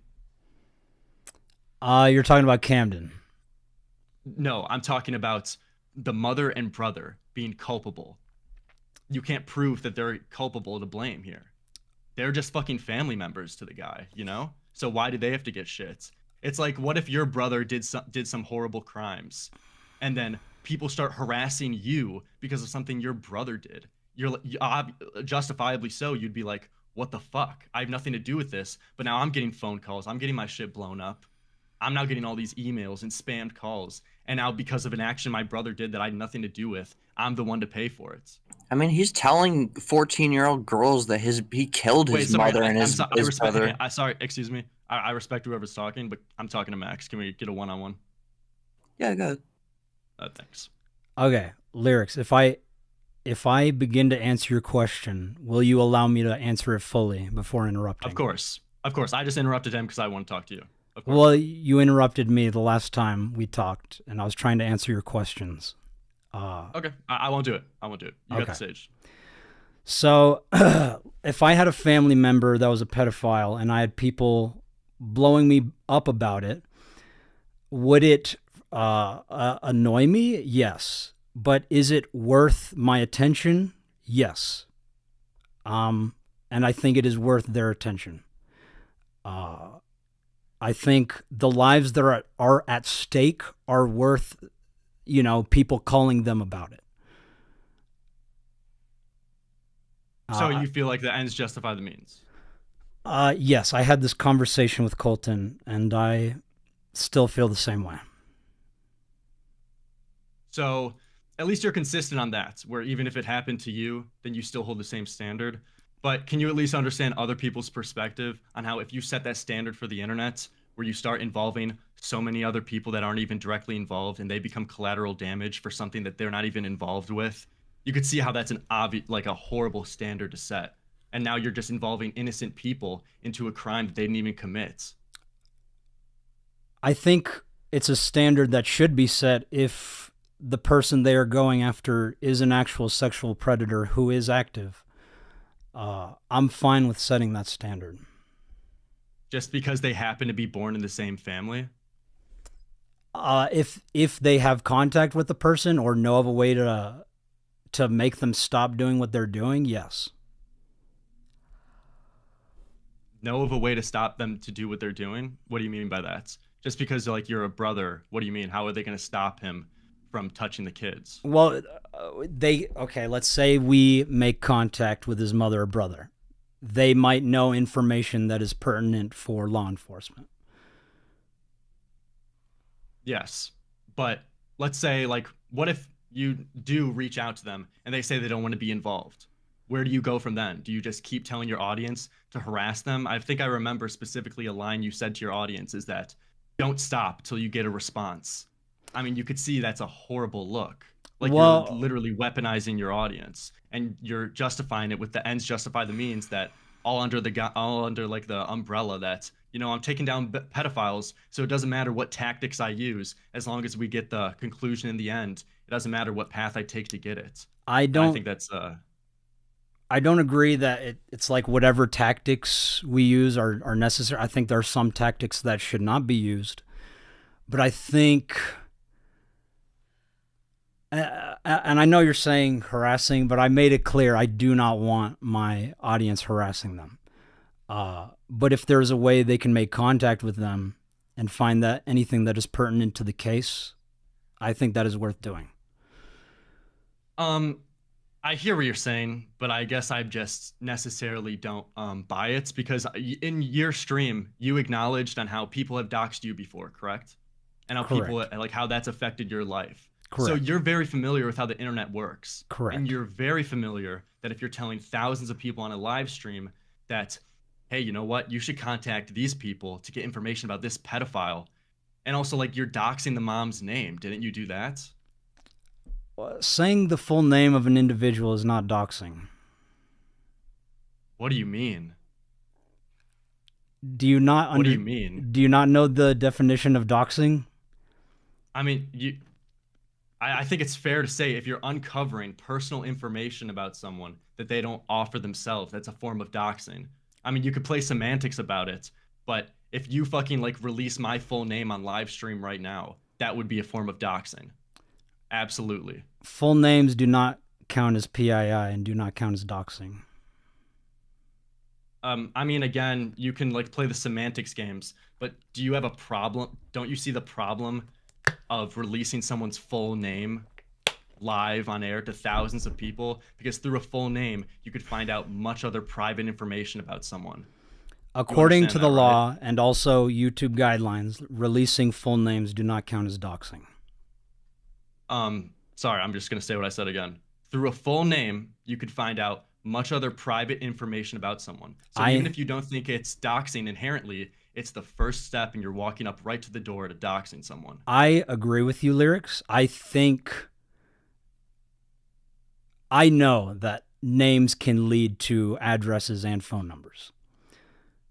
But so why are you playing this game with me? Like, you know, like you already know this. It is not against the law. Do you operate just on what's against the law or behind morals and ethics? I do operate behind morals and ethics. Like I said, why are you giving me a legal argument? I think reaching out, moral argument. I think reaching out to the family members of a sexual predator is worth their phones getting calls, their emails getting emailed. That is my point.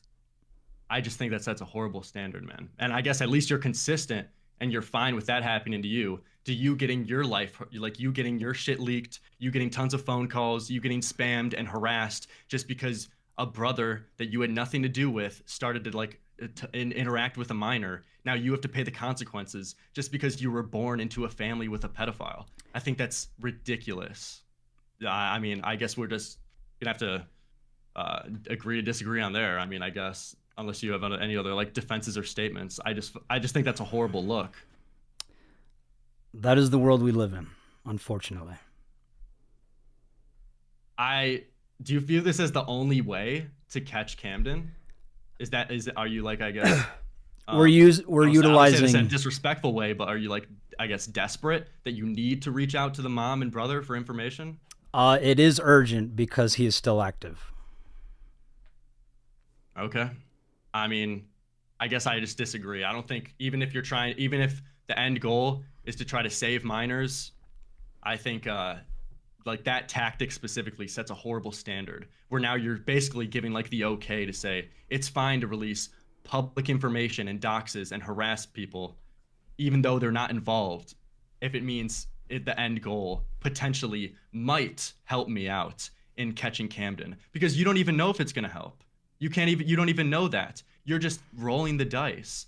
That's like the main problem. It would be one thing if you would be able to look at the whole picture and say, you know what, it is going to be a tough ride to get there, but if it means that a lot of kids are not going to get touched and versus the mother and brother getting harassed, then I'm just going to have to take that fucking on my back, on my shoulder, on the chest, on the chin. You know what I mean? But you don't even know it. So like you very well could have just harassed the mother and brother for no fucking reason, and you don't even get an end goal conclusion there. You know? I mean, we can do what ifs, like what if they don't get harassed? What if just we use their information to get to Camden? Well, you know what I'm saying. I think my hypothetical is much more likely because you and I both know how the internet works. You're sending out these people, they're going to get their phone blown up, their emails blown up. That is like, I'm very confident, 99% sure that's going to happen, that they're going to get harassed because of this. But what you're not confident in is that it's going to help you get this guy in jail and protect more minors. That's what I'm saying. I understand where you're coming from, Lyrics. Okay. But yeah, I guess we're just gonna have to agree. That's why I mentioned at the start that I think with like specifically the Camden case, we just fundamentally just disagree a lot. So, but I want to bring up some more points if that's okay with you. Go for it. Okay, so recently, I've been just like, I guess, looking at your back catalog, like trying to research or whatever, and I noticed in your response to like your old allegation video that you sent out to respond to the 5 X's coming out against you or whatever, or the 4 X's, and at the end, and it seemed like for the most part it was a good vindication video. Like it seems like you came out on top. It seems like there wasn't substance to those girls' story. But at the end, though, I got really caught off guard. And you then doxed Magnetar, which was the guy who uploaded the video against you. And you not only doxed him, but then you called him a pedophile, too. And then you like self-admitted 2 minutes later that you don't even have enough evidence to prove that he's a pedophile. So that just like really confused me. I did not dox Anthony Field. His full name was always available. And what do you mean available? That's it was on his Twitter. And on his Twitter, on his like Magnetar YouTube Twitter account? No, on his unfiltered political Twitter account.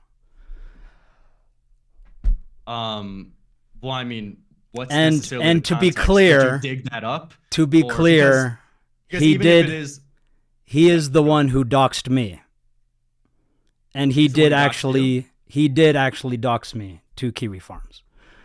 Okay, and that's a fair critique. If he did that, then I can't defend that at all, and that's a horrible thing that he did. But necessarily, I don't think that's justification for you to dox him back. I mean, right? But I guess that's where you disagree. You don't think you doxed him. They posted a video with my driver's license. I said his full name. Yeah, while calling him a pedophile. He is a pedophile. Okay. He is verifiably a pedophile. Okay, I'm curious because I just talked to Magnetar on my stream just like an hour ago, and he told me that he didn't know what you were talking about at all, and that those screenshots. Of course, that's what he said. Happened. So I guess I'm just curious. I don't even know what happened. I'm just curious because I haven't seen evidence on both sides. So do you have any evidence proving he's a pedophile? Because you didn't show it in your video. What do you want? His dick pic? No. What? I want evidence proving he's a pedophile. I think his behaviors prove that he is a pedophile. What is his behavior? That's what I'm asking you. I mean, Spencer talked on stream a little bit about what she saw. We all went to the same high school. Yeah. But I'll let her speak about that if she wants to. But from what the person he sent his dick pic to when she was 15 said, I mean, she verified Anthony Field sent her a dick pic when she was like 14 or 15. How did she verify? It's in the video. Well, I mean, you just like scroll through a whole bunch of DMs. I mean, necessarily, I mean, I'm just like playing devil's advocate. You could fake those DMs, and I'm talking to Magnetar, and he says those DMs are fake. Oh, okay. They're fake? I mean, yeah, that's what he's telling me. I'm just trying to figure out this story.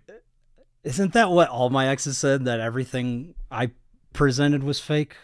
I mean, that's, if you want to believe them, you can, but they're real. I haven't. Well, I mean, I'm just saying, like like you're laughing at him saying it's fake, but it's necessarily like the burden of proof is on you to like prove that he is a pedophile, right? If you're gonna openly call him a pedophile in your video, what do you want me to do? You want to show evidence. Do you want me to give you my login info to my Instagram so you can see the DMs yourself? Do you want me to interview her and have her say it with her voice? Do you need a face? Like, what more do you want? I think even if so let's say absolutely that those DMs weren't fake, and this girl came to you and said that he's a pedophile and that he did this to me. Then do you still feel confident just with that one girl's like testimony to go on your 750K sub channel and just openly say his name, Anthony Field, and then call him a pedophile? To like that video got like 1 million views, right? I mean, I feel like that's an insane thing to do. He is a pedophile. Why is that insane? Yeah, but I'm asking what it's based off of, and what you're telling me is like one girl's account. And I think that's fine for you to believe it behind the scenes. But I think when you have a 750K sub YouTube channel and you're confidently calling someone a pedophile, you gotta have like a higher bar. Don't you think so? I think we should listen to survivors. I do think we should present evidence when it's taken to court or the police. You were just accused falsely of being a pedophile yourself, and you can't show empathy to someone else, and you can't fathom that someone could fake some shit? What do you mean? They should still be listened to. Even I'm talking to Max, please. I said one thing. Chill out. This is the dude who likes you, Lyrics. Like, Max, can you just respond to what I'm saying? I'm responding to you, but you're here with a group of people. It's not just you and me. Okay. So anytime someone says, this dude sent me a dick pic when I was underage, you want them to every time have evidence of that? Max, I'm just trying to explain to you this. You made a whole hour-long video about a whole bunch of girls accusing you of false shit, including pedophilia, being a predator, being an abuser. And then at the end, you ironically then accuse someone else of being a pedophile with one girl's testimony. It is not like, just her. Isn't that painfully ironic? It is not just her testimony. She had friends who saw it and told me about it. I'm glad you brought that up. So you said multiple people who saw it, and then you sourced your sister, but you didn't show anyone else. You said you had multiple people, but then you only showed your sister.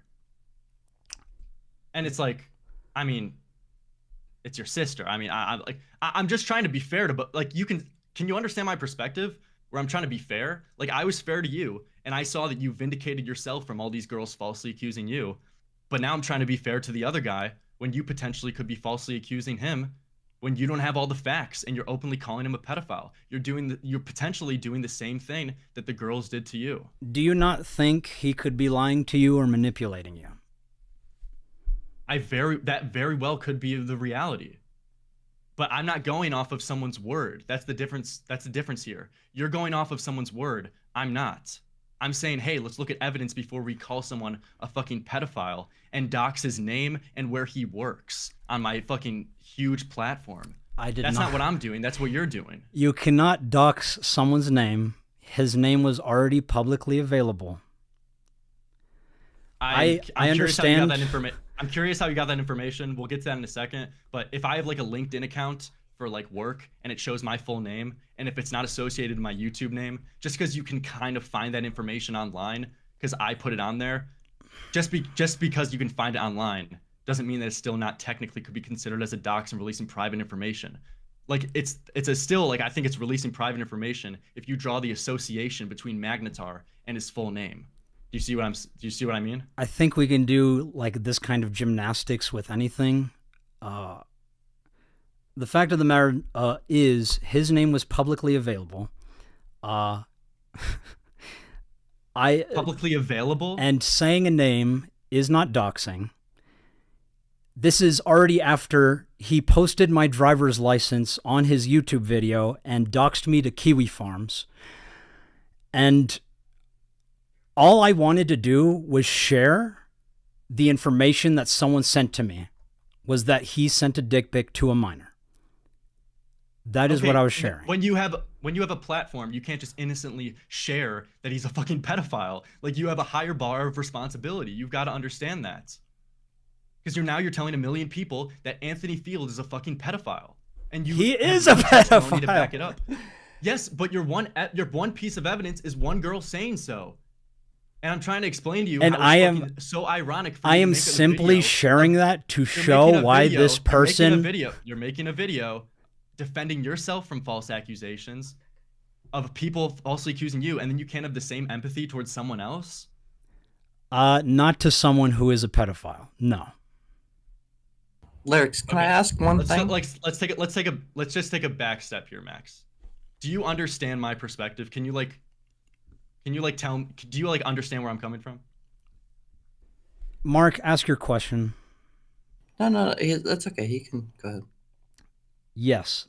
Lyrics, I understand where you're coming from. You think that you're saying I'm doing the same thing that my exes were doing. Like just showing like, a screenshot or something and saying, okay, yeah, this person's a predator, right? That is your argument. Yes. Yeah. Yes, I understand do you understand how that same thing could be applied to your case, where you just got off the back of defending yourself from false allegations, and then it seems like you're doing the same thing to someone else? Like, I'm sure the girls probably thought they were justified, or Magnetar thought he was justified in accusing you, just how this apparently like 15, 16-year-old girl felt justified in accusing Magnetar. So you don't think it's relevant to show that the person who made this video has a girl telling me he sent her a dick pic when she was 14 and he was 18 or 19 and also working in the White House? You're not listening to what I'm saying. I'm listening to what you're saying, Lyrics. Okay, you're not listening to what I'm saying. I am telling you. I'll directly respond. So the reason I think it's relevant, the reason I don't think it's relevant to bring up is because if it's real, then I think it's very relevant to bring up. Like, I think you should absolutely air that out if you have concrete evidence. 100%. But the testimony is real. Where we disagree is that you don't have 100% evidence and that you just have the testimony of the girl. And I think that's unfair to use your 750K sub platform and to and say on a 1 million view video that this guy is a pedophile with just one girl's testimony. I think it's very ironic considering that the girls just did that to you.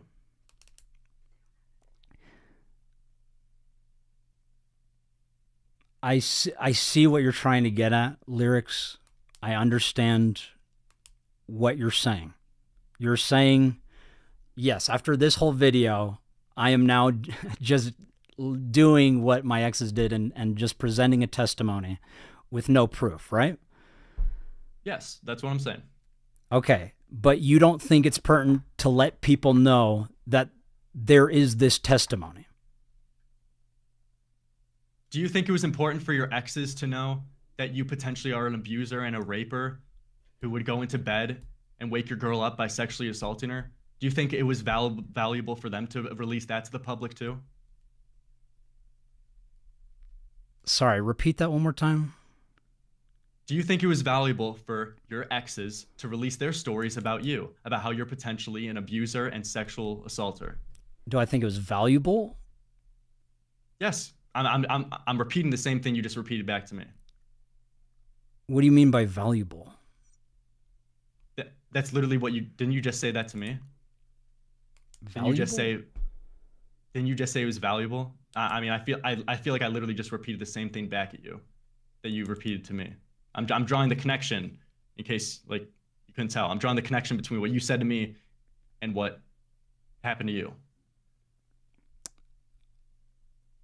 I don't remember saying valuable. Okay, you're getting caught up on a word. You get my point, don't you? Yes, Pertinent. Lyrics. That's what you said. Pertinent. I've gotten your point this whole time. Okay, so I'm drawing the comparison. So do you think it was pertinent? I'll use that word instead of valuable. Do you think it's pertinent for your exes to release their stories about how you're potentially an abuser? Maybe they wanted to warn future victims. Remember, that's what they were saying about you. They wanted to warn future victims about you so that you don't do this to other girls. They felt it was very permanent to get that information out online. Just how you feel it's very pertinent to release the information about Magnetar. They're both the same. So the whole way my exes made that video was because I broke up with one of them. And they all had like a group chat where they're like almost cyber stalking me and reaching out to each other and trying to come up with ways to cancel me because the previous ways they tried did not work. But I still feel it was relevant to show that since this is what they're doing to me, here's a testimony by someone who has something against the person who made this video. Okay. We're going to move on after this because I feel like we're just going in circles. But I'm like directly saying that it's one and the same. That you are, you have accusations against this person with their testimony. And that also they have their accusations of their testimony against you. And yet, after you just acknowledged for an hour long in your video on how this is false, I then feel like you did the same thing against someone else because you didn't have any evidence either. Correct. You don't feel that was a poetic... You just carelessly let out an allegation that someone's a pedophile without concrete evidence. And I think that's incredibly irresponsible. I think any survivor can speak up even if they don't have evidence. So do you hold that same standard for your exes? They did. They did speak out against me without any evidence. And yeah, but you saw how it directly was a detriment to your life. What? Yeah, it was a detriment to your life that they came out against you, correct? So you can obviously see the problem in saying accusations baselessly with no evidence. And you literally were the victim of that. So I'm just curious on how you can't show that same empathy to someone else and then do the same thing to someone else. You don't see like that's why I did that, was to show this is exactly what happened to me. Like, to me, that was a poetic ending, is that this guy who put all my exes together literally has a testimony against him. And not only by one person, it's supported by multiple people. And there are now news stories coming about that he was sneaking, that he was sneaking into his high school as an adult, eating lunch with freshmen. But you're trying to use other people, that there was multiple people coming out against Magnetar to try to bolster your argument. But there were many more people who came out against you. So I just don't without understand why you're evidence, and I just don't understand. And although Did the you have burden evidence? of proof Wait, was what on was your them, evidence? I provided the evidence. Wait, what was your evidence against Magnetar? Same thing as Magnetar's, a first-hand account. Max, Yeah, what was like Max? it's What was- literally, Max, I'm literally doing what they did in the, like, you're just, I know that's my whole critique of you. You're doing the same thing that someone else did to you. You don't, You paid the price of you, it. so you don't understand why I ended the video that way? You don't see how, you don't so see the confused what poetry you're in that. laughing at. Can I please say something? Go for it. Yes, Max believes in freedom of speech. Like, he believes that people should be able to fucking say what they went through, and then somebody else should be able to respond, right?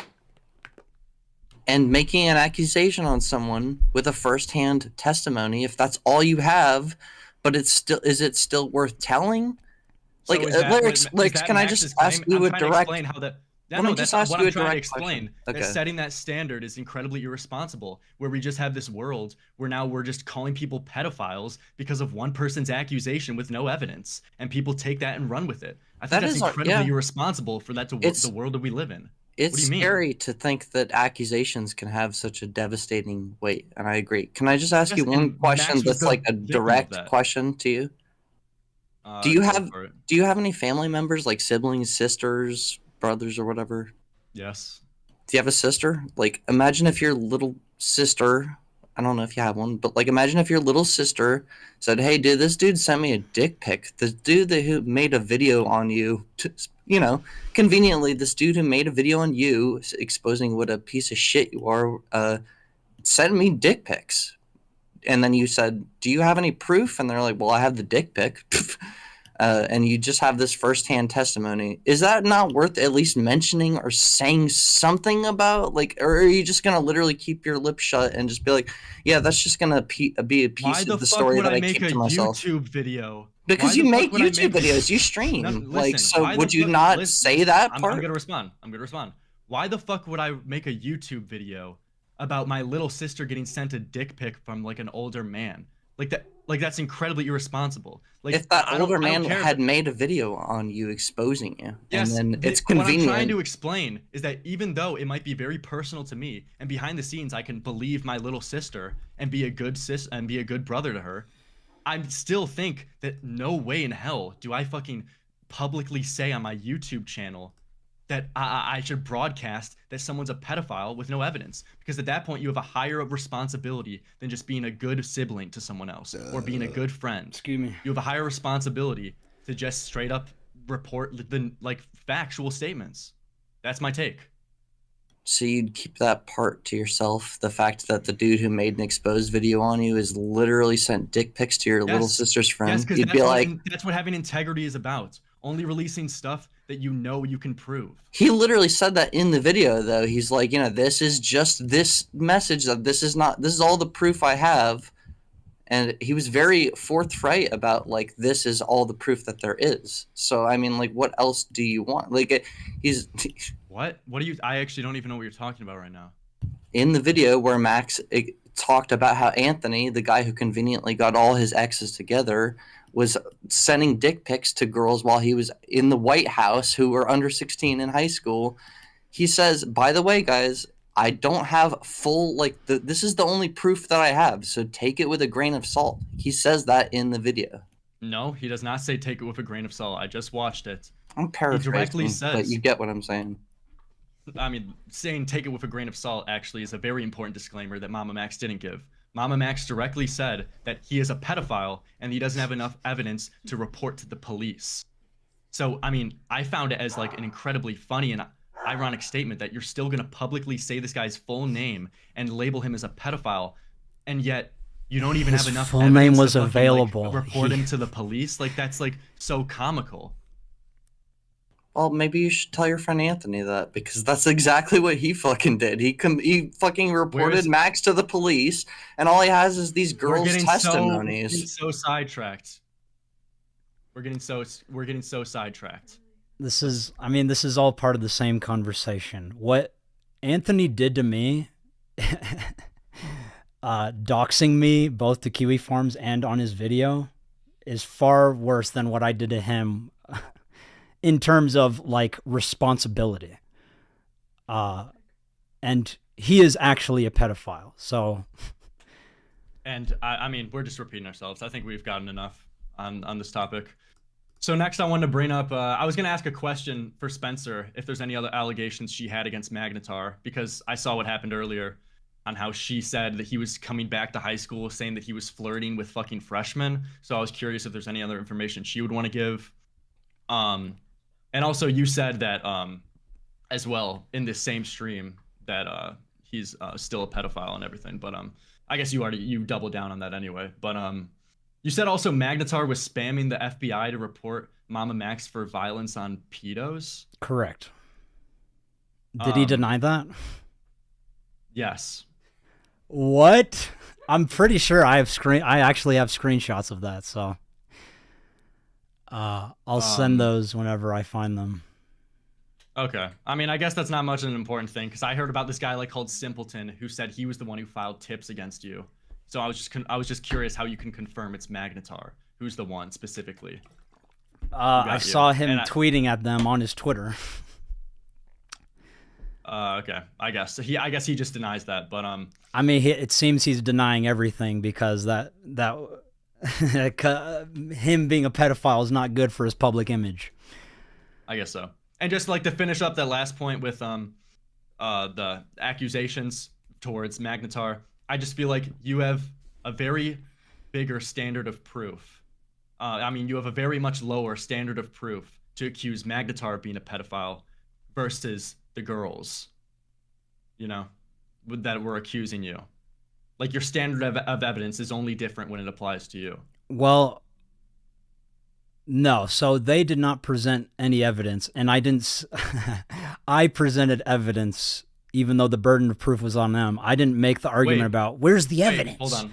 Where's the evidence, guys? I want to move on, but you provided evidence that was some girl's testimony, and 4 girls, if not 5, came out with their testimony against you. So by your own definition of evidence, they would have more evidence against you.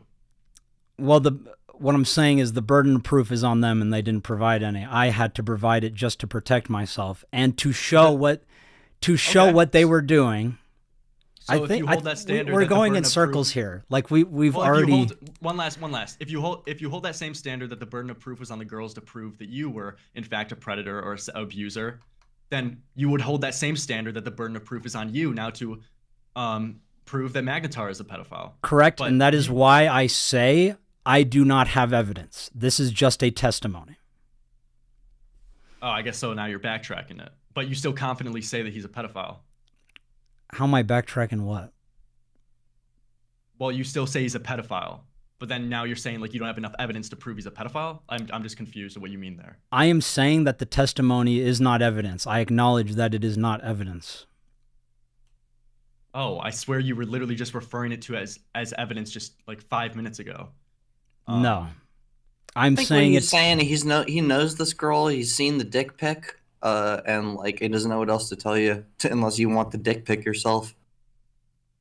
Yeah, good one. Be sure to send that in to me. But okay, moving on to the next question though, because I think we've got the conclusion on there.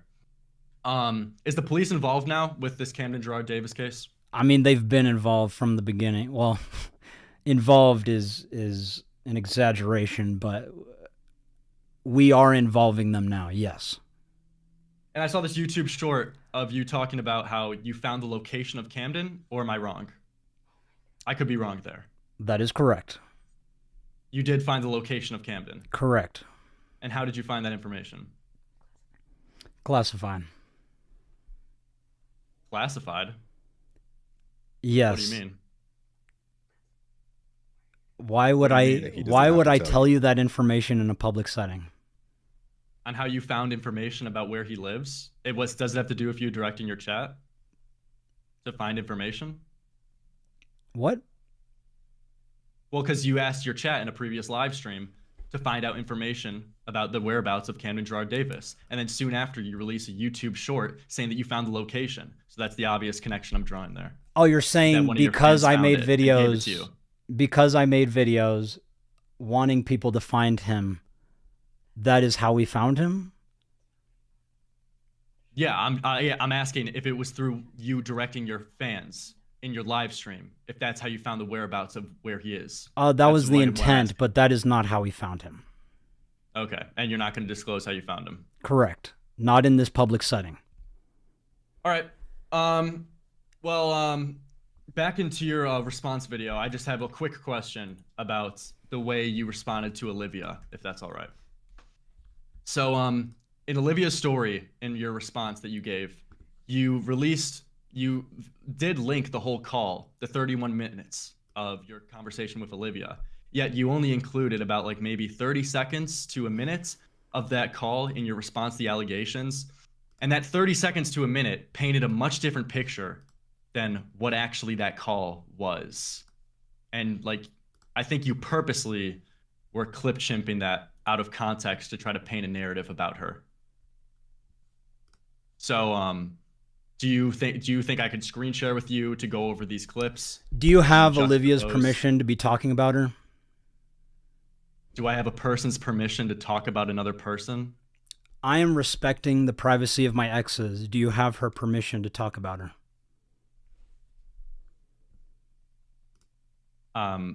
No, I don't. All right.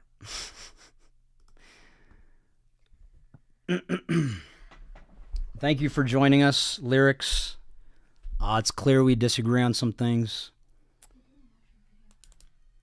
He didn't watch my video. You say at the end, I have not made a video on him despite wanting to for all these years because I do not want to harass them because you do not have enough evidence to build the case yet. Yeah. So you don't want to. Okay. Let's get Keemstar in here. I want to talk. I've never talked to Keemstar before.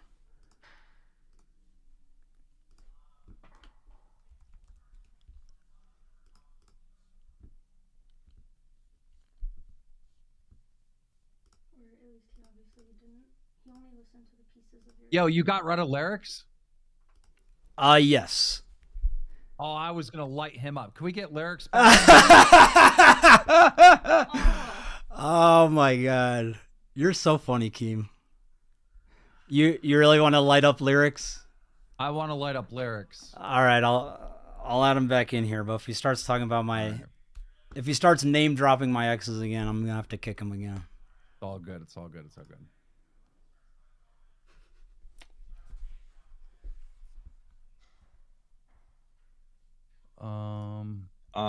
Hello?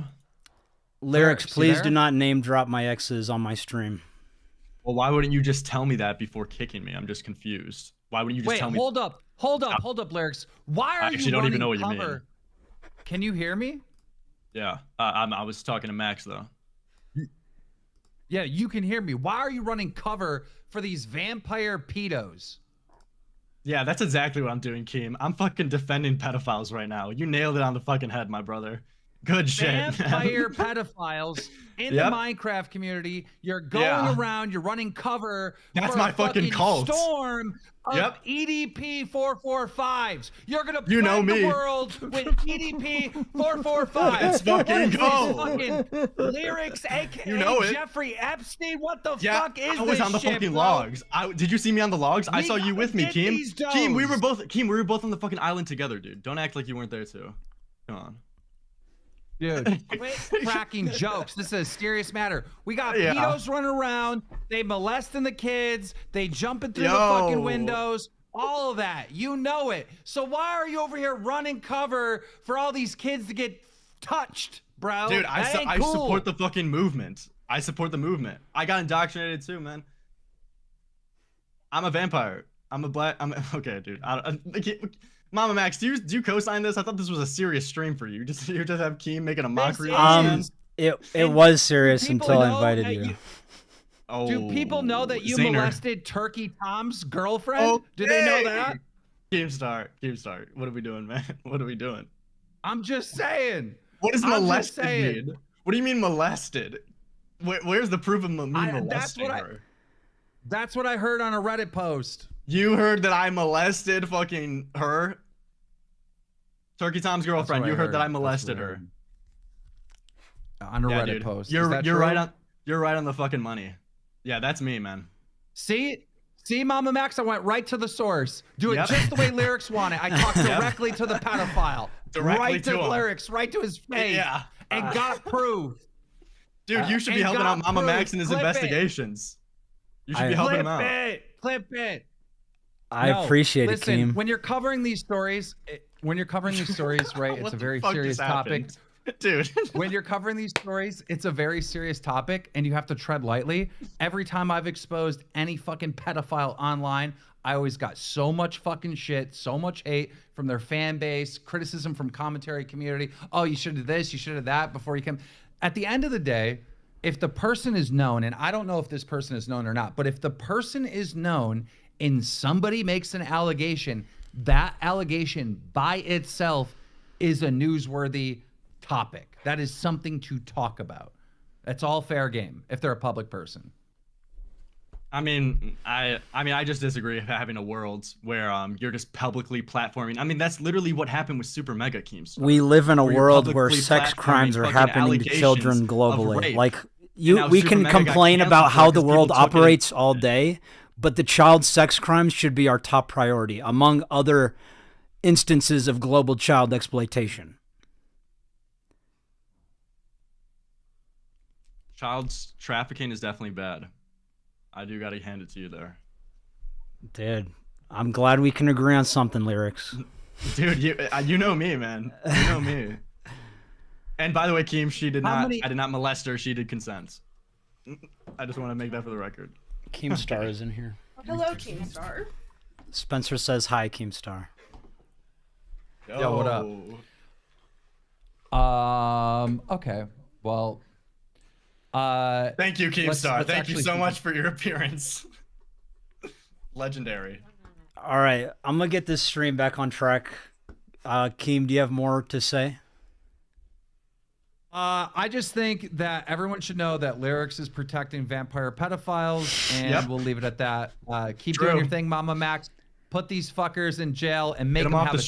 streets. Thank you, Yep. Keem. Thank you, Lyrics. Get them off the streets. Y'all are You don't lovely. want to talk to me anymore? You don't want to talk to me anymore? I We- won't drop your exes. Can we please keep him for just a Thank little you. bit? And See, the people want me. The people are calling my fucking name. You could hear the crowds right now. I mean, I get it, man. Like you have criticisms of Max, and sometimes it just gets a little personal for Max. I mean, to be but fair, I get wasn't it. even disrespectful, and I just got kicked. Like, just give me a warning. If you don't want to talk about it, you don't want to talk about it. That's fine. We don't have to talk about No, it. I get it. Look, you're pointing out the hypocrisy of like, what do you do when all you have is a story and you don't have any proof? I want to ask you, Lyrics, like, what do you do if all you have is somebody's story? What do you do? Is that enough to tell people?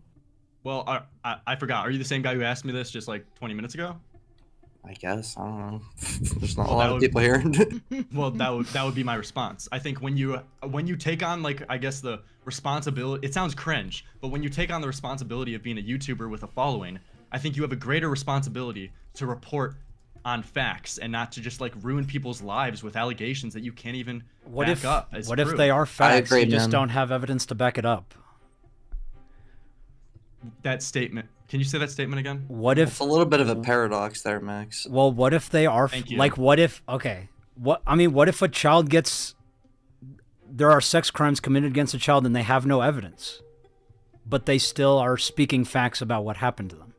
What do you do then? How do you know they're facts? You can see the tears in What- their eyes I- or I'm hear it in saying- their voice or whatever. I'm saying in the real world, a child has sex crimes committed against them, but they have no evidence. Yes, But that's a they- horrible thing, and sadly, that is the case for a lot of things. But what's the alternative world you rather live in? To just platform a whole bunch of allegations, baselessly accusing people that you can't even prove? Like, you're then ruining people's lives, victimizing them, ironically, of false allegations. There's It's a nothing dangerous worse weapon, there's yeah. nothing- there's nothing To say worse someone's a than being- pedo. Exactly. There's nothing worse than being called a fucking pedophile in the world. That's literally shutting down your life. It is very real where you victimize someone with false allegations. But if it's based on a fact, is it not deserved? How do you this is I feel like you understand what I'm saying, but you're just choosing not to. No, no, How do you know it's a fact? It's a paradox what you're saying right now. I just walked you through the scenario. People can have crimes committed against them with no evidence to back it up. That doesn't mean it didn't happen.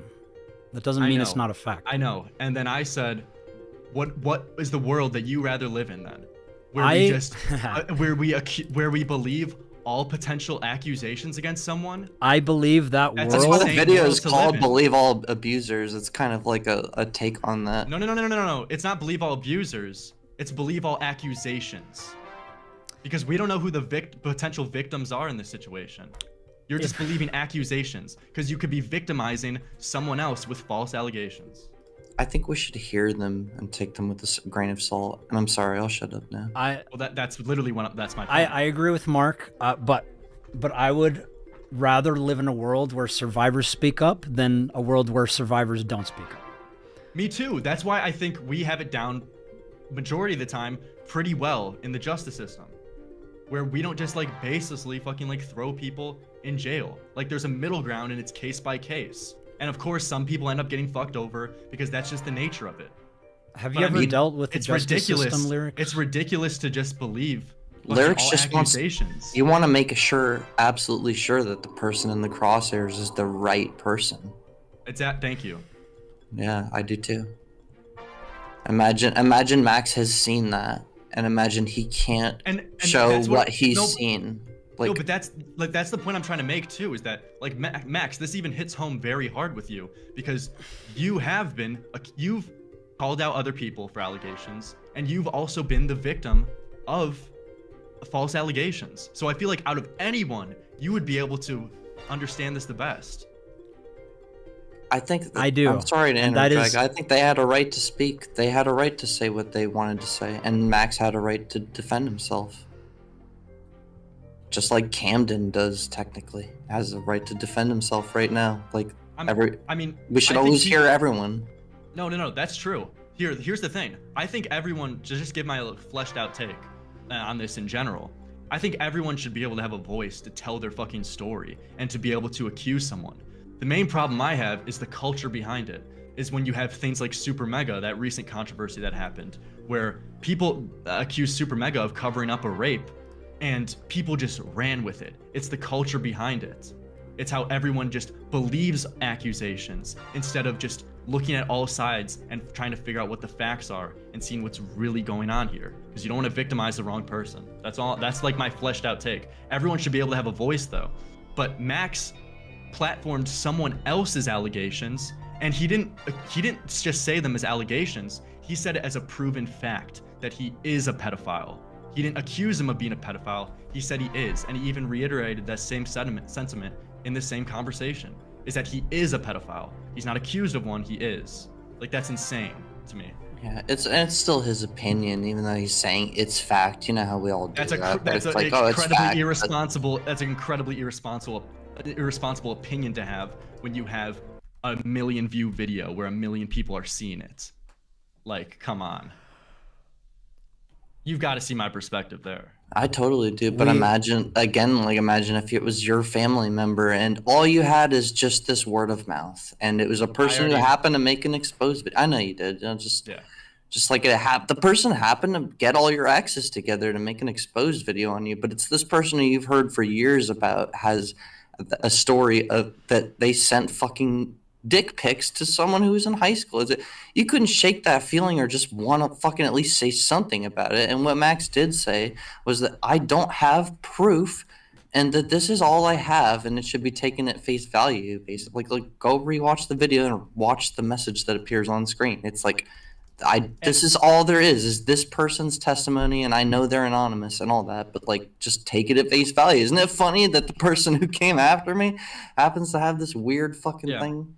Sorry. Okay. Well, so if MamaMax wants to make a response, and then I guess I'll just give my final statements because I think we're coming to a close here. But do you have any response, I guess, MamaMax, to any of this? I mean, I'm standing my ground. I think, well, I know Anthony Field is a pedophile. I don't care how many times he tries to lie or manipulate people that he's not. He is. Now, if you ask me, have I seen any proof? The proof is in his behavior.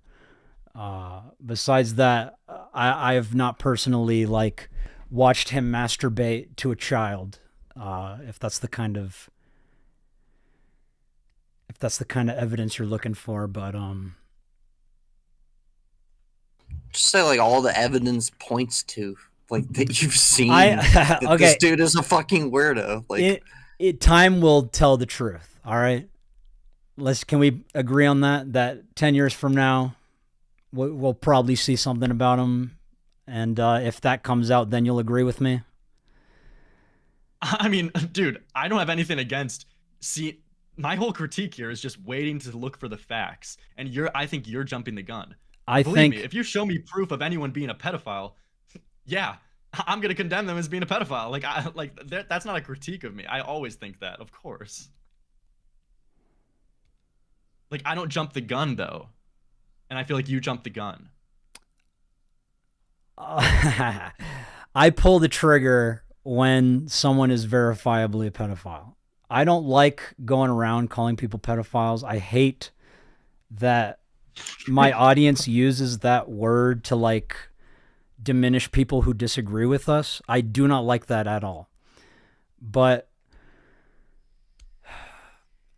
if I were to make a video on Anthony Field, I think you would see what I see. Well, I'm gonna be awaiting that video because until I see evidence, I don't call people pedophiles until I see evidence. So, and you self-admitted that you don't have evidence against Anthony Field just like 5 minutes ago, but you still call him a pedophile. Besides his behaviors, yes. I've not seen him masturbate to a child or anything of the such. All right, man. Well, I'll just make closing statements. I feel like this is a pattern of behavior with you. I think it's very irresponsible to even like dox Camden Gerard Davis. I think wait. Listen to what I'm It's irresponsible to out a sexual predator and cult leader who has evidence against him. My dad would listen what I'm going to say. Yeah. Listen what I'm going to say. I don't doubt that you very well could have evidence. But you haven't released a statement yet about Camden Gerard Davis proving that he's a pedophile. We have evidence in a Discord server with other influencers as well. Yes, you can ask Mutahar if he's seen some of the evidence. All right. Us just as the audience though, that doesn't sit right. We need. Thank you. Yes, I understand. I You're understand talking to the audience, that the audience needs to. I understand the audience wants to see stuff, but please be patient until after we've gone through the official channels. Okay, I understand. We're here already talking about it publicly. Patient. That is the will of the survivors. They want to speak out. That is why we are doing this, is because they wanted to speak out. My just closing statements. I think it's very irresponsible, and I think I hear you. I disagree. I disagree with you. Okay, let me. I mean, I'm about to leave. I'm just giving my closing statements. I'm just saying that I think doxing his mom before releasing we did not dox any evidence of them. to the public. Please look up the definition of doxing. In fact, we'll do it for you. Providing personally identifiable information about an individual organization. Full names do not count as PII. Do full names count as PII? Can I talk about something for a second? Yes. You understand more than anyone collateral damage, because when Anthony made his video on you, he posted you holding your ID, which had your full address that you didn't even live at anymore, but who did, a family member, and that family member, they found out their address, they found out where they worked, and they did the exact thing that Lyrics is talking about. They were not sure of who was really in the crosshairs, and they were just pulling the trigger, and that shit is fucked up. But it happens because Max was eventually able to fucking speak his piece to it, and I guess that doesn't happen so much anymore, because that's part of like freedom of speech. Is like, it's like, all right, yeah, all the survivors are able to speak up. But then what they say can be scrutinized. And Spencer, everyone else in the call, Eli, and Ishmael, they all understand that what they say is going to be, scrutinized and picked apart, and they're willing to keep going into it and talk more and more and more and more. And I think that should speak volumes. But I'm sure it's like frustrating for you guys because that's what everyone's saying. Where's the evidence? Where's the evidence? And you guys have it. And I'm sure that's kind of frustrating for you. Like, yes, just please wait though. Like, I know it's gonna take time. Right now, it's just first-hand testimony. Like, people are gonna criticize, which is fair, because people want hard evidence. But I mean, at the end, if you guys do have the evidence, I think they're just gonna look dumb. I mean, that's what the full documentary will show everything. Yeah, I believe that. I do believe that. But at the same time, I think it is understandable that people are criticizing. It's very frustrating, especially when there's the same people who are saying, oh, don't show anything, don't show evidence, don't talk, are the same people who are like, where's the evidence? Yeah. It's very frustrating. Xylee is one of them. I keep inviting her to chat, but I don't think she wants to have a conversation because I think she's afraid of how we're going to make her look. Xylee is someone who covered our streams. Mark, you watched the stream, right? Xylee's cool, man. I thought she was saying a lot of harmful things. She was telling the survivors... She's skeptical like a lot of us. She told the survivors... There's people who are fully on board, and there's people who just want that proof, and then they'll be fully on board. Sorry to interrupt.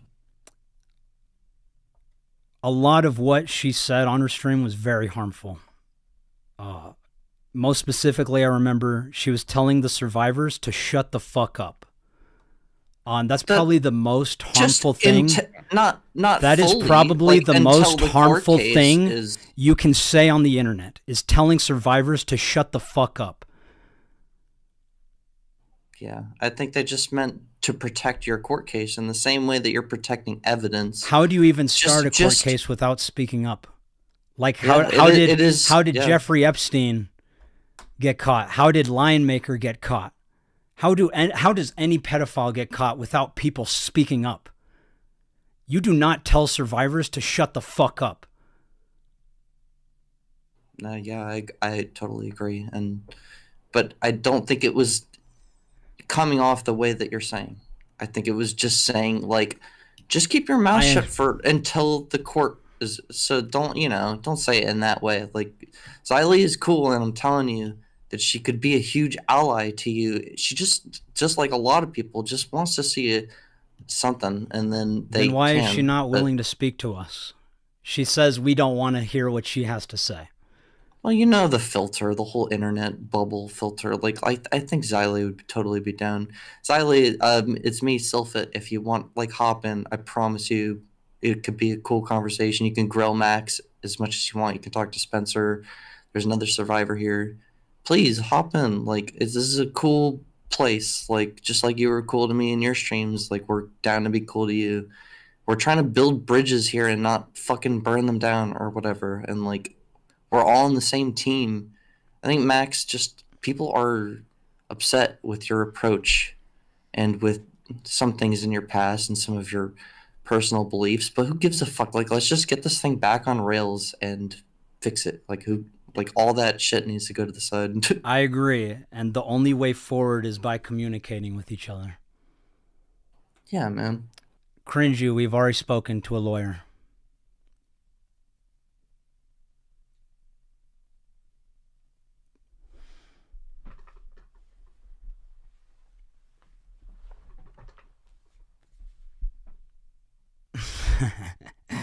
Eli, are you still around? Or, like, I feel like Ellie. I don't know who's... Ellie. Yeah, I'm still here. I'm still here. I'm just listening. I'm glad you're still here. Yeah, do you want to weigh in, Ellie, on anything? You've been really quiet. I think I'm just taking it in and listening to what everyone has to say at this point, because I think everyone's opinions are very valid, and because we can't present evidence at this point, I mean, if you guys have watched any like true crime cases, you know how this works, or should know how this works. You know, it will come out, and from personal experience with Camden, he is a very bad man, and I cannot wait to see him put away, and I'm just glad to have a platform to say so on. Whether or not people believe me or not, this was my story, and I lived it, so I know personally that it's true, and I will always know that it's true, even if it's not believed by some people, which is totally fine. Like, you're valid to your own opinions, so that's really all I can say. But I am grateful to the people who do believe us.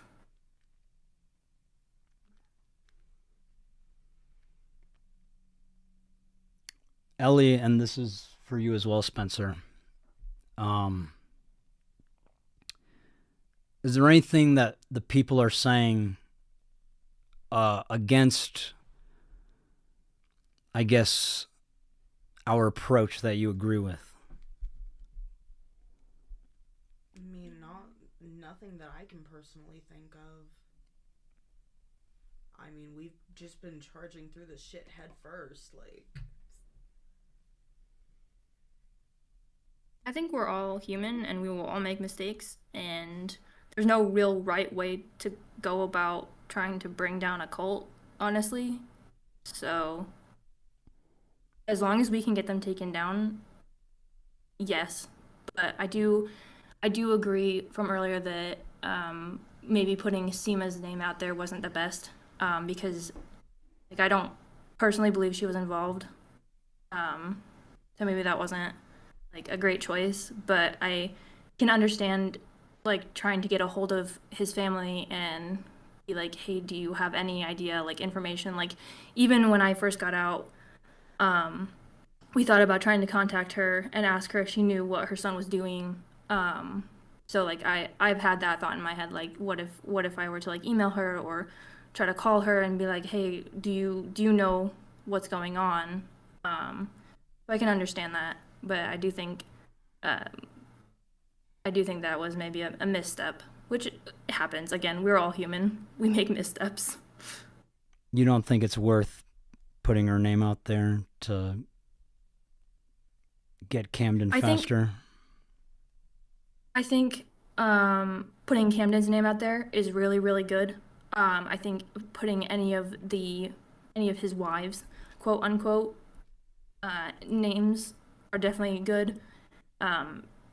Probably his brother, because his brother is semi-questionable. I don't really know if he's involved, but he has done some pretty fucked up things from what I've heard from one of the other survivors who lived with Camden for longer than we were around. So, yeah. We thought it was worth doing because this is when we didn't even know where he was. And we knew he was still active, and we were desperately trying to find him. Which is, again, valid. Like, trying to get a hold of someone where you don't even know where they live or, like, how to find their information, and trying to get a hold of family members is a good idea. I think that maybe instead of broadcasting it, maybe just having, like, your team or, like, the Discord server, like, try to search for it, because I'm gonna be real. The way I keep track of them is a couple websites where you put their name in, shows their address. You know, I'm not gonna say where because I don't want to just blast that everywhere, but you can do that, and you can find their information pretty easily because, you know, it's public domain, it's out there. But I see both sides, definitely. I just had a quick question. Mm-hmm. Was any of the cult stuff happening under the mom's household? Yes. Like, I'm not saying she's in the wrong, but It was if something was happening in my household, I feel like I should know about it. So, like, Camden Gerard Davis lured me out into Georgia when I was 16, and I lived under his mother's roof the entire time I was there pretty much until he made me turn myself in because I was refusing to sleep with men on Whisper for money. So yes, I was under her roof. I heard him yell at her. I heard her sometimes yell at him. Like, I was there.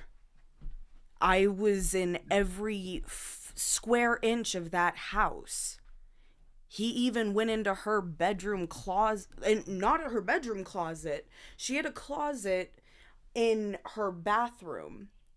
And he went in there and stole 2 tiny little laptops and got an Uber so we could pawn them because he needed money for some reason.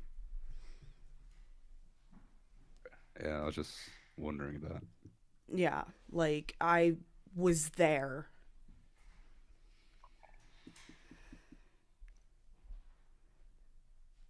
He didn't have money because he like never had a job.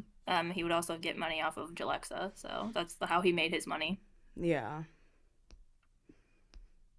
That, and he would, like, force, as per Esther's word, as she is the most recent survivor to have left, he basically treats his wives and the other people living in the house as though they are his cash cows. He doesn't work. He just sits on his ass, plays video games, and eats, and doesn't contribute to shit. I can attest to that. I have helped them with rent and food and all sorts of things. So, yeah. Can I say something too? Just about this concept of harassment. Like, Max never said. I don't think during that stream you guys said, "Hey, hit this bitch up and tell her she's a piece of shit." Yeah, no, we I didn't. think it was like a sort of spur of the moment thing. You're in the chat, you were live, and you said we need to find him, and everybody was like, "How do we find him?" And you're like, "Just think of every avenue possible." Like, I don't think it was like this well thought out thing. Like, every one of his family members needs to be called nonstop. Like, people suggested that, and I think, you guys ran with it, and then almost, like 15, 20 minutes later, you guys were like, yeah, don't post the address, don't do any of that stuff. Like, you were like literally telling everyone, like, so I understand Lyrics's thing about you can't just point the gun of your audience towards anybody and just pull the trigger and expect them to fly along and be like, yeah, we're going to hit our target because we believe that this target is our target. Like, you have to, for one, if you're really dead sure, you need to be absolutely sure, and then two, you need the bullet to, like, well, you get what I'm saying with the metaphor. It's like everything needs to be all on one page, and like, sort of, not to criticize Max in the way he went about it, but like, it's just sort of, yeah. But I think everybody is on the same page as far as like the holy shit about this story. Yeah, it's a fucking crazy one. And Keem and everybody keeps saying vampire, but he is a werewolf god, just to clear that up. Yeah. Also, Xylee put his super chat in there, just so you know. She said, I said that for the girls to protect themselves. Max is not in here right now. I don't know the situation. Okay, I just wanted to put that out there because people were bringing attention to it, so. And how do you guys feel about that? You guys should keep talking, or what do you think of her comment? What was that? What do you think of her comment about not saying anything until the legal case is resolved or whatever? That's what she's saying, right, Mark? Yeah, she's saying to protect, in the same concept, in the same vein of, you need to keep the evidence protected for your legal case. Should you not keep your voices down a little bit for the legal case, which is something you're very aware of, I'm sure. Go ahead, yeah. I mean, we're mostly just trying to find more survivors, and as we can see, Ellie being proof, it's already gotten 2 people. More. Like we just spoke. I Well, just yeah, spoke to one this actually. morning. Yeah, and then we've got another one that we still need to get into a call with. But yeah, we've got to find more people because we need to all go out at the same time and make mass reports. I think that having some of us speak up is a good idea, just because I think if only one person speaks out, then people are less likely to believe a story, and just push it off as a story. But if more of us talk, and are brave enough to, because some of us aren't brave enough to, which is completely valid, I think that our story gets out there, and then more people that may not want to talk to the public have a sort of platform to be able to be with other survivors, and also be able to go to law enforcement, because I personally would never have gone to law enforcement if nobody else was going to go, because I can tell you that I'm scared shitless. So yeah, because when we hit, we have to hit, and without numbers this is going to be really difficult, because the law enforcement's going to hear the story the first time, or they haven't heard the full story yet, but they're going to hear it for the first time and be like, bro, what the fuck is this? Like, they're going to think it's a joke. And without our numbers, I don't know how else we can bypass that.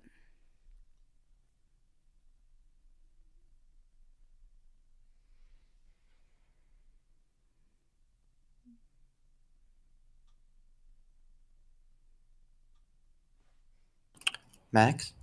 Yes. Apparently Mutahar is hanging out. Do you want to get him in? Mutahar is a great dude who tells amazing stories, and he's just like a master at taking really complicated stuff and putting it into a digestible format, and he's been really helpful through this whole thing, right, Max? Just like giving you some advice and stuff.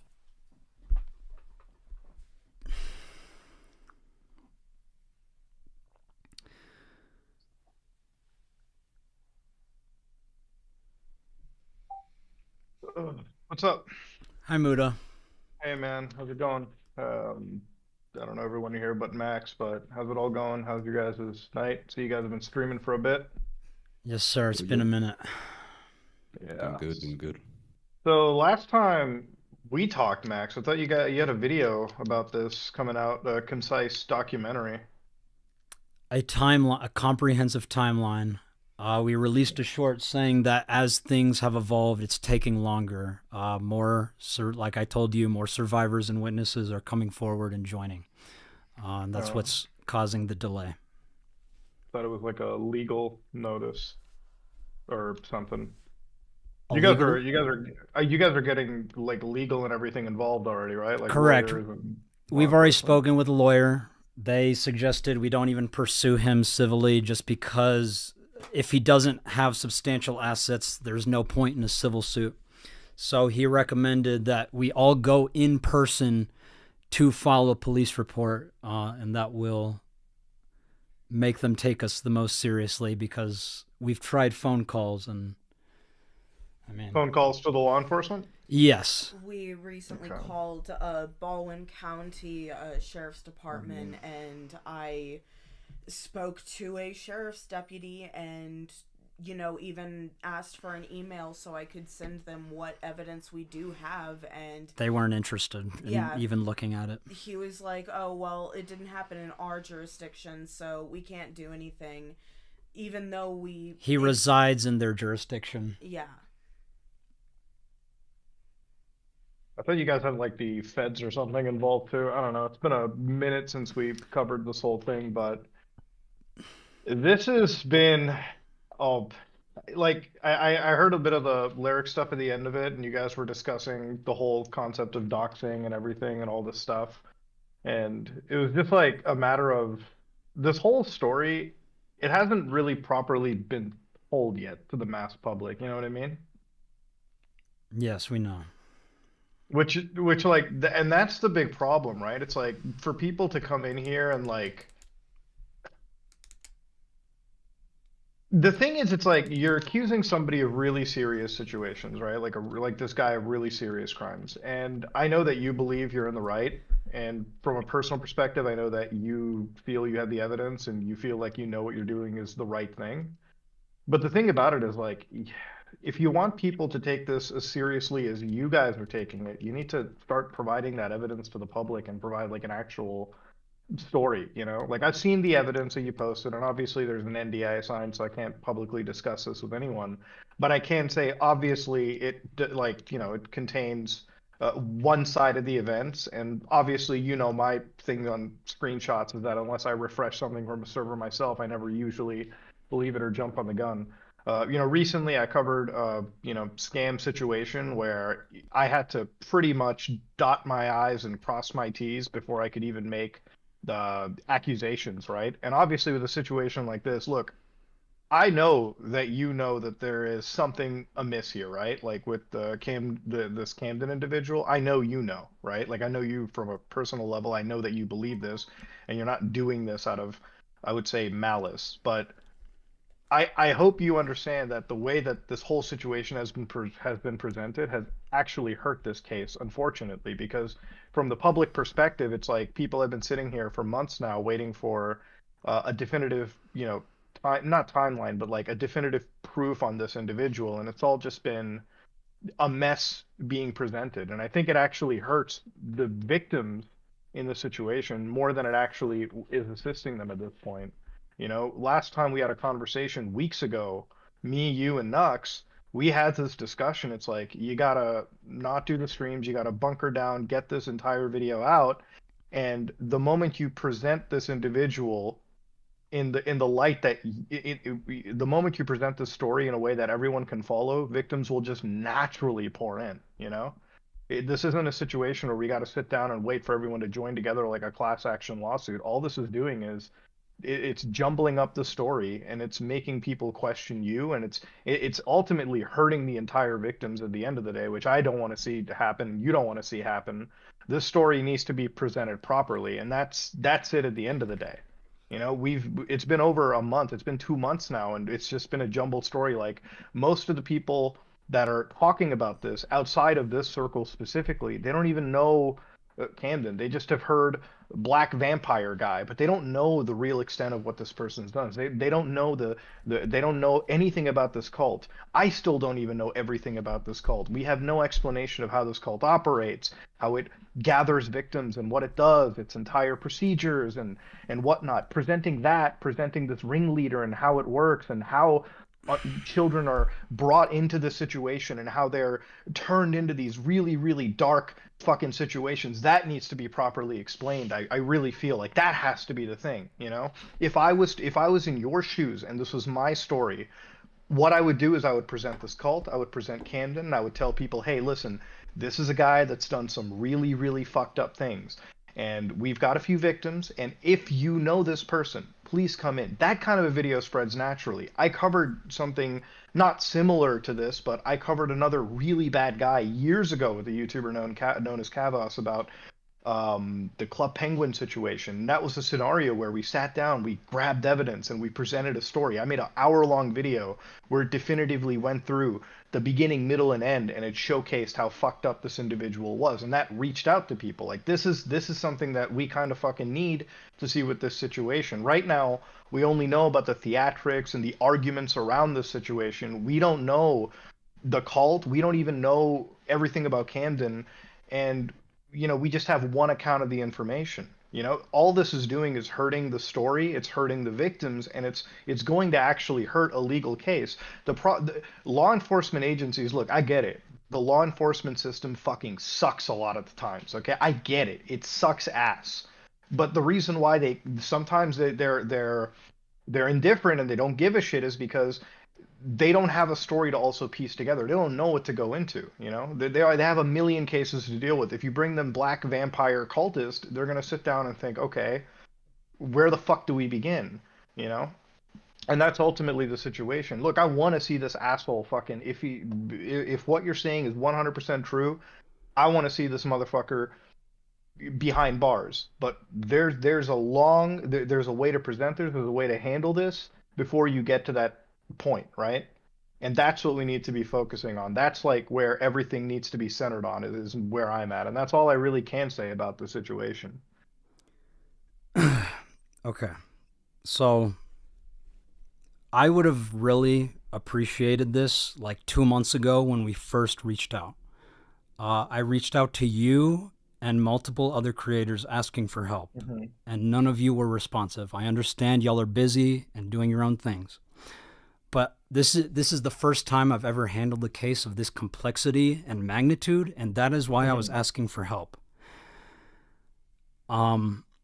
But Max, me and Nux told you about this weeks ago, almost a month at this point. Exactly what I just said right now. Right, and I am working at the my platform is for the survivors, and if they want to stream, that is what we're gonna do. We're gonna stream.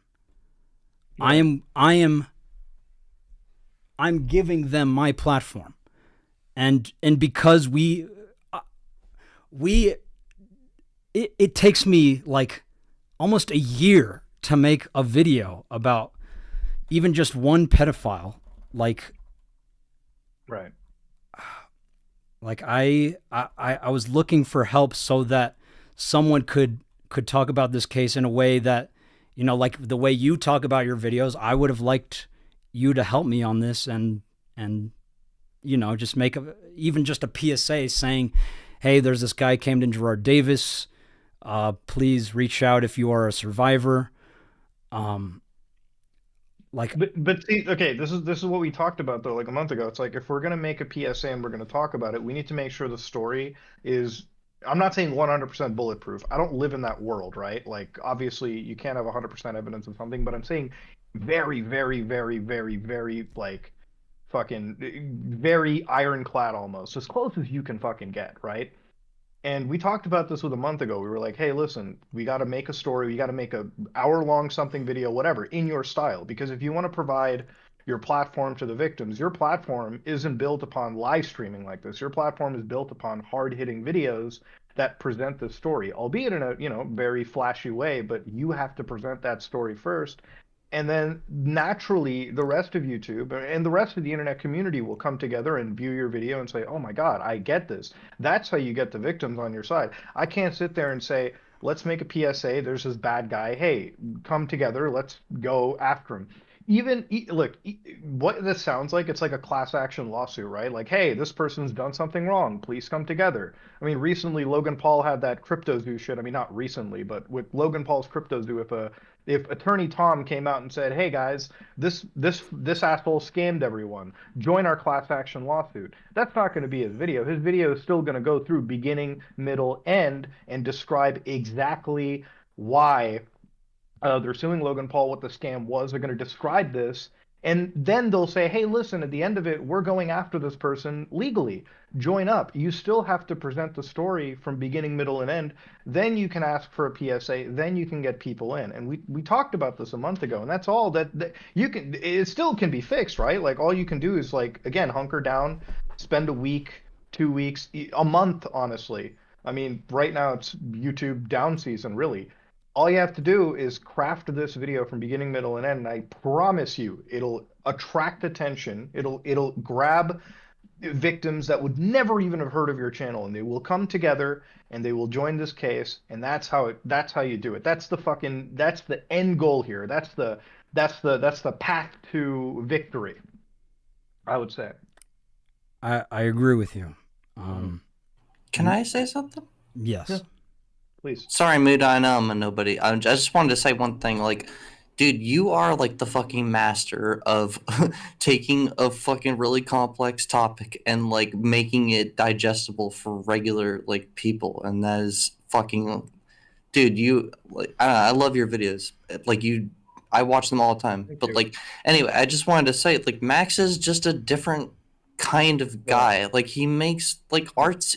He wants to make movies and shit, and like you can see that he's not like the master of like figuring out how to get this case out there and all of that. And like he's very aware of that. That's why he's saying like, please, anyone and everyone, just help me. Like, help me figure out how to tell this story the right way and all Well, that I mean, shit. I don't think that Max is incapable of telling the story in the same way. I think Max, if you've got the evidence, you've got everything right there, you can still produce a story where you start off in your typical fashion and you tell people, hey, listen, we're going to talk about cults. We're going to talk about, people that run cults, the psychology they go through. We go talk about Camden, and then we bring up victims, and that's all we have to do at the end of the day. You can present it in your style, but again, it's just you gotta amalgamate all the evidence, and all you have to do is explain, again, in your style. You start the video off, you talk about a cult, you talk about where this cult is, you talk about what it is, you talk about Camden, then you talk about the victims, and that's it. And the thing about it is like instead of making matter-of-fact statements like I'm gonna call this guy a pedophile or everything, it's like what you have to do is you have to present the story, and you just tell the audience is like, hey, listen, I've given you everything. Now it's time for you to come to your own conclusion. And if there's somebody that recognizes this cult leader that I've talked about, please come forward, get in touch with us because we have a legal action taking in. That's it. Like right now, the public perception is they have no idea what this is. All they see is the fights that you're having with other people, and that's it. I want you to succeed in this mission. I want you to take this guy down. But sitting here and screaming about this isn't really going to help the situation. What you need is you need to present the story, then scream all you want afterwards. Once you got that video out and once it's spreading around and reaching the victims, that's all that matters. You know? Max, I have a question for you. Yes, sir. You said you can't present evidence because the lawyer, right? The lawyer's advice is not to present anything. We are protecting the evidence until law enforcement has done something or shown that they're not going to do anything. Okay. That is why we're holding on to everything. And like I said, as this case has evolved, this video is getting longer and longer and more complex. Right now, our priority has been to trying to find all of the survivors, which is why I want to make a PSA so we can even have the full story in the first place. Because right now we only have 8, and I know that's a lot of survivors, but we still only have 8 out of hundreds that were part of this. And but you have enough to definitively paint this person as a predator, right? How much are you looking for? Is there like a number, or just is there a time limit where you're saying, okay, this is enough, we're gonna go to the police now? Can I interject? Yes. Yes.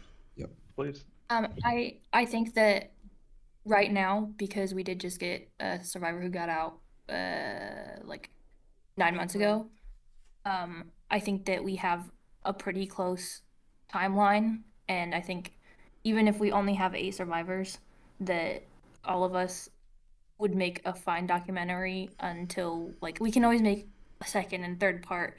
YouTube videos can do that, but I think coming out with maybe like a part 1 and being like, this is what we have right now, would be a really good idea.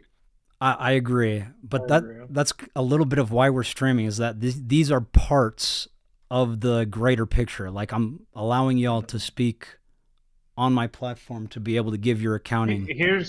I gotta head out in a little bit, but I just want to say before the end of all this is like, listen, I just want to ask, do you have enough to call this guy and present him as a predator?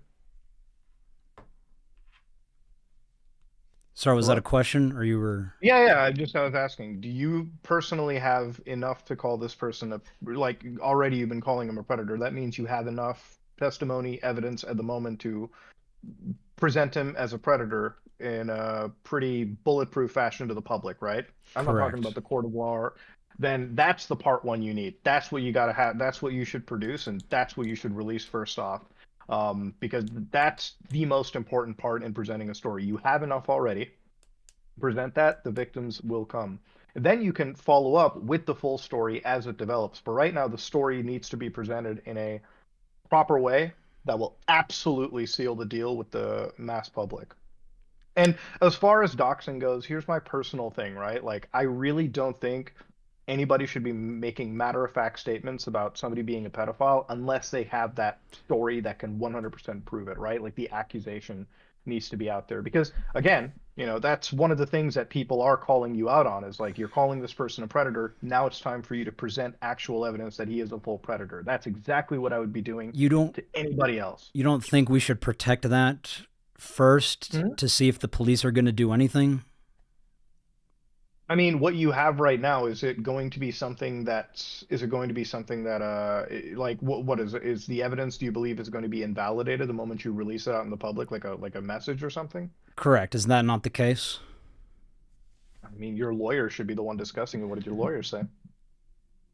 I mean, they said first thing we should do is all go to Georgia and make an accounting, but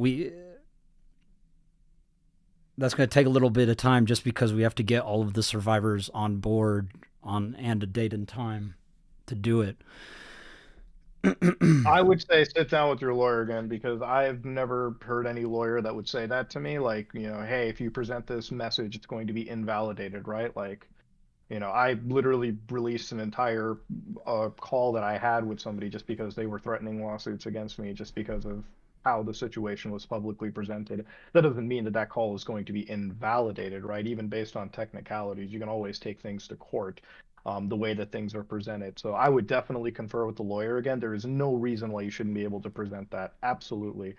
And if your lawyer is telling you one thing, definitely talk to another lawyer, get a second opinion for sure. The lawyers are like doctors, okay? They're all going to give you fucking different things. So definitely confer with another lawyer that has more to do with these specific cases. Because, hey, law enforcement, we can't sit here and wait for a law enforcement agency to jump in. However, if this becomes a matter of public debate, a matter of public, interest, then law enforcement's going to take a look at it, whether they want to or not. That's it. I'll do that. Anyways, yeah, it's been good talking to you, man. I'll head out. Take care. Thank you, Muda. Yeah, night.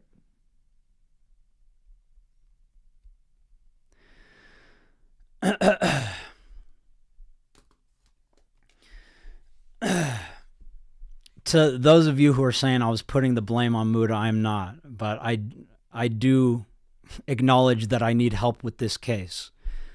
That was my point. And dude, right? I always appreciate being able to speak with him. I agree. We'll consult with. I mean, I already have a phone call with another lawyer scheduled for this Monday. But yeah, as far as we were told, we were to keep the evidence protected until something definitively is done. And then if nothing is definitively done, then that's the time to release it. It's a weird moving goalpost because, the police have been contacted so many times. Rocco says, now talk to Xylee. We are down to talk to Xylee. We are down to talk to whoever. Oh, Lyric said the same thing as Muda.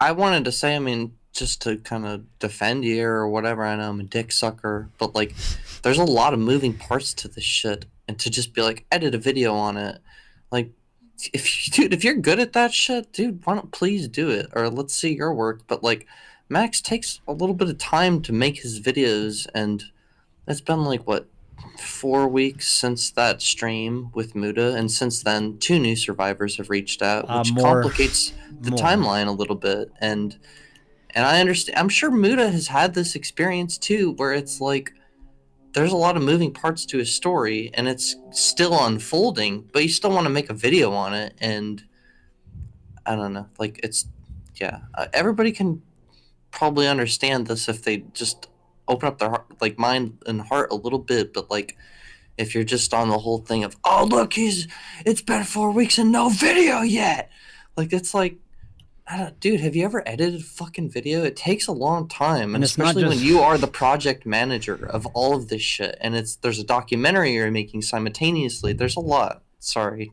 but yeah.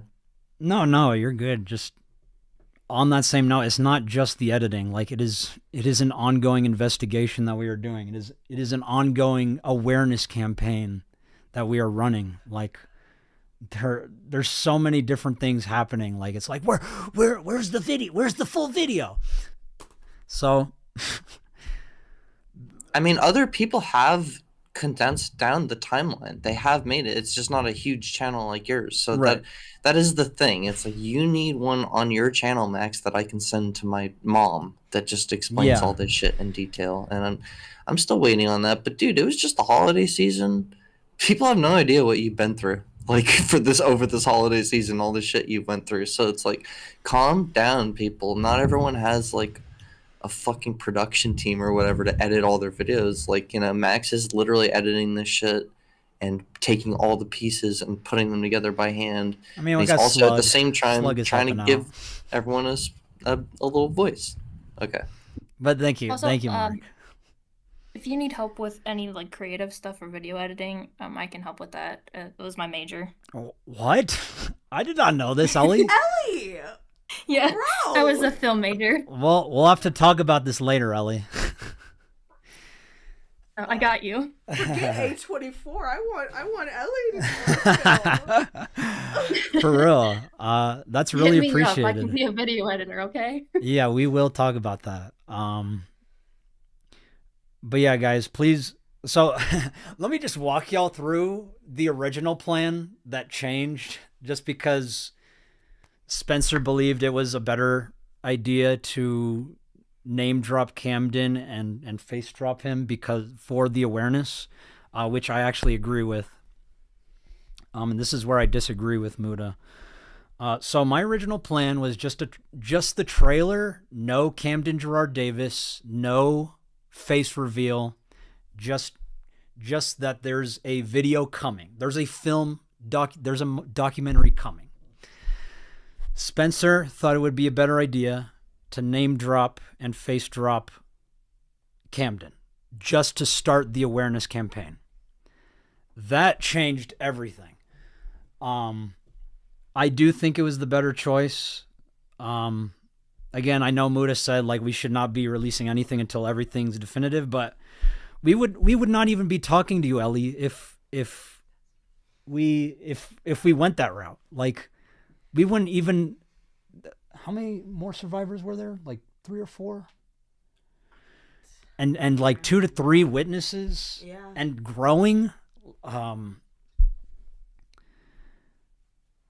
That is the route we went, and because we went that route, obviously there was a lot of pushback and also just people just not giving it the time of day. And we were hoping, the podcast would be enough to walk people through it. We know it's 5 hours. We know people can't just sit that long, but we thought it would have been enough to at least, hey, there's this guy. Here is Spencer's entire story. And ultimately, even if we're getting a lot of pushback and a lot of people saying or not believing us or criticizing us, I think it still was the right choice to start the awareness campaign.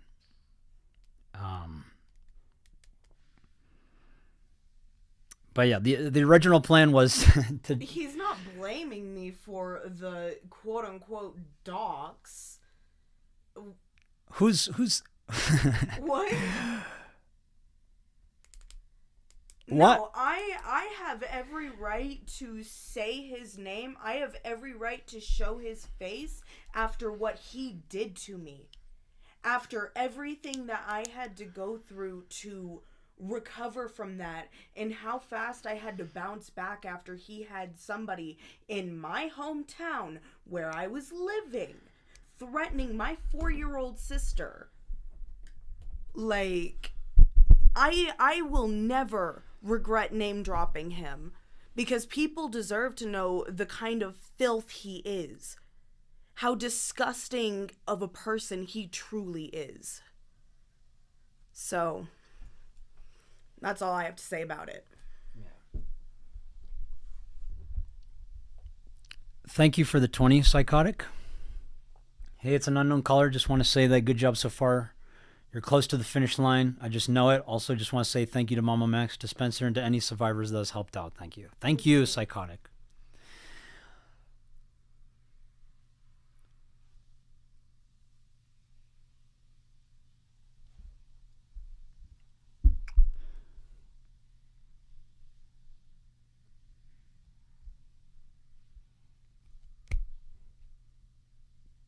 I agree, Boneless Coke. Fighting won't get us anywhere.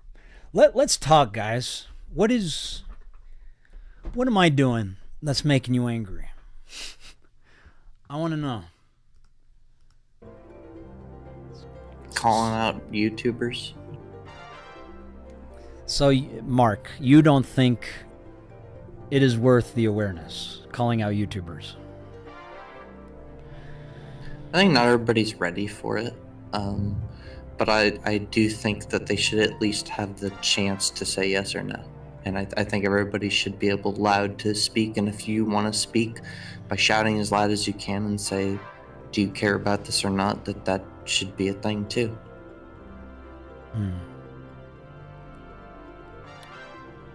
The reason I went the route I did,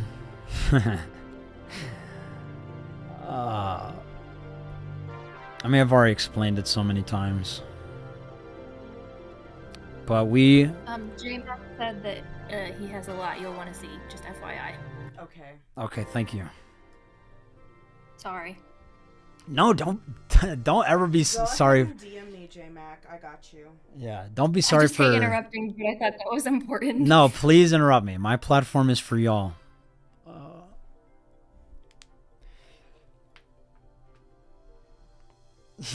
Does this end with Max's suicide? If it puts more eyes on Camden Gerard Davis, maybe. Kai's probably gonna join. Okay, cool. Yeah, please.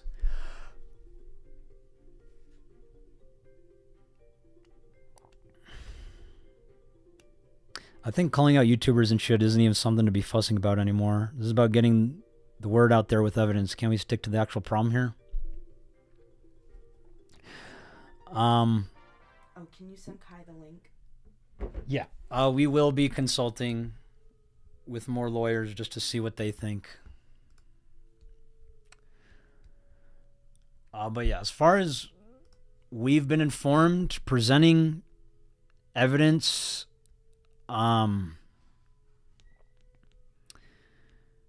before law enforcement can conduct their own investigation can ruin the investigation. As far as I was informed. But we will get a second opinion on that.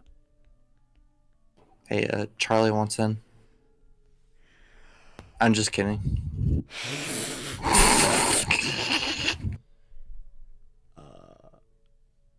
that Kai wanted in? Do we have Kai in here? I mean, shit, Camden was forcing members to take drugs. He was.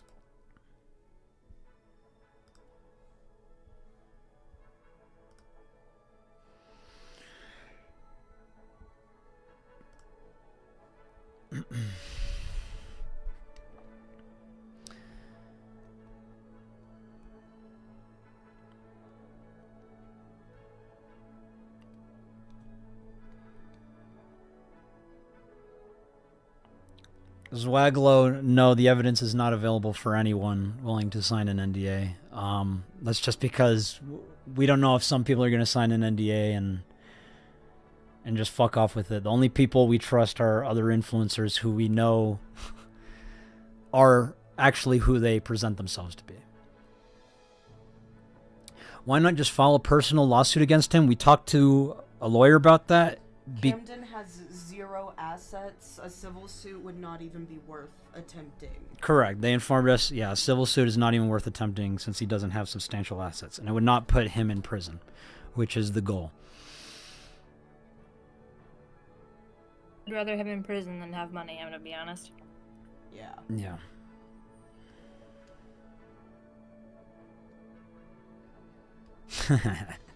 Thank you, Paroxysm. I am human.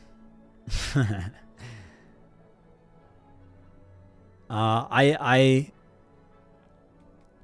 do want advice, and that is why I respect Muda and want to talk to him and reached out to him in the first place, is because I want to know what to do.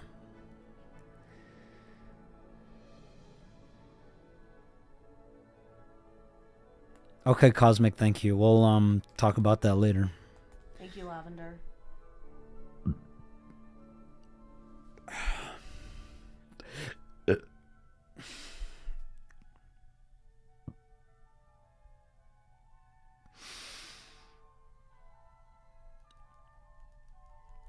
Maximum Platypus. You seem to have a lot of problems with me. Please tell me what is the crux of all of your criticisms against me? Talk to Xylee. We offered. She didn't seem like she wanted to. No, you don't. You don't respect anyone, says Chris Jones.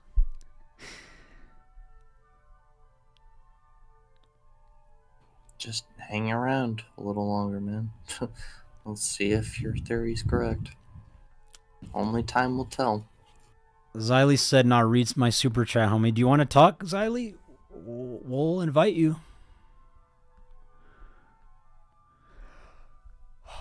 I'm scrolling up, but I can't find it. She said that she wanted to make sure that you guys knew that she was saying to shut your mouths in terms of to protect your case. Yes, we understand that, Xylee. It is still harmful to put out on the internet to tell survivors to shut the fuck up, even in the event of a legal case. Well, I mean, I remember back in the day, it's like, did you tell Olivia and all them to shut the fuck up? Like, I mean, it's just, people should be allowed to say whatever perspective or story they have. I understand the legal thing, and she is just trying to protect the legal case. But shit, does anyone even know what the right thing to do is anymore? Once people start speaking out, like the fact that multiple survivors now have been like, now I feel the courage to speak up after hearing what everyone else has had to say. Like, do you still feel like what you say is, I don't know, it adds to the case? Like, I just, it's complicated. I don't know if there's a right or wrong, and I understand why you said what you said. I think everybody does. So, love you, Xylee. And I know you have problems with Max, as a lot of people do. It's like, it's not about, nobody has a problem with, everybody's on your side, but Max, the way that you handled stuff, that is what people have a problem with. Is like, I don't like how you tried to reach out to Charlie. I don't like how you tried to call YouTube that they're all pedophiles. I don't like this, like, you know, they're criticizing you and not the story. They think now that you're even using the story as a shield, as if that's just not like what you already have going on, and you're just trying to keep going, and then you're also responding to criticism. But anyway, so just try to respond to the criticism of you separately as the criticism of the survivors, and I think everybody will be, you know, you can start bringing people more onto your side. You can help them understand where you're coming from and all this whole thing. Just see, like, this weird position you're in. It's like, what do you do? Do you tell the story? Do you keep your mouth shut? You almost have a responsibility to tell the story, and then you hear that law enforcement has taken multiple years to respond. It's like, what do you... I don't know. I see the impossible position you're in, and yeah, I feel for you, brother, and all of you guys. We appreciate it, man. Thank you.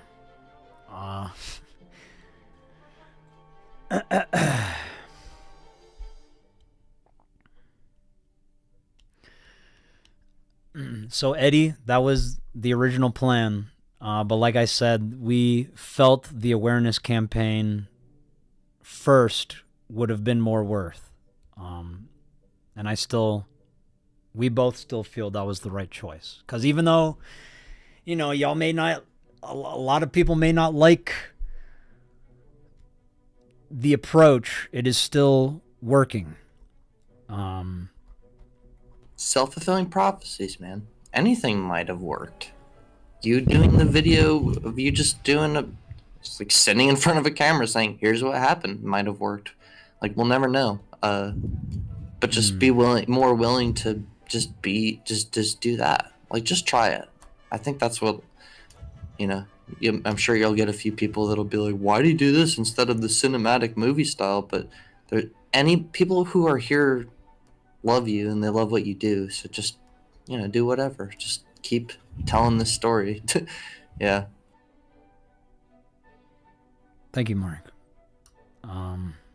That's what we'll do. So what do you think, Mark, about live streaming? Do you think it's harmful to the story?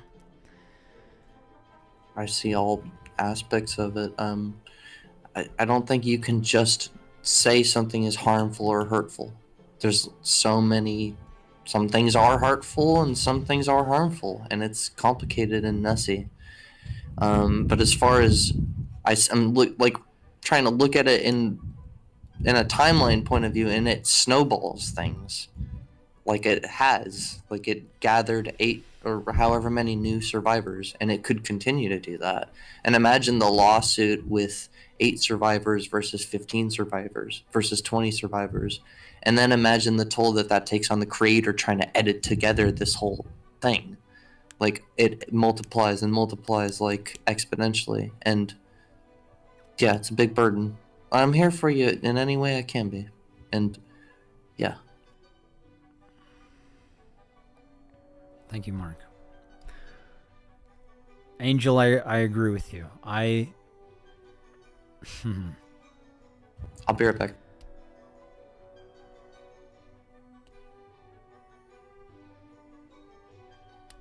Bay, thank you. Yeah, we might... We're just going to stay a little bit longer just to chat with the chat. I want to talk to you guys. Like, I want to know what y'all have to say. After stream, can we call J-Mac? Yeah. Okay, party.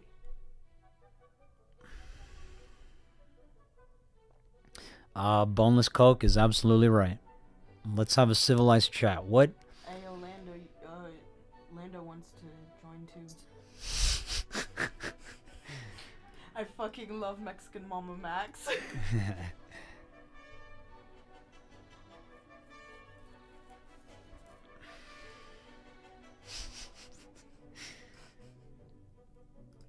No, that didn't do nothing.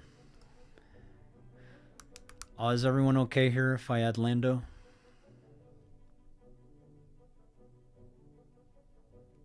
Mark said he'll be back. Ellie, are you okay with it? I don't care. I'm just here. Hell yeah. Lando's really chill. Mm.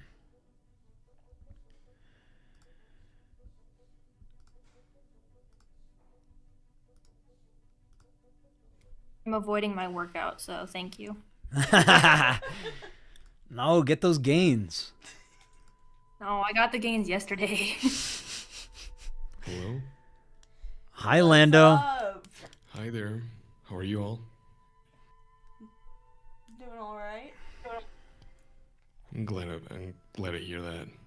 Hello. Please, Lando, do you have any questions or concerns for us? More like concerns or anything like that. I mean, I heard your question stating like, hey, does anyone know why is there so much hate? And my opinion on that, I'm not supporting like any criticism channels or anything like that. And I was talking to Slug back there, and basically we came to the conclusion that most people don't know like what the fuck is going on with the channel. That is like the main problem that's going on. Like, people don't really know what your intention is. People don't really know what you're trying to do.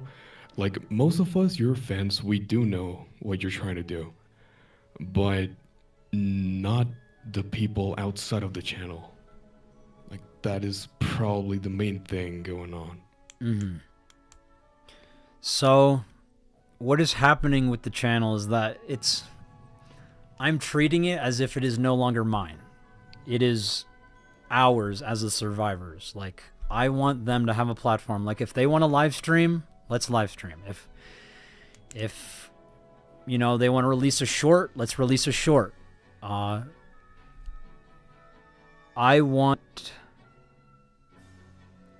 just want this platform to be theirs. Like every single video I'm releasing is getting approval from them. And if any of them disapprove, like, I'm going to fix whatever they disapprove on. I mean, do you want to speak on this? Not really. Am I being accurate? Yeah. So that is, so like, y'all know how I like to do it. I like to release one video a year and just let it out, and let, you know, the public, you know, take it as they will. But the thing about that is that it didn't, I don't know, it felt like it was missing, like, the voices of survivors, like with Wayne, Pablo, Sonny, any of my videos. Like, I want to focus more on survivors because y'all are the important part.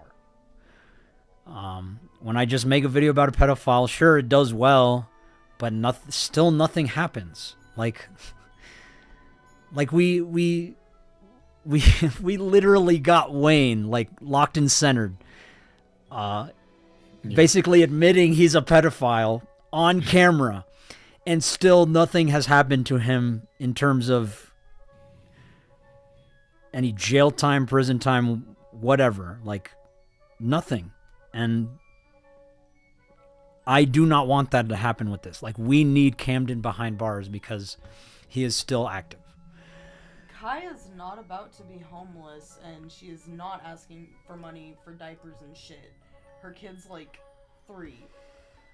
And I know her housing arrangement. She's gonna be joining soon anyways, so if y'all want to ask her about that, go ahead. So, Xylee, let me ask why you don't want to have a conversation with us. Like, what is...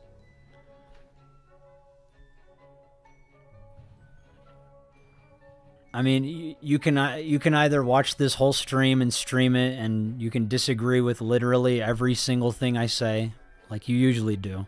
Or we can have a conversation where we talk to each other and find an avenue where we can find common ground, where we can actually, like, start helping rather than being part of the problem. Like, by just making streams and videos on each other, we are just adding to noise. And nothing is actually happening. Yeah, she might be busy or something, man. You never know. You don't know what's going on in people's lives. You know how it is. Like, I'm just asking, like, why she doesn't want to call in. She said, I don't want to hear what she has to say. I do want to hear your criticisms. I do want to find, like, where we can, I want to find common ground. I can voice them for you if you want. Do you want, like, so, like, why not just go to the police to begin with? Like, why did you ever even make a YouTube video? And, like, do you really think that, like, if someone fucked somebody else over, that making a YouTube video is the best way to get justice for them? Where you're, like, doing the Hotline Miami thing and you're doing all that. Which, I don't know, which I would respond, he tried to do it a little bit differently. He made a podcast and all that, but then he tried to blow the podcast up, but then... Yeah, sorry, you answer that, Max. I just keep thinking out loud, sorry. No, it's okay. I just want to have a conversation. Yeah, people saying Max doesn't care for victims. What the fuck do you think Max is doing right now? Like, pretty self-explanatory, isn't it? Xylee says, I'm not part of the problem. You are. I think that's a very self-centered way of looking at things. I'm trying to have a conversation with you so we can find common ground and stop fighting. Whereas it looks like you just want to keep fighting. Yeah, there's no slow mode in the call. So. You know, she just might have a lot going on or not be ready to stream. Like, you can't just call someone on, you know, just because they're in the chat.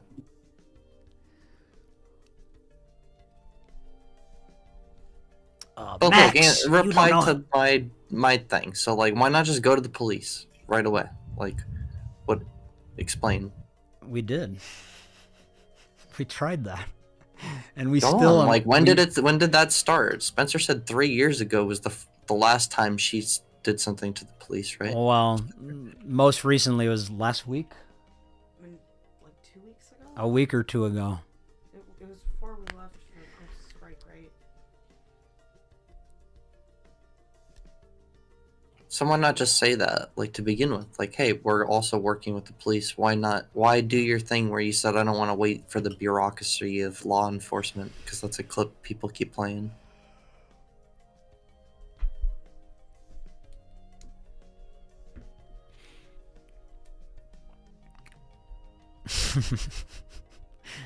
Rocco says, I feel like you're milking this. This didn't need to be 6 hours. We're trying to have a conversation here, and we're still waiting for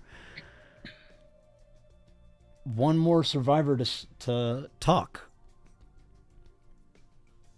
Maximum Platypus. Okay, I addressed this at the beginning of the stream. I told you I addressed this at the beginning of the stream. Here it is.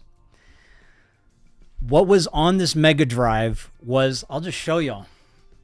I'll just show y'all what the full...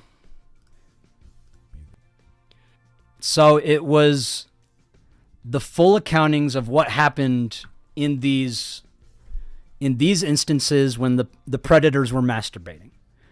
It is the full footage of the predators masturbating while I'm telling them I'm a teenage girl. That is for law enforcement. So if it was sent to law enforcement, then it served its intended purpose. All right? I already addressed this at the beginning of the stream. I told you I addressed this at the beginning of the stream. There you go. Mega probably saw and it was like, oh, this looks like child exploitation material. It does look like that. If I was actually a child, it would count as that. But I'm not a child. So yeah, there's to answer your question. Xylee. Bro, Muda and Lyrics told you everything you needed to know. I agree, Muda told me everything I needed to know. Lyrics, we just kept going in circles about how full names are doxing or not doxing, and that the ends doesn't justify the means, and that it's not okay to have someone share their testimony about Anthony Field at the end of the video, where I'm literally responding to his entire video. What did Lyrics say that Muda said? Can you quote me one thing Lyrics said that Muda said? Nothing at all. Just about the throwing out pedophile accusations. Is that not dangerous to not make sure that your target is absolutely 100% before you, first of all, fire yourself and then also expect other people to aim and fire?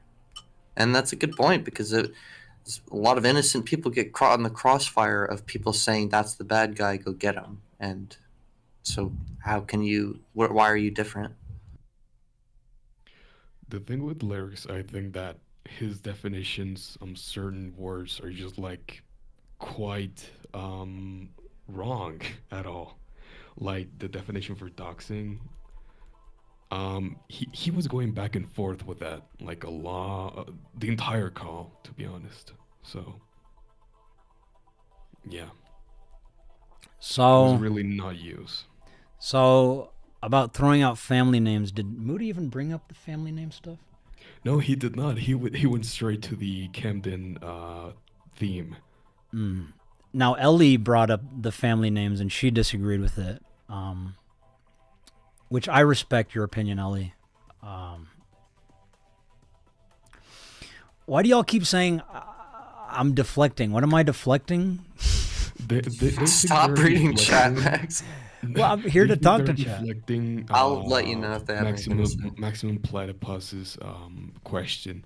There's some controversy. Okay, there's some hidden controversy saying that you allegedly falsified your Cartoon Incorporated and the Casey story from IMView.exe.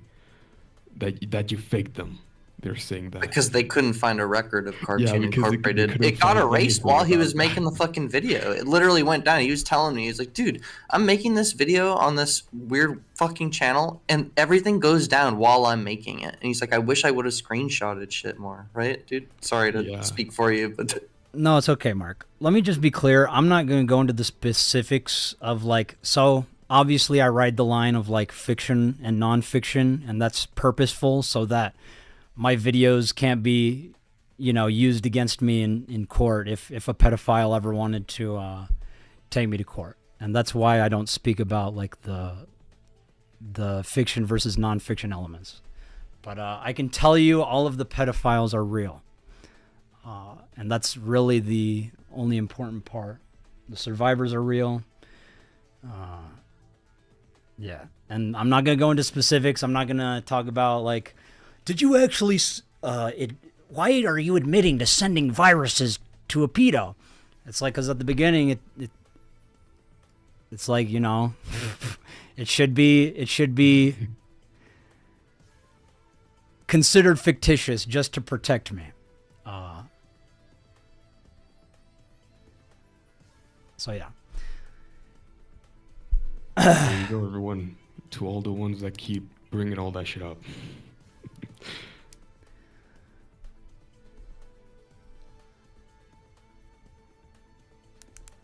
Also, I think name dropping Camden was okay because he's name dropped himself before to people like all over, so like lots of people know his name. Yeah. Starry asked, so essentially Pablo Sonny is real, but the content wasn't. That is not correct. There are fictional elements. It should be obvious which is fiction and which is not. But I'll let you decide on that because I can't speak on the specifics. It's pretty easy to like recognize which is fiction and which is real. Yeah. It's really easy, especially with the Wayne.exe video. Like, it's easily one of your best videos, though. like someone doesn't watch a South Park episode, which has the same disclaimer in the beginning, and go, I wonder if they're talking about this and this. Like, it's like, no, it's obvious who they're talking about, and they're making, yeah. Yeah, exactly like that. But I understand South Park and Max's content are different things, but there's similarities, and it's in those similarities that it's like, look at read between the lines, people. Like, you know.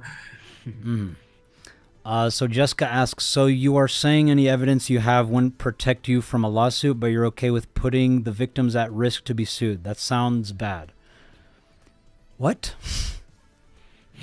Do you understand what they're saying? Stop reading the chat. No. It was a donation. It's a donation. Oh, okay. Well, I know. I'm not even sure what you're asking. But you're okay with putting the victims at risk to be sued? I think I think Sued. she's saying that by letting the victims like come out and speak out, speak up, they think that with doing that they're gonna get sued. Oh, in okay. any way So or something like let me that, be I clear. think. The survivors who are speaking out want to speak out. And I told them, like, yeah, it is possible that Camden can sue us, but that is nothing to be afraid of because, one, he doesn't have the assets to do so. And two, even if he did try to sue us, he would lose. And if it's a defamation case as well, they would have to prove that he didn't do all this stuff, and there is substantial proof for all of our cases. He would also have to prove that these women know they are lying, which they are not. Sorry if I sounded angry there. I'm just I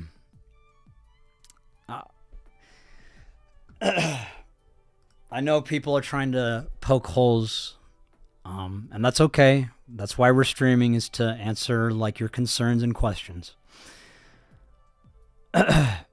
Kia Cat, I just explained why we add fictional elements in the videos. But it's also just because I like fiction. Like, I like to make like Hotline Miami style, like vigilante type storylines. I feel like it's cathartic for survivors. But yeah. There's also an argument to be made, though, Max, that if you were to tell the stories in just a more matter-of-fact way, that would also be just as empowering. But we'll never really know. Like, you don't have the alternate version of you that only just did it in a podcast style. But I mean, there already is that. There's like soft white underbelly, and there's content where people just say, here's the story and blah blah blah, and you've always been trying to like tell a deeper story with, you know, artistic elements. But even then, you're trying to branch out now by telling this story and doing these streams and all that. So like, I don't know, I get it. Yeah. Leia, something I know you can't always be here for every stream, but I'm pretty sure I even say in the video, we always report what we find to the authorities, and when they do nothing, that is when we release the video. That's always been our mantra here in MamaMax. What do you mean?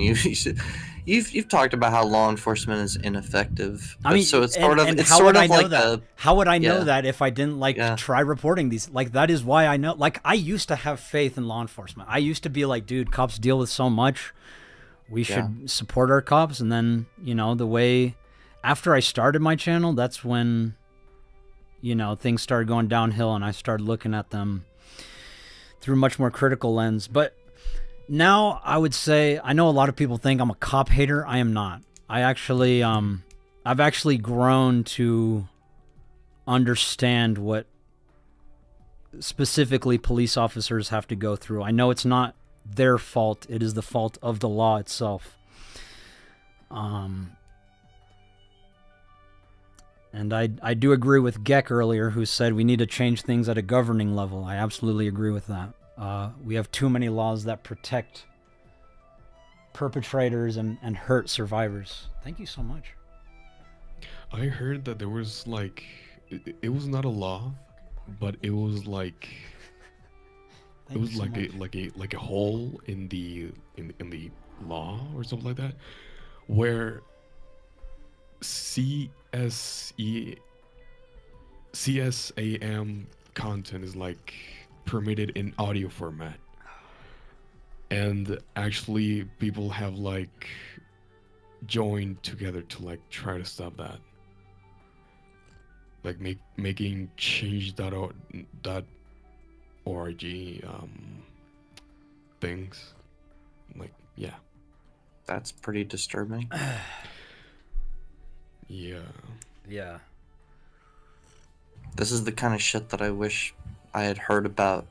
You know, I wish there was someone letting people know, like, hey, by the way, CP isn't illegal in auditory form. Like, you know, the stuff I hear about is worthless garbage that doesn't really affect my life. But I wish I knew more about shit like that happening.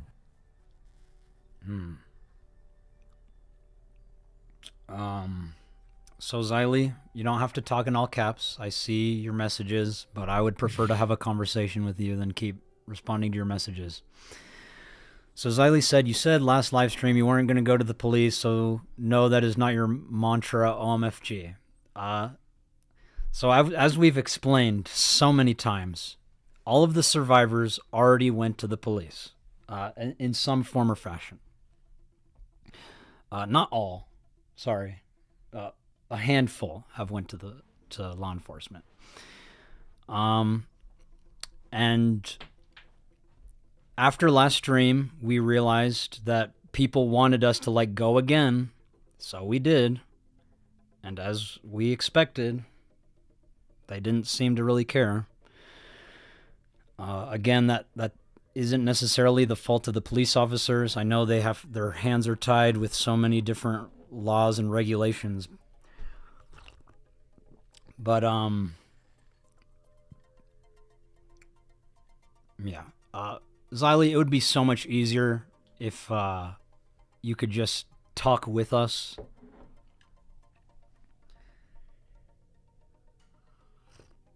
We're not gonna corner you if you think that we're. She said, "I promise you, dear sir, a conversation with you will not be civil. You are way too disingenuous to have a conversation with, good sir. Thank you so much for your time." This is why I say look at behaviors and don't listen to words, guys. Look at her behavior. Do not listen to her words. And look at our behavior. We are trying to invite her to talk with us. And she's literally saying it would not be civil because I would be disingenuous. I mean, we have Xylee. This is a public platform. People can literally see if I'm being disingenuous or not.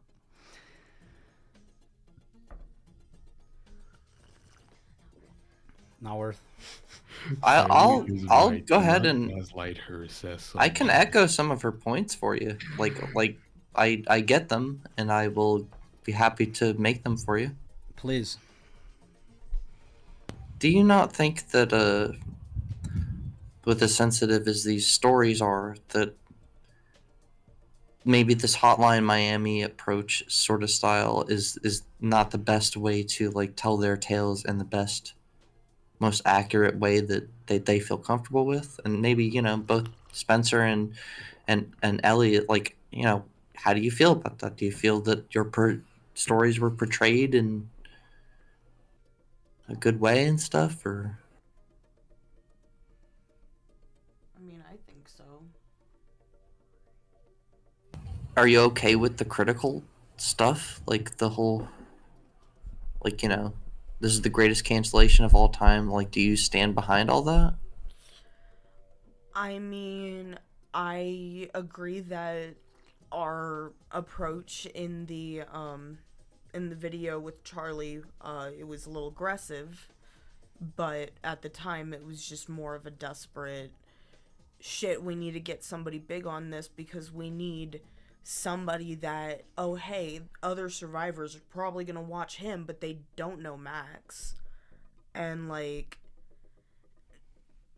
at the end of the day, like, we've basically done what we've been wanting to do, and I don't know, I just have to remind myself that the criticism is just there is good criticism out there, but there's just been a lot that's just been completely toxic. And like, even in the MamaMax subreddit community, while I was trying to answer questions, one of the mods kept raising the comment karma requirement to silence you. To silence me, because they saw that I was actively responding, and while I was in that conversation, all of a sudden I'm getting notifications that it keeps raising. And then I was made a mod for like 2 days. The mod that was raising the comment karma requirement, they restricted me as a mod, and then I got removed after 2 days. Like, it just seems like everybody is just so set on, I want to see this, I want to see that, and it's, at the end of the day, like, it doesn't really matter, I guess. Like, we know our truth as survivors, as Ishmael said before, and we just gotta do what we can to find these other survivors, and I don't really regret much of it.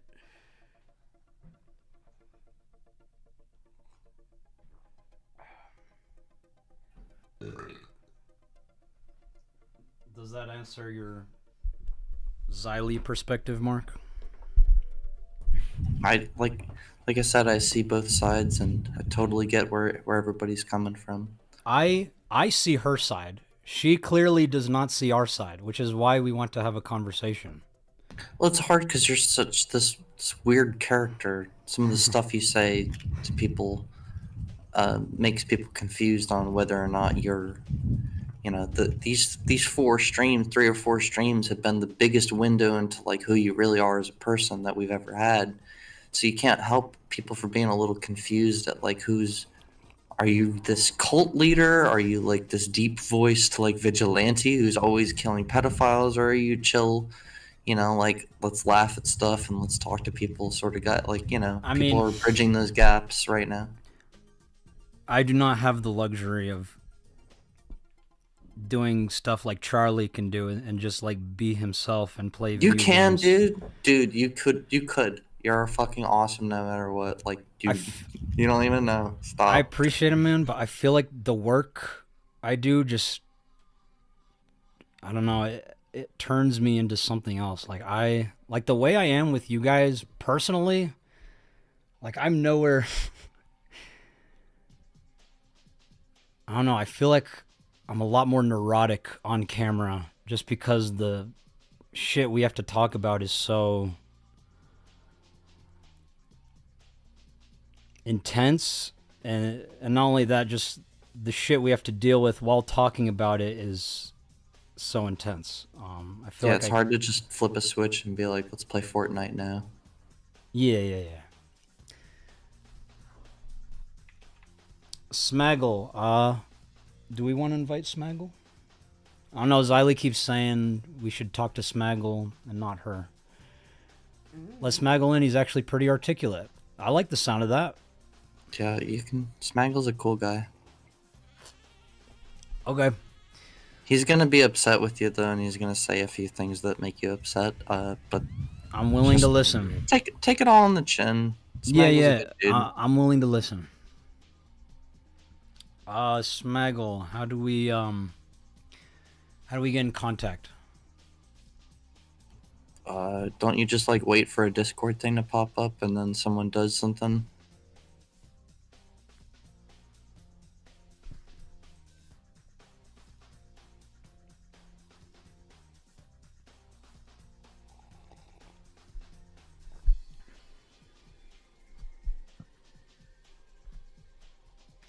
When is Kai joining?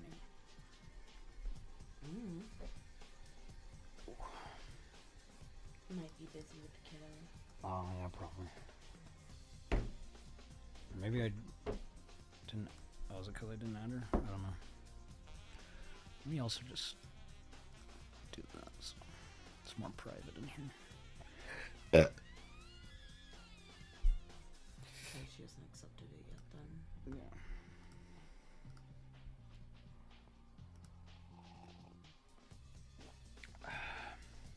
Anyway.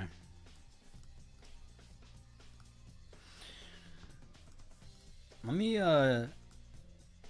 sorry about the slow-mo, guys. Let me, make it a little bit faster. I kind of agree with us. I wish people would only post genuine comments. All this spam and nonsense is annoying. That's the internet. It's okay, though. Oh, Chip Kid, thank you for worrying about me. That's sweet. I just want to say I'm approving everything, even if it's negative. You all have a voice here, like, but just stick around. Is spam just criticism? No, it becomes spammy when Max has already addressed some stuff and people keep bringing it up. No, and then it's the same people. Yeah, literally. That's the most funny part to me. It's the same people asking the same question. after you addressed it like fucking 300 times already. Oh, Durgan actually asked a good question. So they asked, "Can you tell us why Spencer's living with you? I'm very confused to why a victim had to move in with you for this case." So I didn't move in for the case alone. Unfortunately, in the beginning of October, my great-grandfather had passed away, and my family is selling the house. And I did have other places to go, but I just thought that it was going to be easier once Max offered to just be here. It makes it easier for us to stream and relay information to each other, and for the time being, it's been the best option. So I offered because it felt like the perfect storm. Like it felt like, okay, clearly this is happening for a reason. I should probably offer specifically to expedite both the legal and documentation process. I figured if I can just document the prime subject of my documentary, then why not just have her live with me? And since she needed a home. Now, that's not to say it's going to be permanent. I do want to get Spencer to become independent at some point. We're going to get all her medical stuff done. All of, basically everything. Like, you need to learn how to drive. We're going to do that. Fish, you need to not. Yeah, fucking go away. Girl. That's literally stupidest Literally. Bro. Literally just ignore everything we say. That's fine. Oh, it's so exploitative God that I moved in with a friend. Oh, boo-hoo. What? Spencer has known my family her whole life. She was in the same kindergarten class as my sister. Yeah. I don't think y'all understand, like, the relationship here. Like, my aunt literally knows his mom. Yeah, like, we were friends before we were, like, actually on a case. Like, yeah. And yeah. So how did you sit on this story for so long, Max? You piece of shit. How did you just sit on this story knowing it? So it was about a year and talk or two. about Kanye Quest. Yeah. A year or two. So I told Spencer, like, I'm so sorry. I'm currently busy with other projects. Do you want me to, like, hand this off to another creator? And you said no. I want you. I doubt any other creator would be willing to sacrifice their whole platform for her and the other survivors. Fish, how is he exploiting me? I want to know, like, what the fuck is he doing? Also, Snaggle said he followed you on Twitter. Once you see exploitation, it's like, holy shit, it's everywhere. Like, I get it. I totally get it. It's like a lens that you put on, and then all of a sudden you see this whole world of, like, everybody's using everybody for something, and it's like a really weird fucking thing.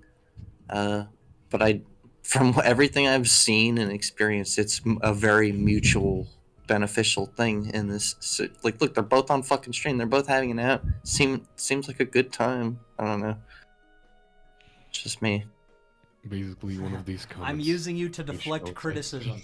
I am still getting criticism. Bruh. How are they shielding? They're not shielding me from anything. I am still getting People criticism. are just bitching the bitch And at this point. Like, jeez. People have been playing that card for so long. Oh, you use for survivors to shield from criticism. I have never shielded myself from. I almost always just get criticism. The Dark Pack asked if you feed me every day. I feed my fucking self, bro. Kia Cut says, you do. They're just trolling. I believe that they're all just Please, trolling. yeah, if any of you can please explain how I use survivors to shield myself from criticism. And what am I deflecting? What am I You're still deflecting. What am I deflecting? People just say things, but they don't explain, like... Yeah, I think it's trolling at this point. Yeah, it's trolling. Y'all are good trolls. Y'all are getting me.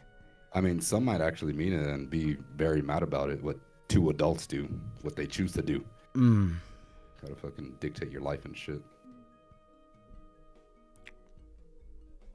Smaggle followed me on Twitter. Yeah, he said. Smaggle. Blue Squid comms. That looks right.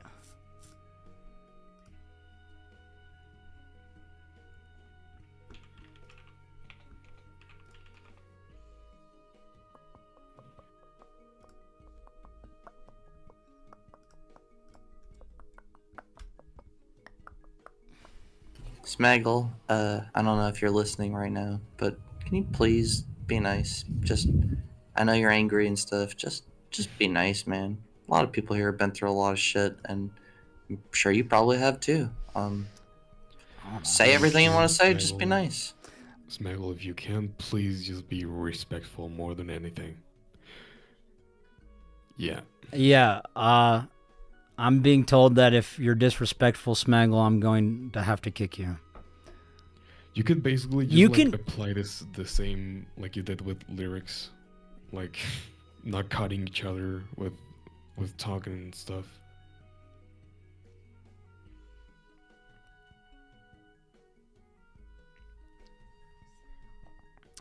I don't know. Who is Smaggle? Mark? He's a longtime viewer of Augie. Not longer than me, though. You crybabies. Oh my gosh, if you're mean, I'm gonna kick you. What do you say to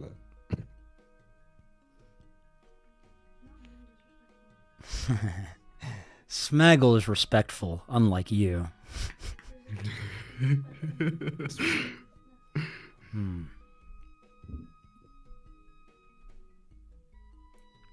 Rad Rye, how does that make anyone cry babies?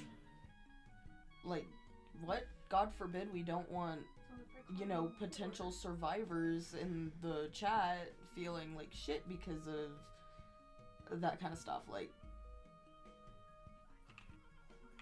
he can keep it directed at you, Max, I think, and just, you know, I think that's more the thing. People are angry at you and the way you handled it, and that you're a clout chasing fucking goblin, and you know, that's people want to see you take that, and they want to see you take it on the chin. So I have for like the past 7 years I've been on YouTube.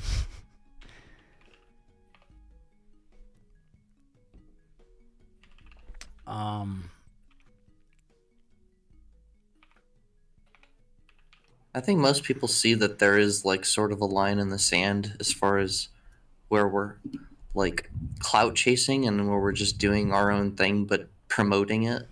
And I think you crossed the line when you reached out to other people, because it's just this, it's not a very socially acceptable thing that somebody makes a video being like, please help me. But you know, this is just me personally. I wish it was more. Like, I wish people could just be like, hey, I look up to you a lot. Can you please help me out with this thing? But I get why it's weird. I get why this is all like a show and this is all entertainment, and being like, hey, somebody was, you know, some horrible shit happened. It's not quite the vibe. I get it. Like, I get it all. People are told countless times, like, oh, ask questions. Oh, I'm here to help, and then they spit in your face and you do. Okay, we're adding Smaggle. Everyone's saying Smaggle is cool. They're hella trolling. Like, he's either gonna be like insane right now, or like he'll be like interesting. That's okay. I'm here to listen. Hey everyone, what's up? Hello, Smaggle. So I just want to start off with this. As you can tell, I'm very autistic, and I just want to let you guys know that if I slip up and say the R word, I have the pass. So just so we're all clear on that. All right. Well, so my first overall question is like, you said your mantra is that you go after pedos and then you go to the police, and then if the police don't respond, you drop the video on said pedos. But last stream with the Colton thing, you basically said that you didn't reach out to the police department until after Colton.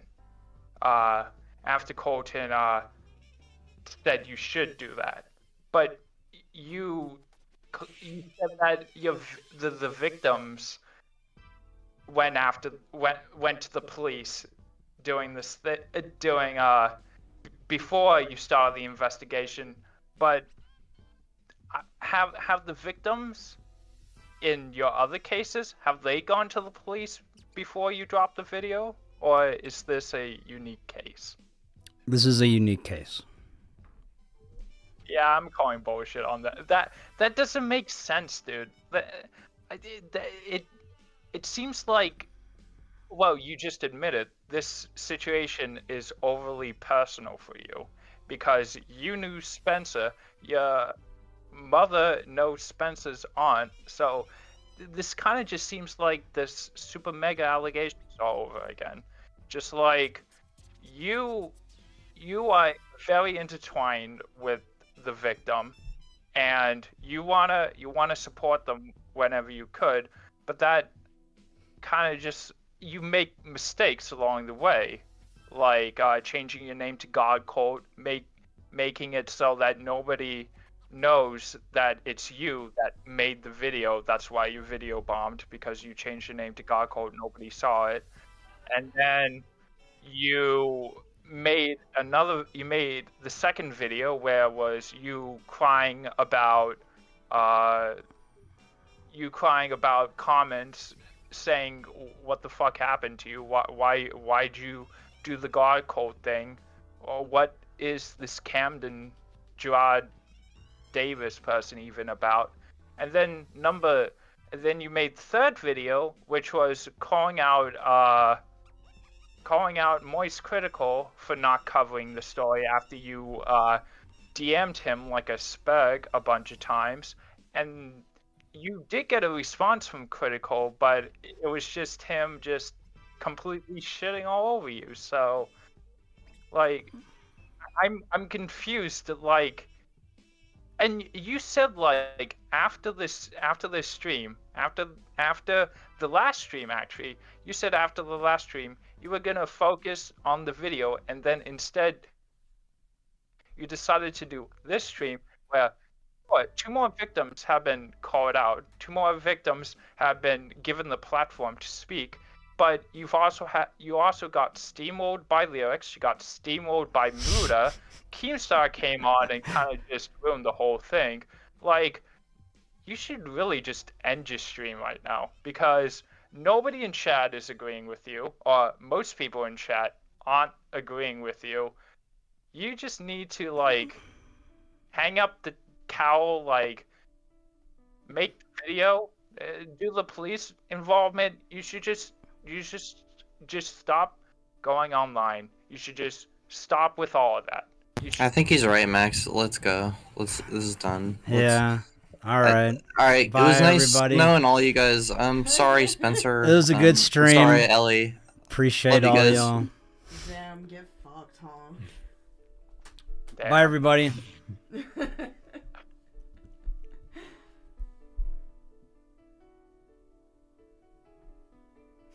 So should I just leave? Like, what is this? If that's what you want, Like, Smaggle. do you have like a specific, like, just one at a time, like one point or question? Like, yeah, things haven't gone perfectly, and like he had this idea for how to blow it up, and it didn't work. Well, now what? Like, what do we do now? Do you have any ideas? Like, or I mean, he did find survivors at least, and that's what his goal was. Yeah, in the I end. mean, I guess, Yeah, he could've but done it like, if differently, but you it still release worked. the original, if you have the original video and it was, and you made that video not as like some kind of making fun of YouTubers being cults, and making fun of cults in general, and just stuck to the facts of the Cameron Gerard Davis, because I know multiple people have reached out to you and saying that the vampires cult is a really good, interesting tagline. If you just made that video, made that first part, you probably would have gotten these victims that are in the call right now, and probably more. So, yeah. Max, you gotta go back in time. No, What's that's not what I'm It's saying. time to build a I'm time saying- machine. He's taking I'm criticism and saying, being like, bored. At the end of the day, what else do you want him to do? What the fuck? Everyone expects him to be fucking Jesus, perfect and shit. I'm not Yeah, he messed up. expecting him to be He genius, messed up. but Now what? I'm expecting him to, like, I don't know. Smaggle's used to a certain format of people being very like clear and cut and dry with like a story. Like, here is I'm not saying it's bad. I'm just saying, like, And Max is a different kind of storyteller. Not sucking anyone's dick. I'm just saying, Smaggle, like, you know, you said you're autistic, and just imagine, like, that's not your forte, is whatever this thing is, and then everyone's like, oh, he should have done that thing. And it's like, well, I'm sorry, I'm doing my best at the thing I am good at, and maybe it didn't Sorry, blow Max, up, but if I was like, if I was like rude or mean to you, I just had a lot building up because I've been following this since the first video that you released on the Camden Jaw Davis story, and it just didn't click with me, and it just kept building up all the little things that, all the little discrepancies that you made over the past few live streams and such, and it's just all came up to this. So yeah. It's okay. You can be mean to me. I don't mind. I appreciate you wanting to speak to me about all this. Yeah, no problem. Also, are you sure that Sally account was real? It sounds like her. You gotta be honest, seeing a top like that doesn't sound like it to me, but I don't know. Yeah, yeah, that's pretty much it. I'll leave you guys.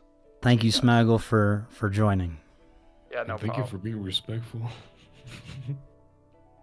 Sort of. Xylee, you are allowed to be mean to me. Yeah, bro.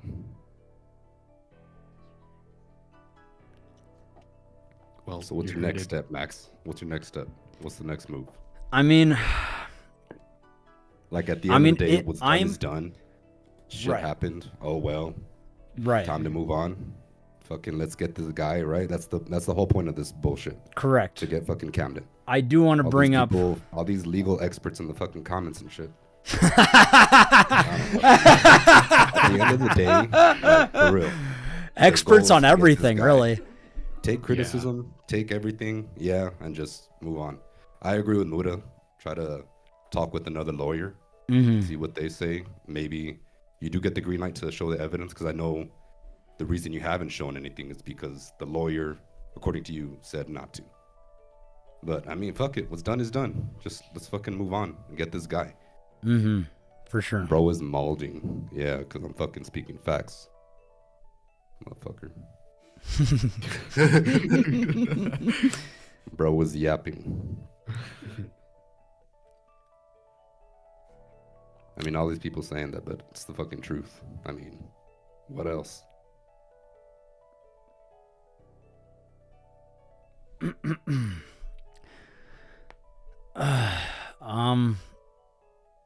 I do want to end, but we've been waiting for Kai because I know she probably wants to speak up about a few things, right? I have not heard back from her yet. We're answering questions, Moex. Please ask your question. Why don't you upload the evidence? Someone's probably gonna ask that again. Give it like 2 minutes.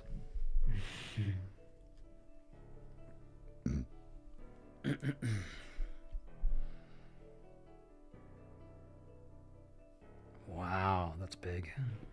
Thank you. Good stuff. We'll show you. Thank you, Ellie. You know exactly what I'm talking about. Yes, thank you, Ellie.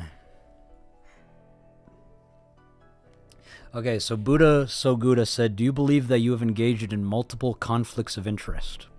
Can you please explain? I'm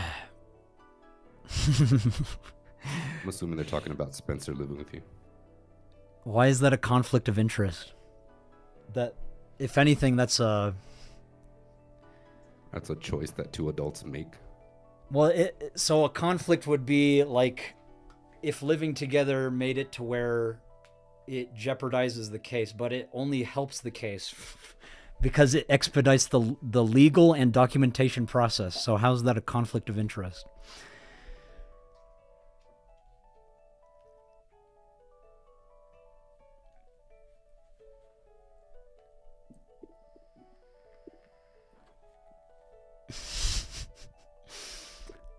Y'all are silly.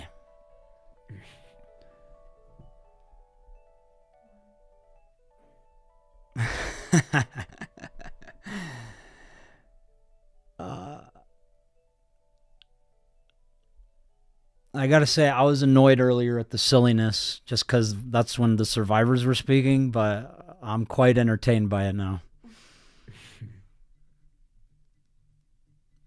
Xylee, why are you still here if you want me to end the stream?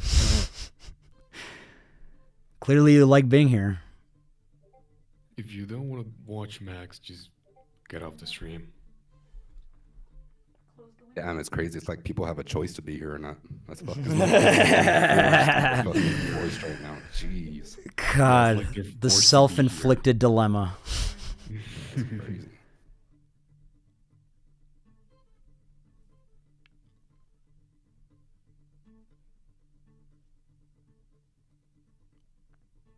Yes, one's in the chat if Xylee should call in.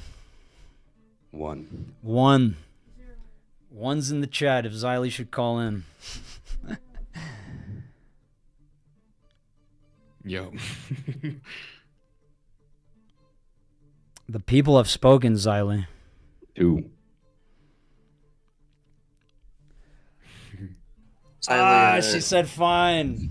She said I fine. I'll stick up for you, Xylee. Just be nice, please. I will listen to you. I will listen to what you have to say. Finally. Why are people saying that's a fake Xylee? Is that true? No, that is the way she's behaving. That is clearly her. Okay.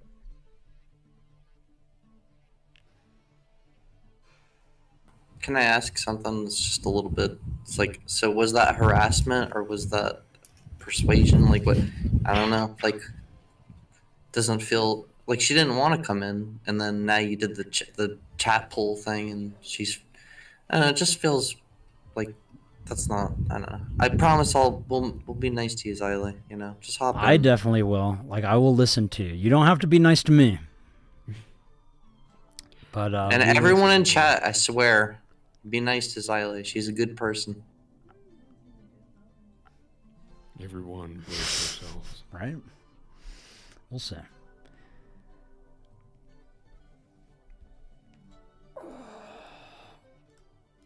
Xylee, I added you on your Xylee Star account. Let's see how this goes.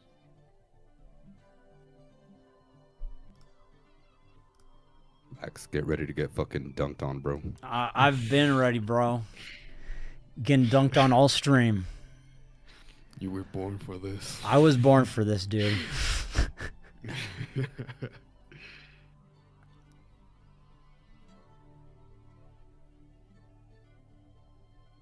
What's the point in interacting with these guys? Because he can? The fuck? Stream?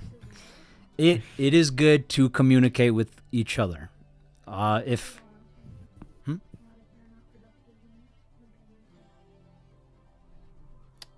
We should at least be willing.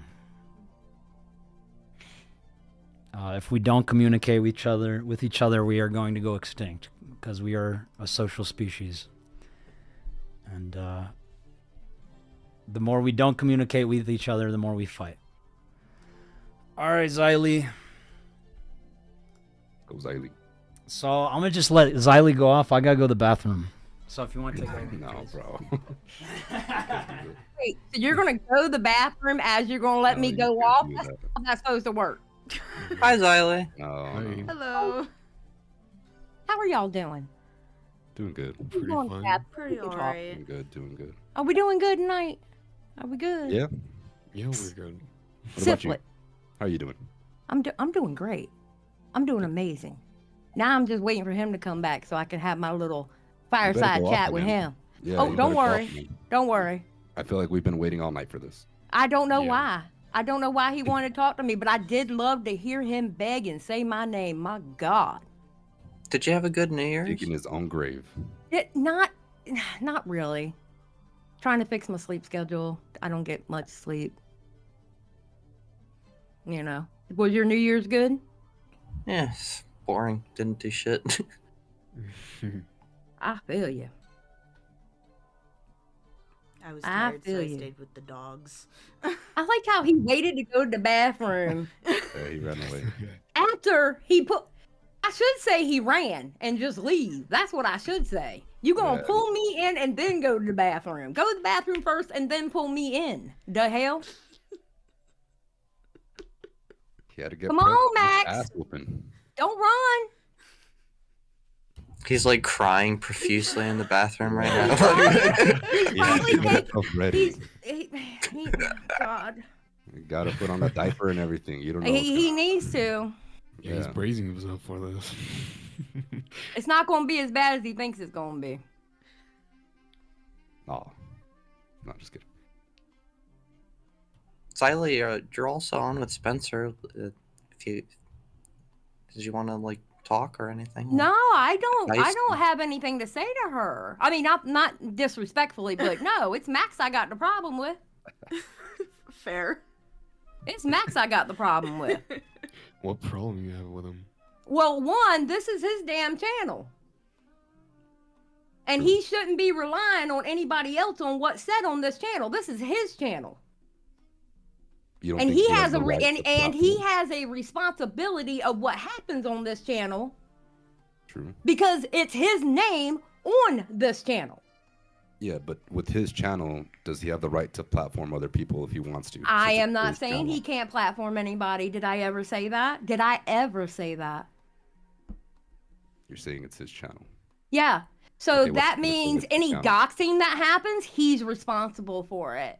And if this fucks up their case that they may or may not have, because I haven't seen the proof, guess whose responsibility is? It's Max. his. And I'm sure he's aware of that. And you know what? It's also there so everybody can get sued. Yeah, and He's actually fucking up their case on whatever case they have. Again, I haven't seen the proofs. He is fucking up their case by doing this stupid bullshit. You have not seen any proofs because he's keeping all the evidence for. Well, then don't fucking talk about it, because how am I supposed to report on something that I can't see the facts of?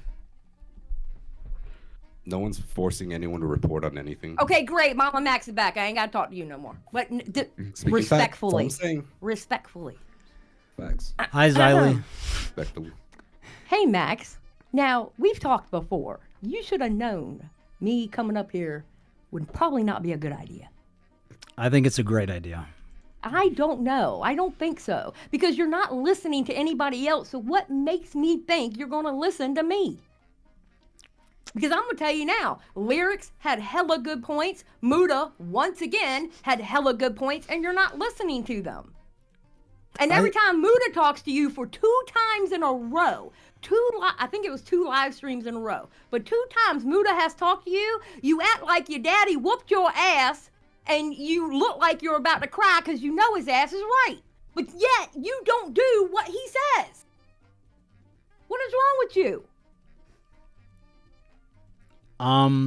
So you don't want me to platform the survivors for live streams? When did I say I don't want them platformed? When did I say I don't want them platformed? When did I say that? Show me a timestamp where I said that.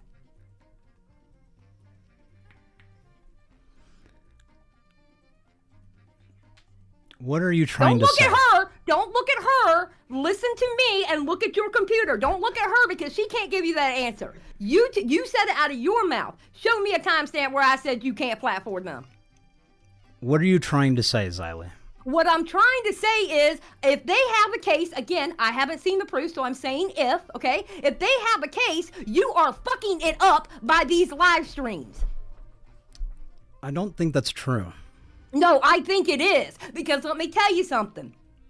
You sent your audience to go hunting for this dude and his mother. If something would have happened to them, that would have been on your ass. And then it would have been on their ass for saying the damn name and having these people in the chat hunting his ass down like he's a fucking deer. Can you give us? I am not talking to you, honey. I am talking to Max. Respectfully, stay out of it.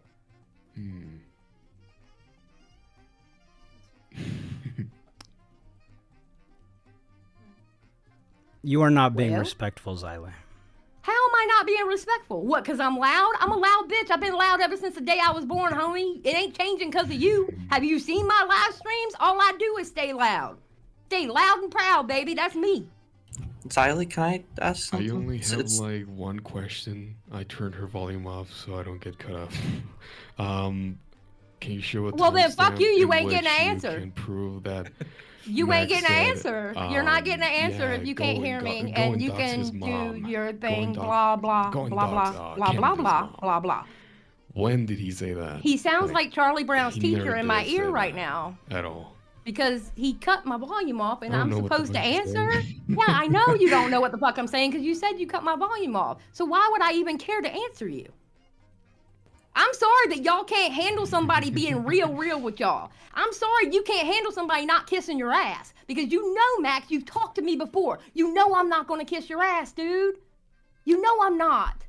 I'm not going to kiss your ass like everybody else. I'm not going to do it. And I don't want you to. Respectfully.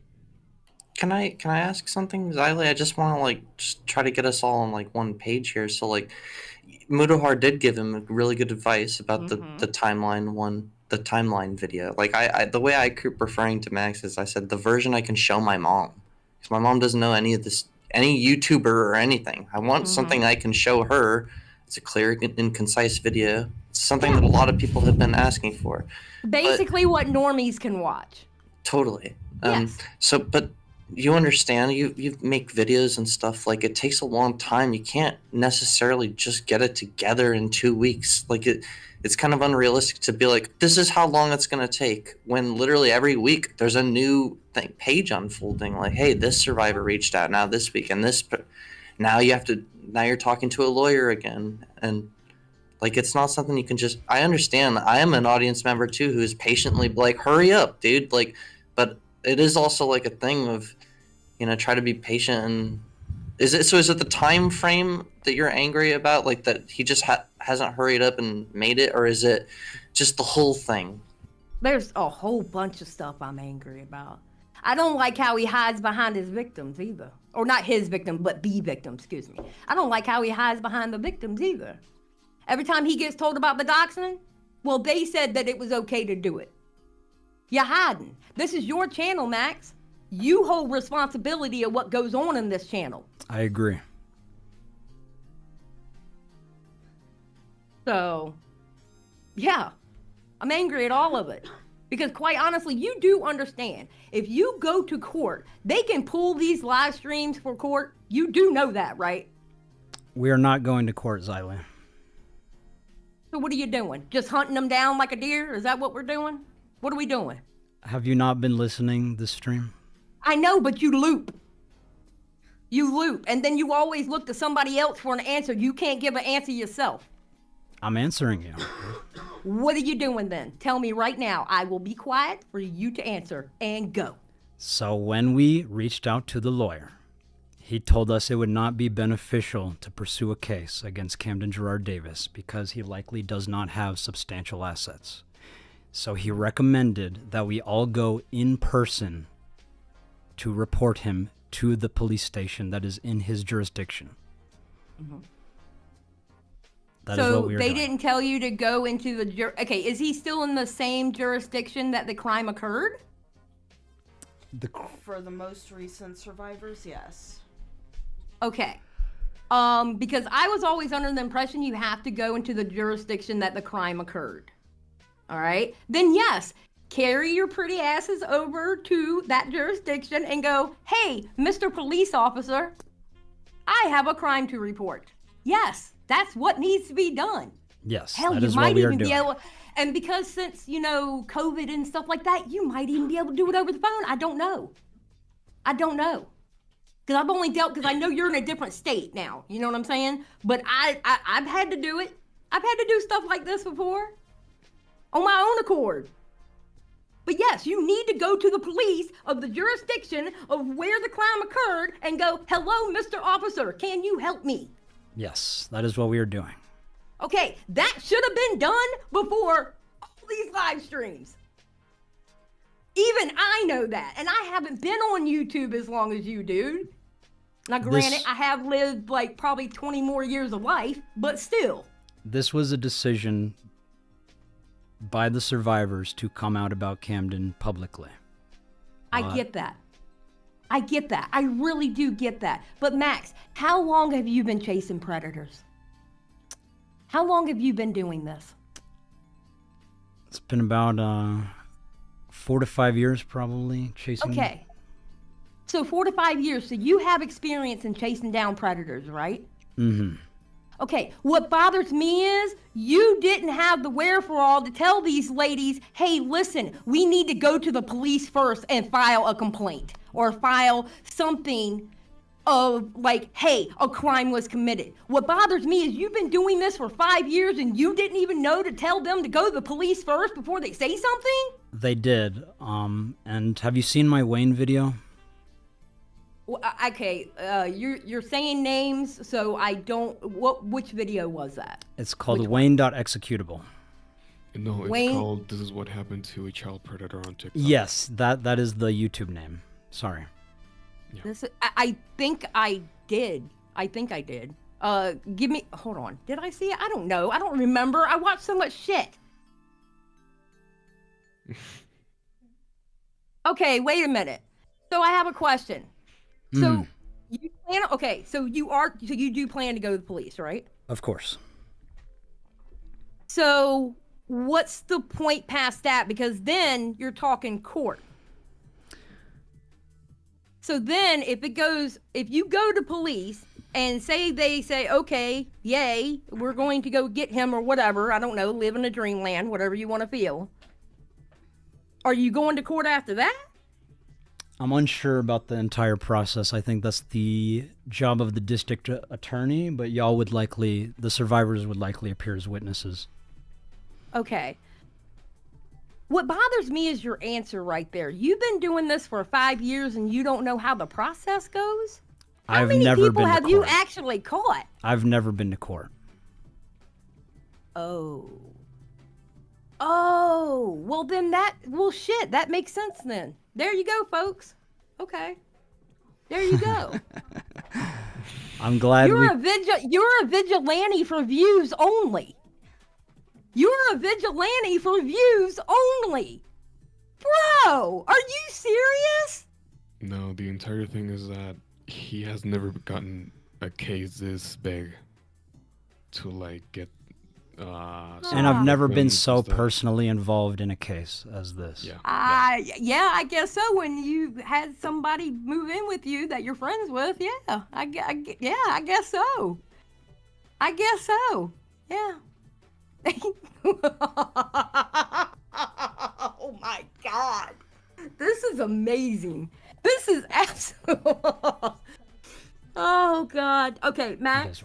Y'all need to you need to shut this live stream off and y'all need to figure out how y'all are gonna go to wherever that jurisdiction is and put in complaints and talk to a Mr. Officer or Miss Officer. You know, this is 2024, you know, we're not doing that sexist stuff. All right. So we're gonna talk to either Mr. or Mrs. Officer. All right. You need to figure out how to do that because this shit here ain't kosher. Ain't kosher at all.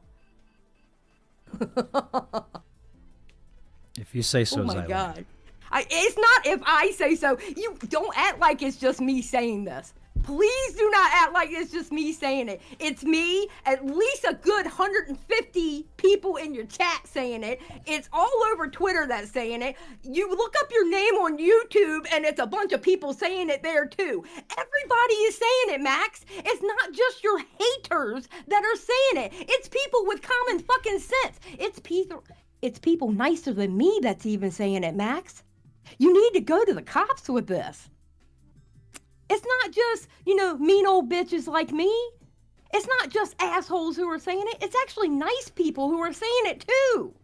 It's people like Mudahar that are saying it. It's nice people who are saying it. People with, a little bit more grace than someone like me. Go to the cops. Show them your evidence. I'll be damned, I'm not signing an NDA on evidence that you're trying to get me to believe a story that I can't see the evidence. I'm not signing no damn NDA. Are you kidding me? What, give you my information so I can see some know. Then that's I on don't you, know Zyla. you. I don't know you like that. How do you expect people to say, "Yeah, I trust MamaMax"? I absolutely trust MamaMax. Right after they just said the bad guy's mama's name on and spelled it out in a live stream, I absolutely trust him. What the fuck? So what are you trying to say exactly? You're fucking up. That's what I'm saying. You're fucking up, okay? We'll just put it in a nice little box, okay? I can't say it's pretty wrapping, but it's wrapped with a bow on top saying, with a tag, "You're fucking up." Yes, everything is my fault, Zyla. If they have a case, you're fucking it up. That's what I'm saying. I disagree. Yeah, because you're too fucking stubborn. Stop getting past your own way, dude. You're fucking up. Everybody is telling you you're fucking up. If it looks like a duck and walks like a duck, it's a motherfucking duck. And you're quacking right now. I guess time will tell, Zyla. Yep, time will tell, because I tell you what, you're getting the Onision treatment right now. Because you're fucking up.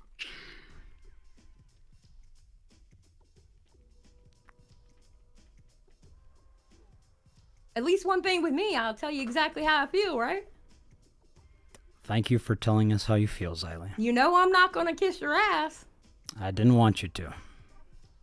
Anything else? Any other questions? Anything else you want from me? I like your sweater. Thank you. Well, if you have any questions, I'd be happy to answer. I don't. You got no damn question, because you answered everything. You're just treating this shit like dumb, dude. Stop. Get off the fucking live stream and figure out how the hell y'all gonna go to that damn jurisdiction and talk to the fucking cops. Because if these girls got a case, you're fucking it up. If you say so. I do say so. I absolutely say so. We all hear you. And it ain't just me saying it. Don't sit there with your little manipulative way that you want people to feel sorry for you, whatever. Don't sit there and act like it's just me saying it. You got a whole chat full of people saying it. There's a whole bunch of people on Twitter saying it. And guess what? There's a bunch of people on YouTube saying it too. You're Keep fucking talking. it up. Keep talking. Keep talking. I'll always keep talking, baby. Bye. All right. Damn. My ears hurt. Thank you, Zyla, for what did you think about all that? Oh no, I'm tired. My brain kind of spaced. Same.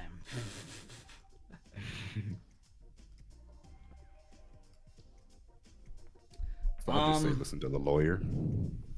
Huh? I'd say just listen to whatever. Yeah. I'll listen says. to the actual experts.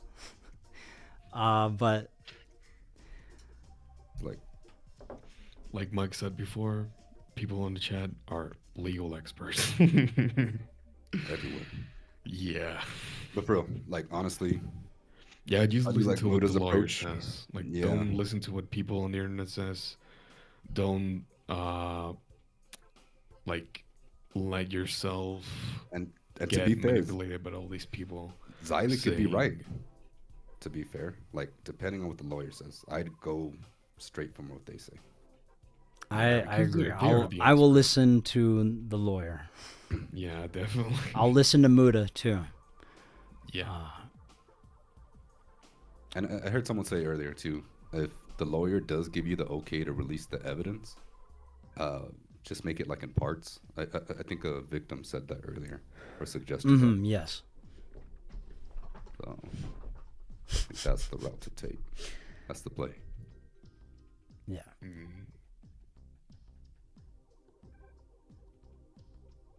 Of course, chat will say opposite. Yep. That's So just keep yapping about that, about stuff you did before, and not how to fucking move forward. Yeah. So I think that's the play. Not all of chat.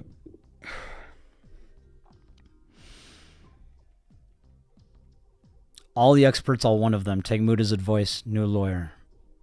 We will get multiple opinions.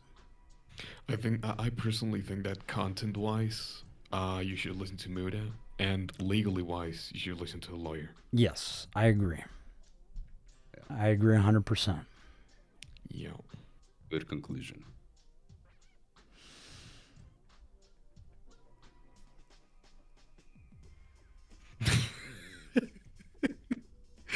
I'm a survivor of Max's screen. I did not see that. Great, damn. Yeah, but anyways, Max, you got cooked, bro. Damn. Yeah, Mexican home.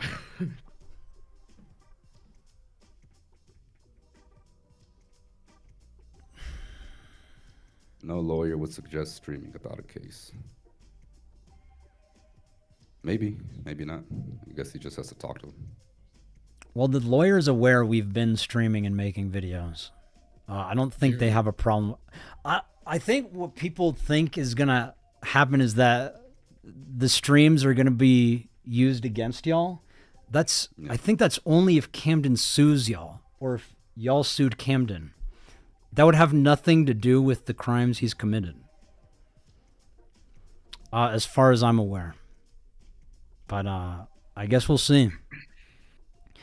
Either way, I know everyone's trying to be like, these streams are fucking up the whole case.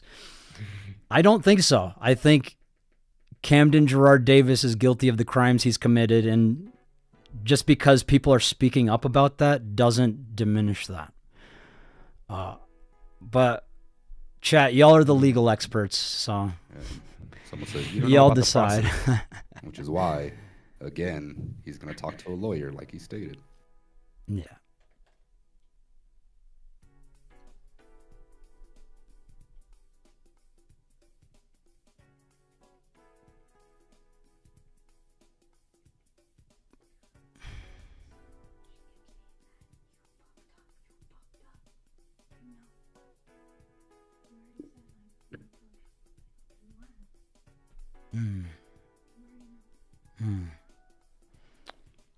Some people just want to talk.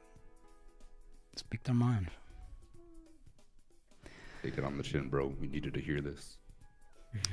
I think we all did. It's a donation. I call the police. Stop calling Saul, bro.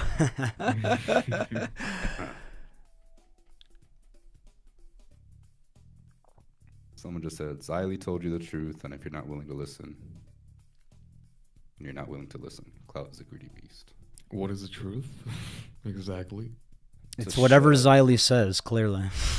Yeah. That is the truth. Yeah, that is the absolute truth. Yeah, everything you say is a liability. God damn. I am responsible for everyone's actions, all the commentary channels, all the everything. I'm responsible, guys. It's all me. And I'm sorry. Sorry I keep fucking up the whole world for all of you. But we'll fix it. I think once the full documentary is out, everyone will see what we have been trying to do here. But until then, it's okay. I'm fine dealing with these short-term setbacks.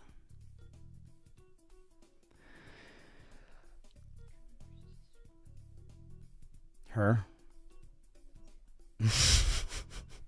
I mean, you can see it. It's dripping. Someone donated. Are you saying he's guilty as a character, or do you really think that? Is that about Camden? Yeah, I think. Are you saying he's guilty as a character, or do you really think that? What does that mean? I know he's guilty of the crimes he's committed. There wouldn't be as many survivors as there are if he wasn't guilty, with as much evidence as they have against him.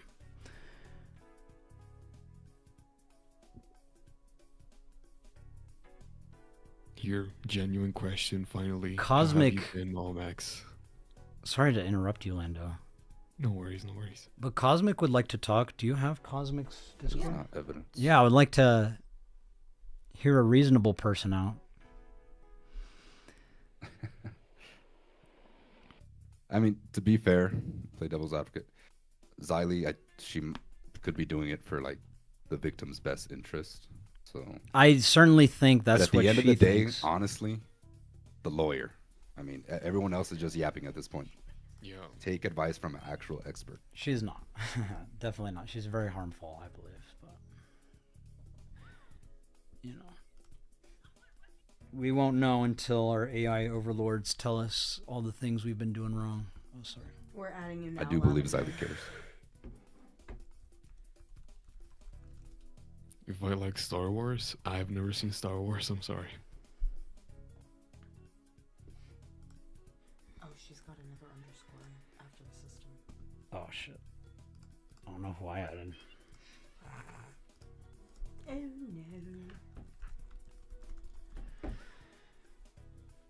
There we go.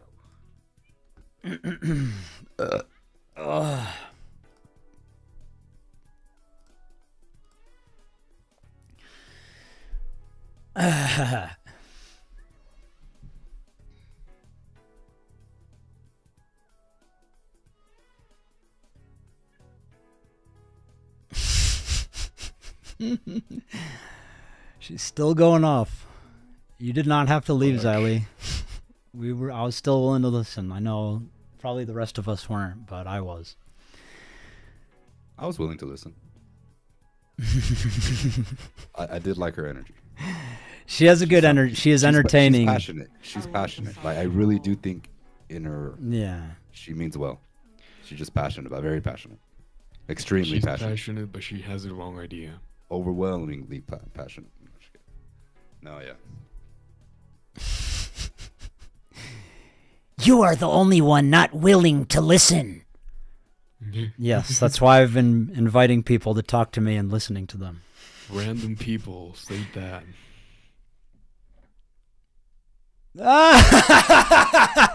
Xylee left because she was afraid that you would be overcooked. That's beautiful. Ooh. Scare Theater, hi. A nice Hi, Scare Theater. Hello. Case is actually going well, despite what the chat is trying to tell everyone. The legal experts. Accept your request. I don't see her. Is there just one underscore? It's 2. 2 underscores. After? No, it's one in the middle, one after. Yeah, I did that, I think.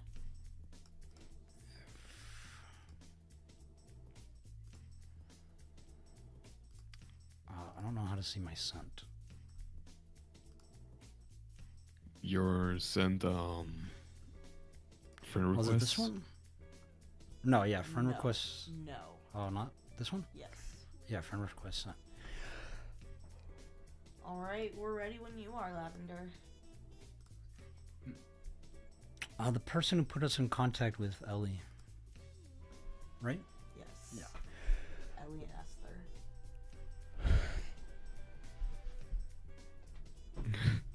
They saying Xylee has a video defending Shane Dawson. Okay. What? I don't believe that. I don't believe that. Yeah, me neither, but okay. It was funny.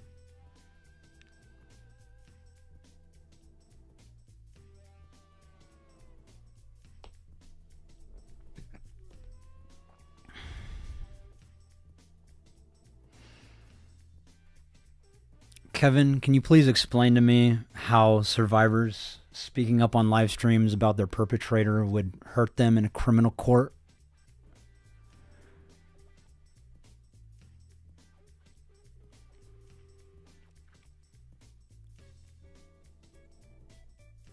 This has become an absolute clown show. Yet I've seen you here for like the past 2 hours. Bro. No one's forcing you to stay.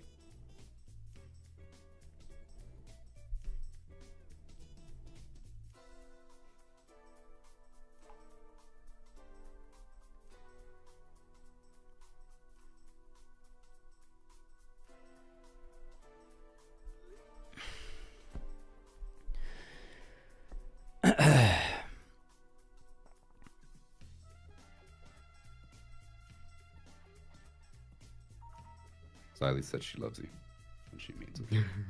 Thank you. Okay. Have you seen Nicholas Diorio live stream on you? No, I have not seen it, but I've heard good things. I did saw it. I gotta say he was understanding with all what he was saying. he seemed like one of the most level-headed people to approach this topic. Yeah, literally. He has been probably one of the one and only YouTubers that has actually like given a proper feedback to your videos. He reacted to, I mean, in that same stream, he reacted to the 3 last videos, to the trailer, which one? Shit, I forgot. The 3 last videos. Let's look at that. Thank you, Kevin, for sharing.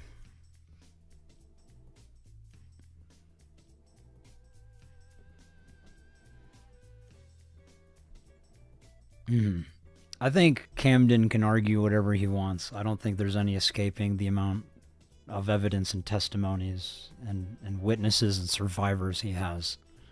I truly do not believe there's surviving any of that. Do you think you would get like an opportunity to like actually interview him to like understand his childhood? If he's behind bars, yeah, I think. I mean, from what they've told me, he seems highly narcissistic, and I think he would want people to know who he is.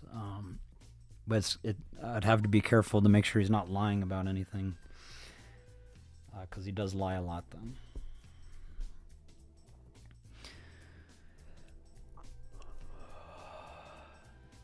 Narcissistic people, dude. I don't know. You're a narcissist. All right. If you say so. Average There's response. No survivors or victims. Ooh. Shit, last time I checked, I was solid.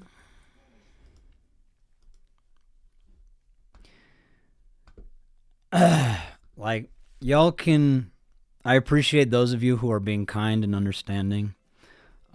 For those of you who are being mean and disrespectful, specifically to the survivors, I don't care if you're disrespectful to me, but I just want you to know this live stream will be up, and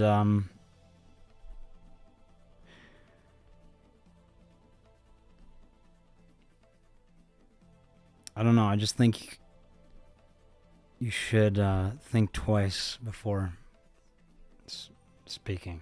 Yeah. Like,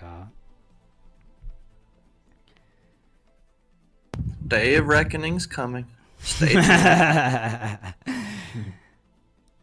Is that a threat? Is that a threat? No, it's just the truth. Like,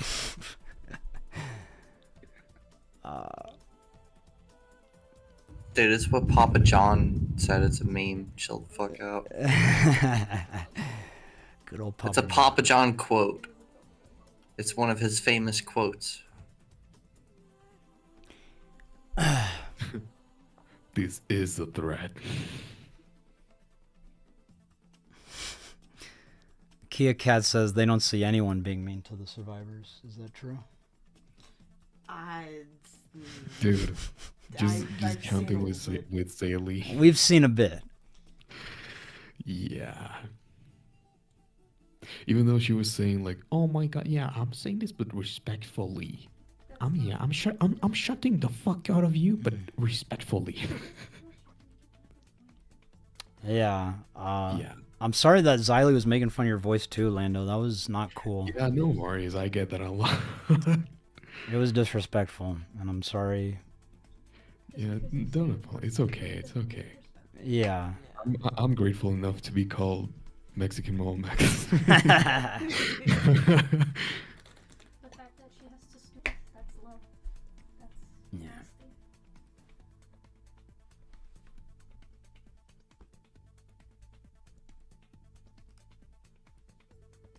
Okay, there she is.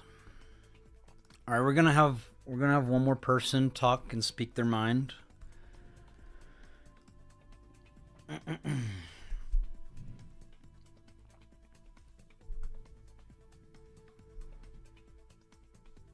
That's my audio. Hello, Lavender. You sound good. Oh, give me 1 second here. My audio seems to got messed up.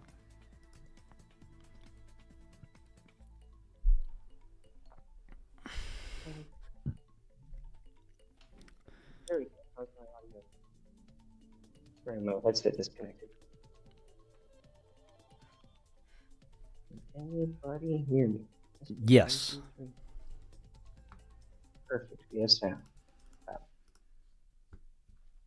Sorry. Hi, I'm Lavender, and I'm actually a moderator in a Discord that a few of us are on to help support MamaMax at the moment, actually. And I actually also, like after I was given permission from Max there to edit a videos, some of the pardon me, to edit some of his videos in a more of a short format function.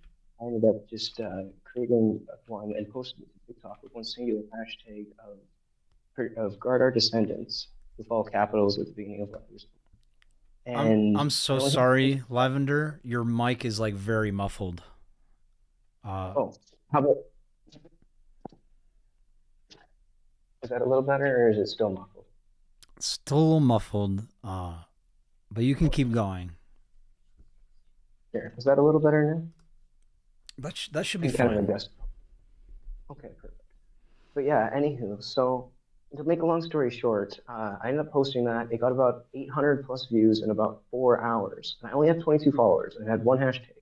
And then about 3-4 days later, it was almost a week later, that's when Ellie reached out to me. She was like, hey, can I message you just on the video? And I'm like, yeah, of course. I did. She reached out to me. She's like, I've been trying to reach out to Spencer and Max, but I just can't find a way to. And I'm like, well, I can help you. And then it kind of went from there. So that's kind of, I guess, my backstory on who and where I am. And we thank you, by the way, for putting us in touch with them. Yeah. Well, it's all I can do. Like, honestly, like, as a survivor myself, like, all I want to do is help. Like, at this point, like, I haven't had an easy life, but I think, like, the purpose I'm still alive for, because there's many times I shouldn't be alive anymore for multiple reasons, but that's a whole other story. But I think the fact that I still am, why am I not doing more is something I question myself on. And then I came across the video you posted there, Max. And then I was like, whoa, I need to find a way to get a hold of Max and be like, hey, I can help. I was a survivor of a cult as well. It's a little different, and also physically abusive, more just morally corrupt for 19 years. It's like, I get how, like, manipulation and groupthink and, like, mind control messes with your head. I've been out for 9 years and still deprogrammed. Like, it's brutal. So I have no idea what it'd be like to even experience a day in Spencer or any of the other survivor shoes in a cult that was a lot more, I guess for lack of a better term, like localized and a lot more intense in its abuses, more physical wise, versus where I went through more of a much more psychological abuse from like my early childhood because I was born into the cult. Like I didn't have a choice. My parents were in it, so I grew up in it. So they kicked me out when I decided to leave. But that's not to give myself a sob story there. That's just a little bit of my background there. But like because of that, when I heard about this and I was like, are you kidding me? Like, it's literally 2020. Like, we had Nixium, that went through in like 2015, and like, people still don't know jack shit about that. Pardon my French. But like, now there's another one coming out, and this is localized. And like, it's much smaller, and he's literally just like, it just blew my mind, and I was just like, how can this be? And like, how can I help? You know? They're all over the place. It's weird to ramble there, but yeah, like I guess to continue my rambling is basically I just knew that I wanted to be able to reach out to help, and so if there's anything more forward that I can do to help, let me know. I've experienced in like sound editing and video editing. I'm doing it for about 16 years since I was the early teens. And a fair amount of experience with it, as well as like social networking. I can reach out to people. I have a lot of social networking platforms that are small, but are growing, and I'm really using. You're not rambling at all. Thank you so much for everything. Yeah, I'm sorry. I appreciate. You had to go through everything you did go through. Well, some days I'm just glad it was me and not somebody else, because I've become a strong person, but not everyone. I'm not saying that I'm any better than anyone else, but I'm just glad it was me and not somebody else, because I wouldn't want anyone else to go through. Like the same thing we always try to remind people, like even in the chat there, I was like, I know it's a lot of hate and it hurts. It hurts me too when people are talking shit. Like, it hurts when people are shitting on, like, you're a great human being. And when people shit on you, it makes my heart hurt. Because, like, you are one of the kindest men that I've ever come across. And I don't say that lightly because I have a lot of, like, not very positive experience with systems. So I don't trust most systems.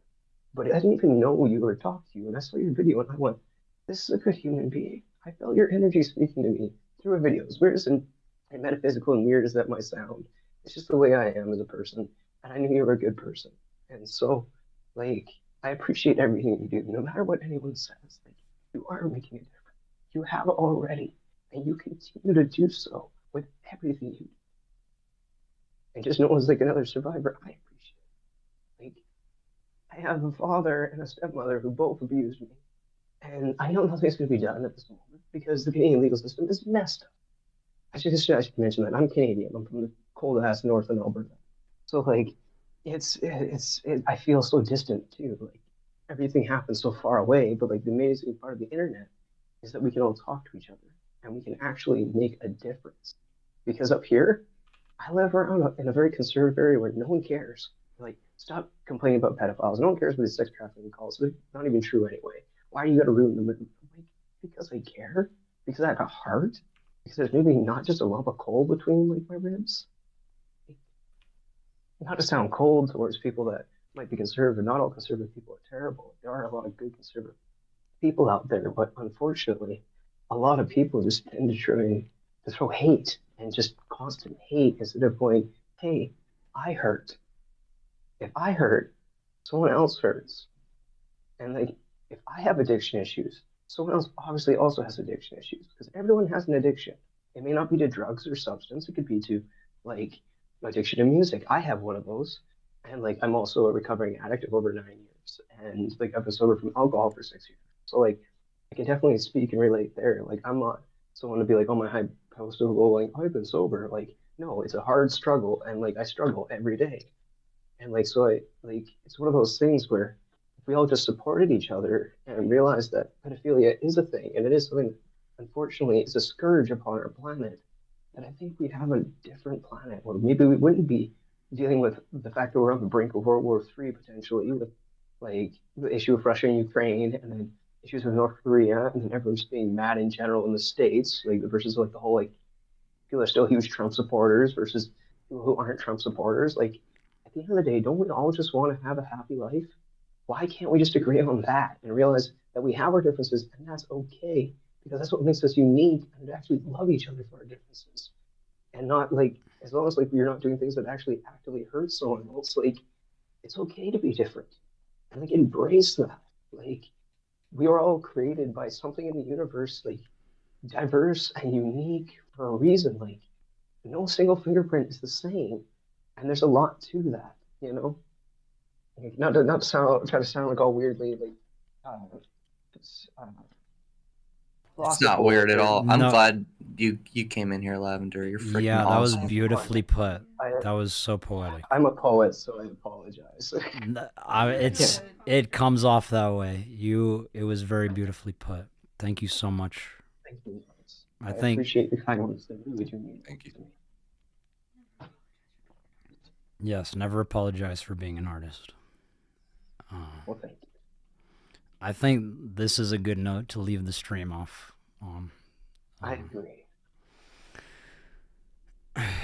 Thank you, Lavender, for saying all that. I'm very grateful for all your kind words. I'm doing my best.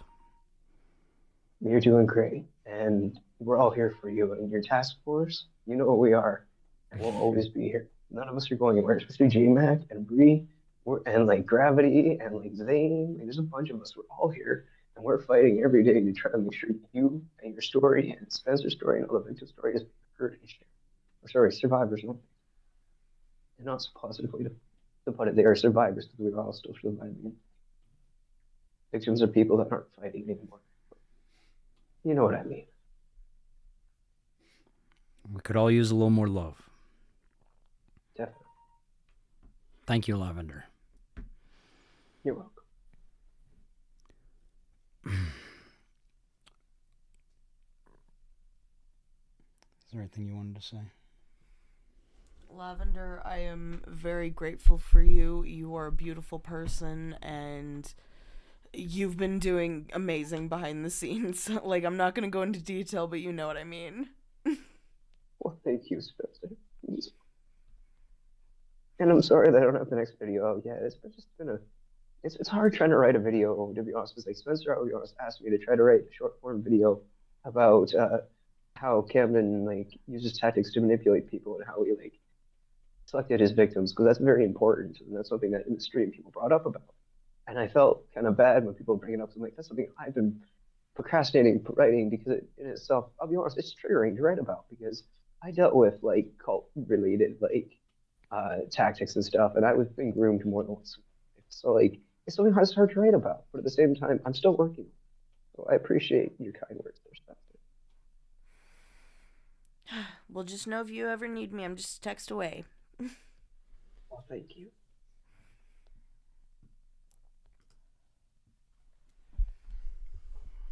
Thank you all so much for joining the stream. Whether you agree with us or disagree with us, I think it's important to have conversations and communicate with each other.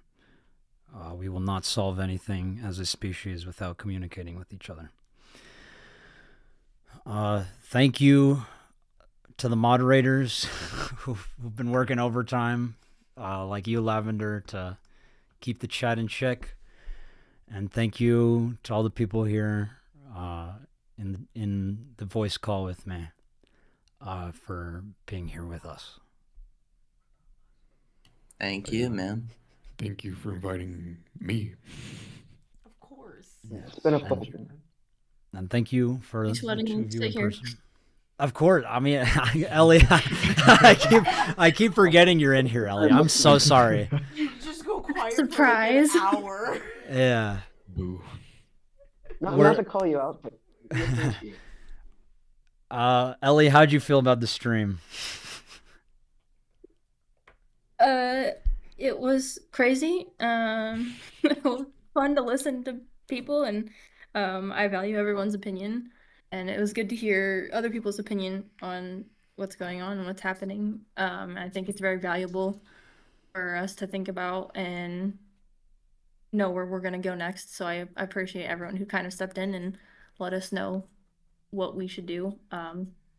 From my personal standpoint, just being able to listen even without having to weigh in was really nice. So thank you. Thank you all for joining the stream and participating in this conversation. We'll see you